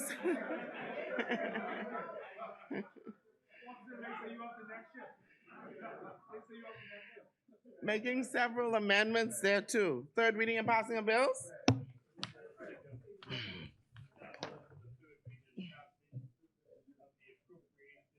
Revenue account expenses, 2023, 2024 bill, 2023. Thank you, honorable members. It has been moved and seconded that the following bill be read the third time and passed. A bill for an act for the appropriation of diverse sums of money for and towards defraying the expenses of the government of the Commonwealth of the Bahamas on revenue account for the financial year commencing 1st July 2023 and ending 30th June 2024. As many are in favor will remain seated. Those opposed will stand. Order that the bill be read a third time and pass. A bill for an act for the appropriation of diverse sums of money for and towards defraying the expenses of the government of the Commonwealth of the Bahamas on revenue account for the financial year commencing 1st of July 2023 and ending the 30th of June 2024. Yeah.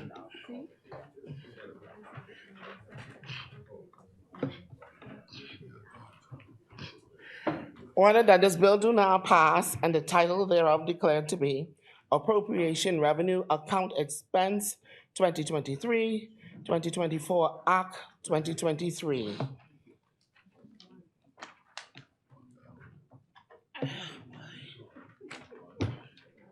For the third reading and passing of bills? Madam Speaker, you now move for the third reading and passing of the Appropriation Capital Development 2023-2024 Bill 2023. Thank you, honorable members. It has been moved and seconded that the following bill be read a third time and passed. A bill for an act for the appropriation of the sum of $364,600,000 for and towards defraying the expenses of the government of the Commonwealth of the Bahamas for capital development for the financial year ending 30th of June 2024. Order that the bill be read a third time and pass. As many are in favor will remain seated. Those opposed will stand. Order that the bill be read a third time and pass. A bill for an act for the appropriation of the sum of $364,600,000 for and towards defraying the expenses of the government of the Commonwealth of the Bahamas for capital development for the financial year ending 30th of June 2024. Order that this bill do now pass and the title thereof declared to be Appropriation Capital Development 2023-2024 Act 2023. For the third reading and passing of bills? The third reading and passing of the Family Islands Development Encouragement Amendment and Validation Bill 2023. Thank you, honorable members. It has been moved and seconded that the following bill be read a third time and passed. A bill for an act to amend the Family Islands Development Encouragement Act to extend the application of this act to all family islands and to validate exemptions granted in respect family islands not specified in the schedule to this act. As many are in favor will remain seated. Those opposed will stand. Order that the bill be read a third time and passed. A bill for an act to amend the Family Islands Development Encouragement Act to extend the application of this act to all family islands and to validate exemptions granted in respect family islands not specified in the schedule to this act. Order that this bill do not pass and the title thereof declared to be Family Islands Development Encouragement Amendment and Validation Act 2023. Further third readings of bills?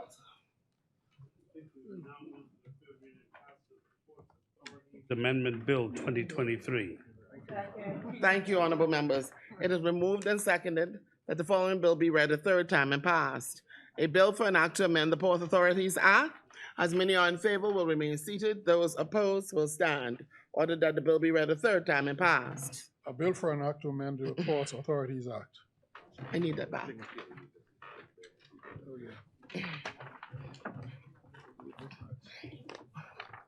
Order that this bill do not pass and the title thereof declared to be Port Authorities Amendment Act 2023. Further third reading of bills? We move for the third reading and passing of the Road Traffic Amendment Bill 2023. Thank you, Honorable Member.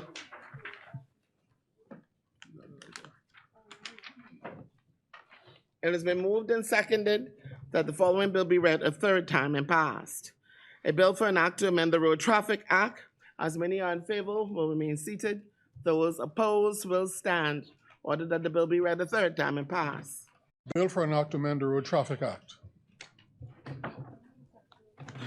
Order that this bill do not pass and the title thereof declared to be Road Traffic Amendment Act 2023. Further third reading of bills? For the third reading and passing of the Bahamas National Trust Amendment Bill 2023. Thank you, Honorable Member. It has been moved and seconded that the following bill be read a third time and passed. A bill for an act to amend the Bahamas National Trust Act. As many are in favor will remain seated. Those opposed will stand. Order that the bill be read a third time and passed. A bill for an act to amend the Bahamas National Trust Act. Order that this bill do not pass and the title thereof declared to be Bahamian National Trust Amendment Act 2023. For the third reading of bills? Madam Speaker, we move for the third reading and passing of the Animal Protection and Control Amendment Bill 2023. Thank you, Honorable Member. It's been moved and seconded that the following bill be read a third time and passed. A bill for an act to amend the Animal Protection and Control Act. As many are in favor will remain seated. Those opposed will stand. Order that the bill be read a third time and passed. A bill for an act to amend the Animals Protection and Control Act. Order that this bill do not pass and the title thereof declared to be Animal Protection and Control Amendment Act 2023. Further third reading of bills? Third reading and passing of the Proceeds of Crime Amendment Bill 2023. Thank you, honorable members. It has been moved and seconded that the following bill be read a third time and pass. A bill for an act to amend the Proceeds of Crime Act 2018. As many are in favor, will remain seated. Those opposed will stand. Order that the bill be read a third time and passed. A bill for an act to amend the Proceeds of Crime Act 2018.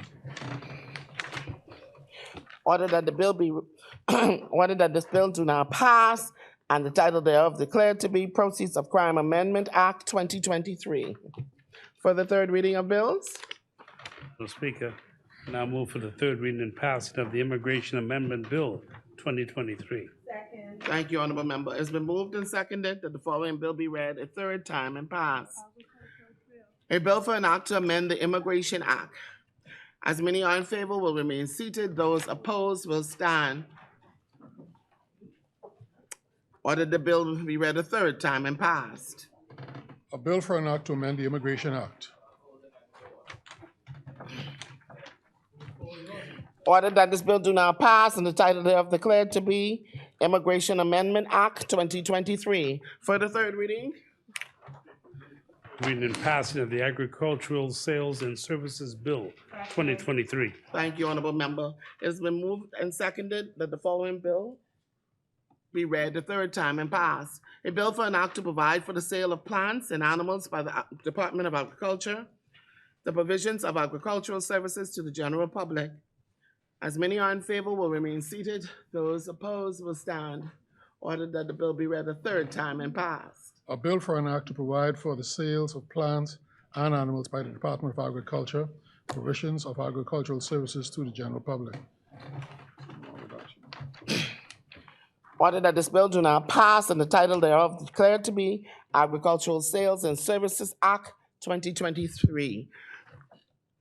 For the third readings? We move for the third reading and passing of the Fisheries Amendment Bill 2023. Thank you, honorable members. It has been moved and seconded that the following bill be read a third time and passed. A bill for an act to amend the Fisheries Act. As many are in favor will remain seated. Those opposed will stand. Ordered that the bill be read a third time and passed. A bill for an act to amend the Fisheries Act. Ordered that this bill do not pass and the title thereof declared to be Fisheries Amendment Act 2023. For the third readings? Move for the third reading and passing of the University of the Bahamas Amendment Bill 2023. Thank you, honorable members. It has been moved and seconded that the following bill be read for a third time and passed. A bill for an act to amend the University of the Bahamas Act. As many are in favor will remain seated. Those opposed will stand. Ordered that the bill be read for a third time and passed. A bill for an act to amend the University of the Bahamas Act. Ordered that this bill do not pass and the title thereof declared to be University of the Bahamas Amendment Act 2023. For the third readings? In passing of the Hotels Amendment Bill 2023. Thank you, honorable members. It has been moved and seconded that the following bill be read for a third time and passed. A bill for an act to amend the Hotels Act. As many are in favor will remain seated. Those opposed will stand. Ordered that the bill be read for a third time and passed. A bill for an act to amend the Hotels Act.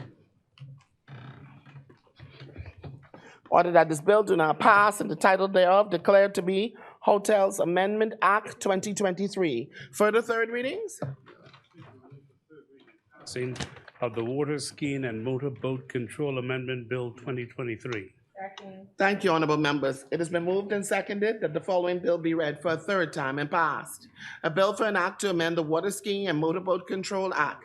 As many are in favor will remain seated. Those opposed will stand. Ordered that the bill be read for a third time and passed. A bill for an act to amend the Water Skiing and Motorboat Control Act. Ordered that this bill do not pass and the title thereof declared to be Water Skiing and Motorboat Control Amendment Act 2023. For the third readings? Passing of the Boat Registration Amendment Bill 2023. Thank you, honorable members. It has been moved and seconded that the following bill be read for a third time and passed. A bill for an act to amend the Boat Registration Act. As many are in favor will remain seated. Those opposed will stand. Ordered that the bill be read for a third time and passed. A bill for an act to amend the Boat Registration Act.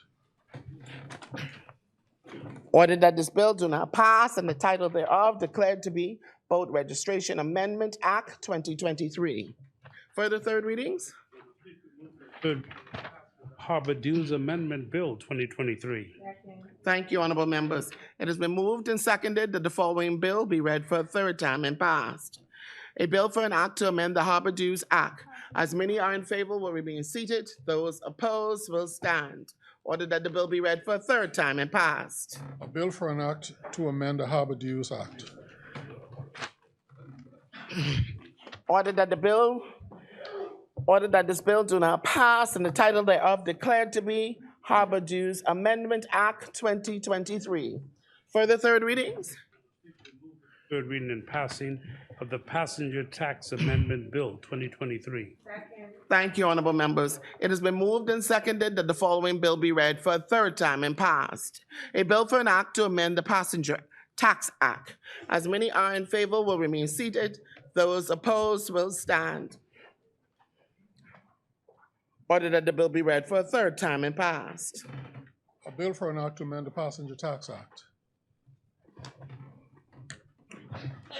Ordered that this bill do not pass and the title thereof declared to be Passenger Tax Amendment Act 2023. Further third reading of bills? We now move for the third reading and passing of the Tourism Development Corporation of the Bahamas Bill 2023. Thank you, honorable members. Thank you, honorable members. It has been moved and seconded that the following bill be read for a third time and passed. A bill for an act to establish the Tourism Development Corporation of the Bahamas, to establish a tourism development fund, to encourage the resilient and sustainable development of the tourism industry, and for matters connected therewith. Ordered that the bill be read for a third time and pass. A bill for an act to establish the Tourism Development Corporation of the Bahamas, to establish a tourism development fund, to encourage the resilient and sustainable development of the tourism industry and for matters connected therewith. Order that this bill do not pass and the title thereof declared to be Tourism Development Corporation of the Bahamas Act 2023. Further third readings? Madam Speaker, we move for the third reading and passing of the Constituency Capital Grant Amendment Bill 2023. Thank you, honorable members. It has been moved and seconded that the following bill be read for a third time and passed. A bill for an act to amend the Constituency Capital Grant Act. As many are in favor will remain seated. Those opposed will stand. Order that the bill be read for a third time and passed. A bill for an act to amend the Constituency Capital Grant Act.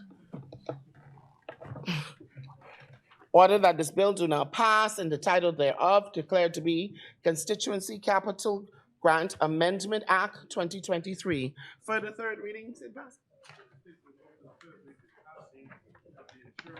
Amendment and Validation Bill 2023. Thank you, honorable members. It has been moved and seconded that the following bill be read for a third time and passed. A bill for an act to amend the Insurance Act and to validate the collection of premium taxes. As many are in favor will remain seated. Those opposed will stand. Order that the bill be read for a third time and passed. A bill for an act to amend the Insurance Act and to validate the collection of premium taxes. Order that this bill do not pass and the title thereof declared to be Insurance Amendment and Validation Act 2023. Further third readings?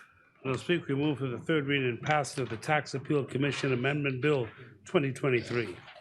Thank you, honorable members. It has been moved and seconded that the following bill be read a third time and passed. A bill for an act to amend the Tax Appeal Commission Act. As many are in favor will remain seated. Those opposed will stand. Order that the bill be read for a third time and passed. A bill for an act to amend the Tax Appeal Commission Act.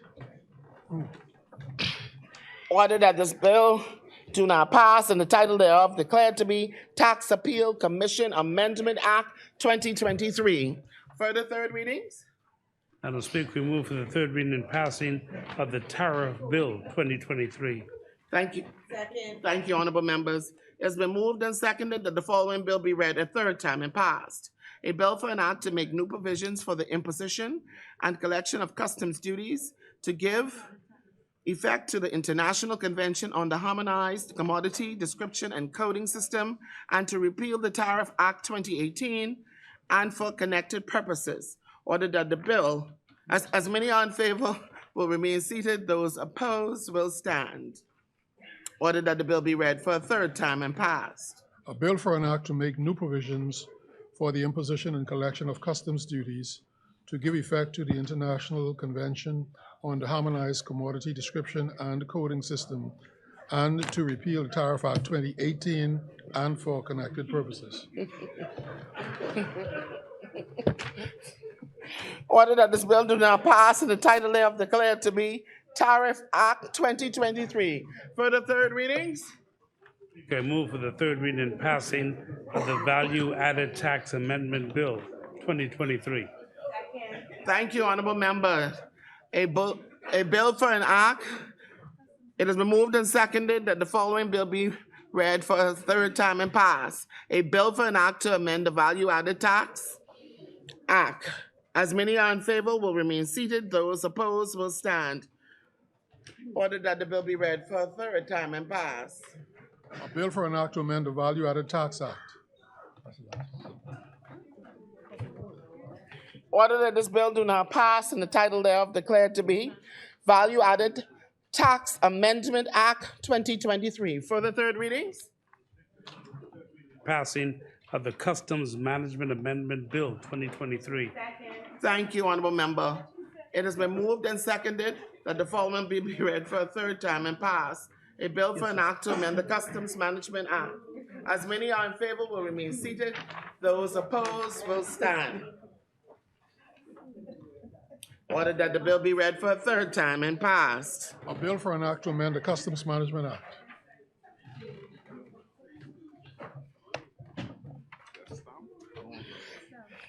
Order that this bill do not pass and the title thereof declared to be Customs Management Amendment Act 2023. Further third readings? Passing of the Stamp Amendment Bill 2023. Thank you, honorable members. It has been moved and seconded that the following bill be read a third time and passed. A bill for an act to amend the Stamp Act. As many are in favor will remain seated. Those opposed will stand. Order that the bill be read for a third time and passed. A bill for an act to amend the Stamp Act.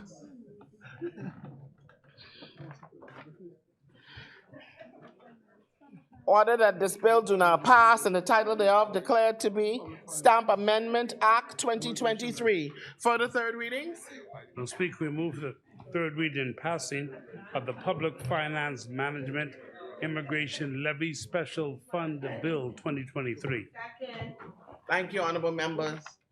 It has been moved and seconded that the following bill be read for a third time and pass. A bill for an act to establish a fund for the deposit of revenue derived from immigration fees, levies, and for connected purposes. As many are in favor, will remain seated. Those opposed will stand. Ordered that the bill be read for a third time and pass. A bill for an act to establish a fund for the deposit of revenue derived from immigration fees, levies, and for connected purposes. Ordered that this bill do not pass and the title thereof declared to be Public Finance Management Immigration Levy Special Fund Act 2023. Further third readings? Madam Speaker, we move for the third reading and passing of the Public Finance Management Amendment Bill 2023. Thank you, honorable members. It has been moved and seconded that the following bill be read for a third time and pass.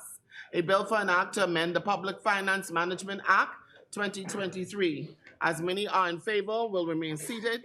Those opposed will stand. Order that the bill be read a third time and passed. A bill for an act to amend the Public Finance Management Act 2023. Order that this bill do not pass and the title thereof declared to be Public Finance Management Amendment Act 2023. Further third readings? Madam Speaker, we move for the third reading and passing of the Real Property Tax Amendment Bill 2023. Thank you, honorable member. It has been moved and seconded that the following bill be read for a third time and pass. A bill for an act to amend the Real Property Tax Act. As many are in favor, will remain seated. Those opposed will stand. Order that the bill be read for a third time and passed. A bill for an act to amend the Real Property Tax Act. Order that this bill do not pass and the title thereof declared to be Real Property Tax Amendment Act 2023. Further third readings? Move for the third reading and passing of the Business License Bill 2023. Thank you, honorable members. It has been moved and seconded that the following bill be read for a third time and pass. A bill for an act to require businesses to hold a business license, to repeal the Business License Act 2010 and for connected purposes. As many are in favor, will remain seated. Those opposed will stand. Order that the bill be read for a third time and passed. A bill for an act to require businesses to hold a business license, to repeal the Business License Act 2010 and for connected matters. Order that this bill do not pass and the title thereof declared to be Business License Act 2023. Further third readings? We move for the third reading and passing of the Excise Bill 2023. Thank you, honorable members. It has been moved and seconded that the following bill be read a third time and passed. A bill for an act to provide for the imposition and collection of excise duties and excise taxes and to repeal the Excise Act 2018 and for connected purposes. As many are in favor, will remain seated. Those opposed will stand.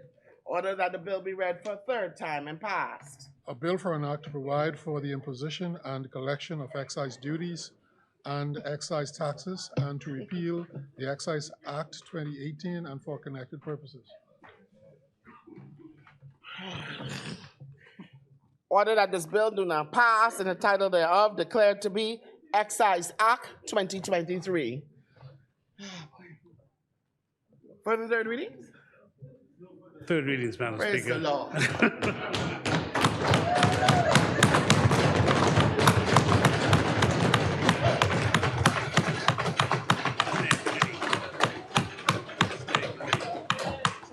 Order that the clerk do take the bills passed by this House today to the Honorable Senate for their concurrence. We will now revert back to the order of business. You still got more work to do. Consideration of Senate's amendments. Resolutions. Member statements. Sorry. Member statement.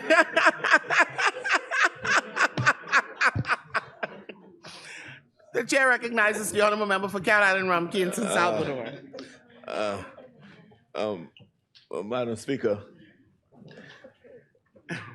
I rise for the adoption and passing of the resolution that was laid along with the money bills, which is required at this time. And the first resolution that I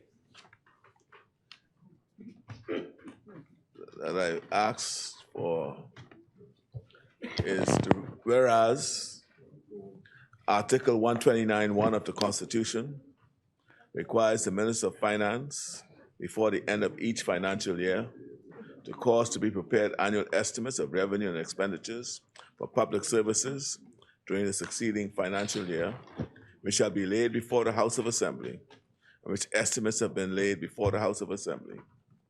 And whereas it is necessary to undertake additional borrowings to finance the deficiency of revenue over expenditure in the 2023-2024 estimates of revenue and expenditure, which have been laid before the House of Assembly.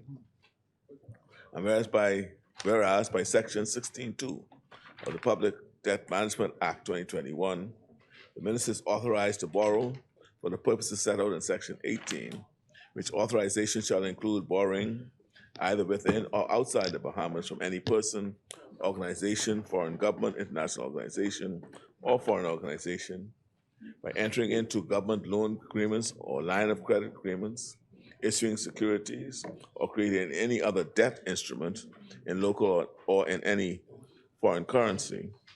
Now therefore be it resolved that this House authorizes the Minister of Finance to borrow the sum of $45,219,194 in such currency as the Minister may determine. Authorizes the Minister to borrow by way of government loan agreements or line of credit agreements, issuing securities, and creating any other debt instrument in local or any foreign currency, subject to the provisions that the total sum borrowed under paragraphs A to C does not exceed the sum of $45,219,194, except for such amounts as may be necessary to refinance or reschedule existing public debt, and the House receives communication from the Minister of Finance at the earliest opportunity after the apportionment among paragraphs A, B, and C. Approves the proceeds of the said borrowing being used for the purposes of deferring expenditure in the 2023-2024 estimates of revenue and expenditure in excess of revenue. If I could get a second. Thank you, honorable members. It has been moved and seconded that the following resolution be agreed. Whereas Article 129(1) of the Constitution requires the Minister of Finance before the end of each financial year to cause to be prepared annual estimates of revenue and expenditure for public services during the succeeding financial year, which shall be laid before the House of Assembly, and which estimates have been laid before the House of Assembly. Now therefore be it resolved that this House authorizes the Minister of Finance to borrow the sum of $45,219,194 in such currency as the Minister may determine. Authorize the Minister to borrow by way of government loan agreements or line of credit agreements, issuing securities, and creating any other debt instrument in local of any foreign currency, subject to the provisions of that total sum borrowed under paragraph A through C does not exceed the sum of $45,219,194, except for such amounts as may be necessary to refinance or reschedule existing public debt, and the House receives communication from the Minister of Finance at the earliest opportunity after the appropriation among paragraphs A, B, and C. Approves the proceeds of the said borrowing used by the purposes of defraying expenditure in the 2023-2024 estimates of revenue and expenditure in excess of revenue.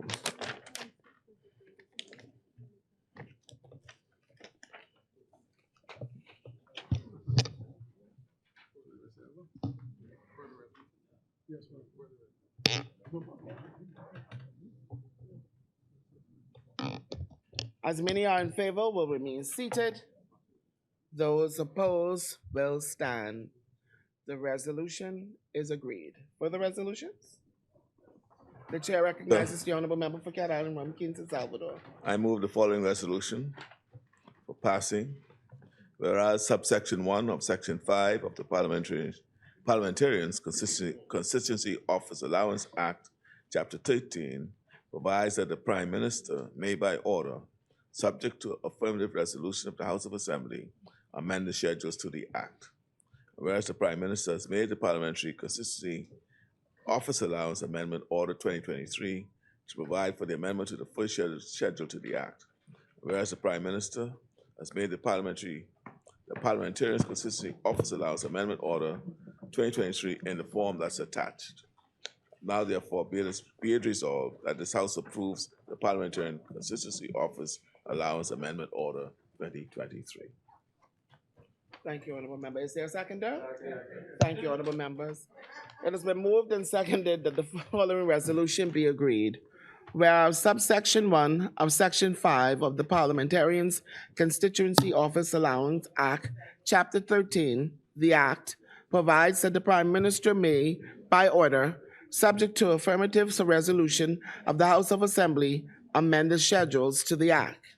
Now therefore be it resolved that this House approves the Parliamentarians Constituency Office Allowance Amendment Order 2023. As many are in favor will remain seated. Those opposed will stand. The resolution is agreed.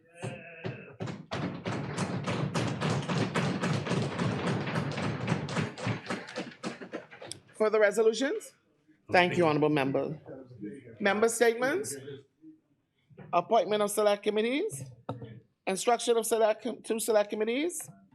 Discharge of select committees, please record notices for future meeting. Mr. Speaker, we wish to renew all notices in the name of the government. Thank you, honorable member. Opposition, Madam Speaker. Thank you, honorable member. Adjournment? And now move that the House stands adjourned to Wednesday, July 12th, 2023 at 10 a.m.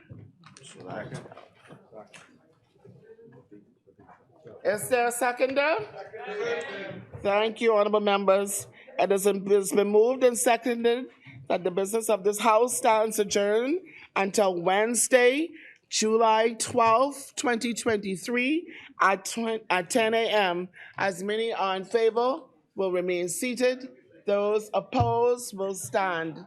The motion is carried. Final adjournment? Stands adjourned to Wednesday, July 12th, 2023 at 10 a.m. Thank you, honorable member. The business of this House stand. Is there a seconder? Thank you, honorable member. The business of this House stands adjourned until Wednesday, July 12th, 2023 at 10 a.m. All right.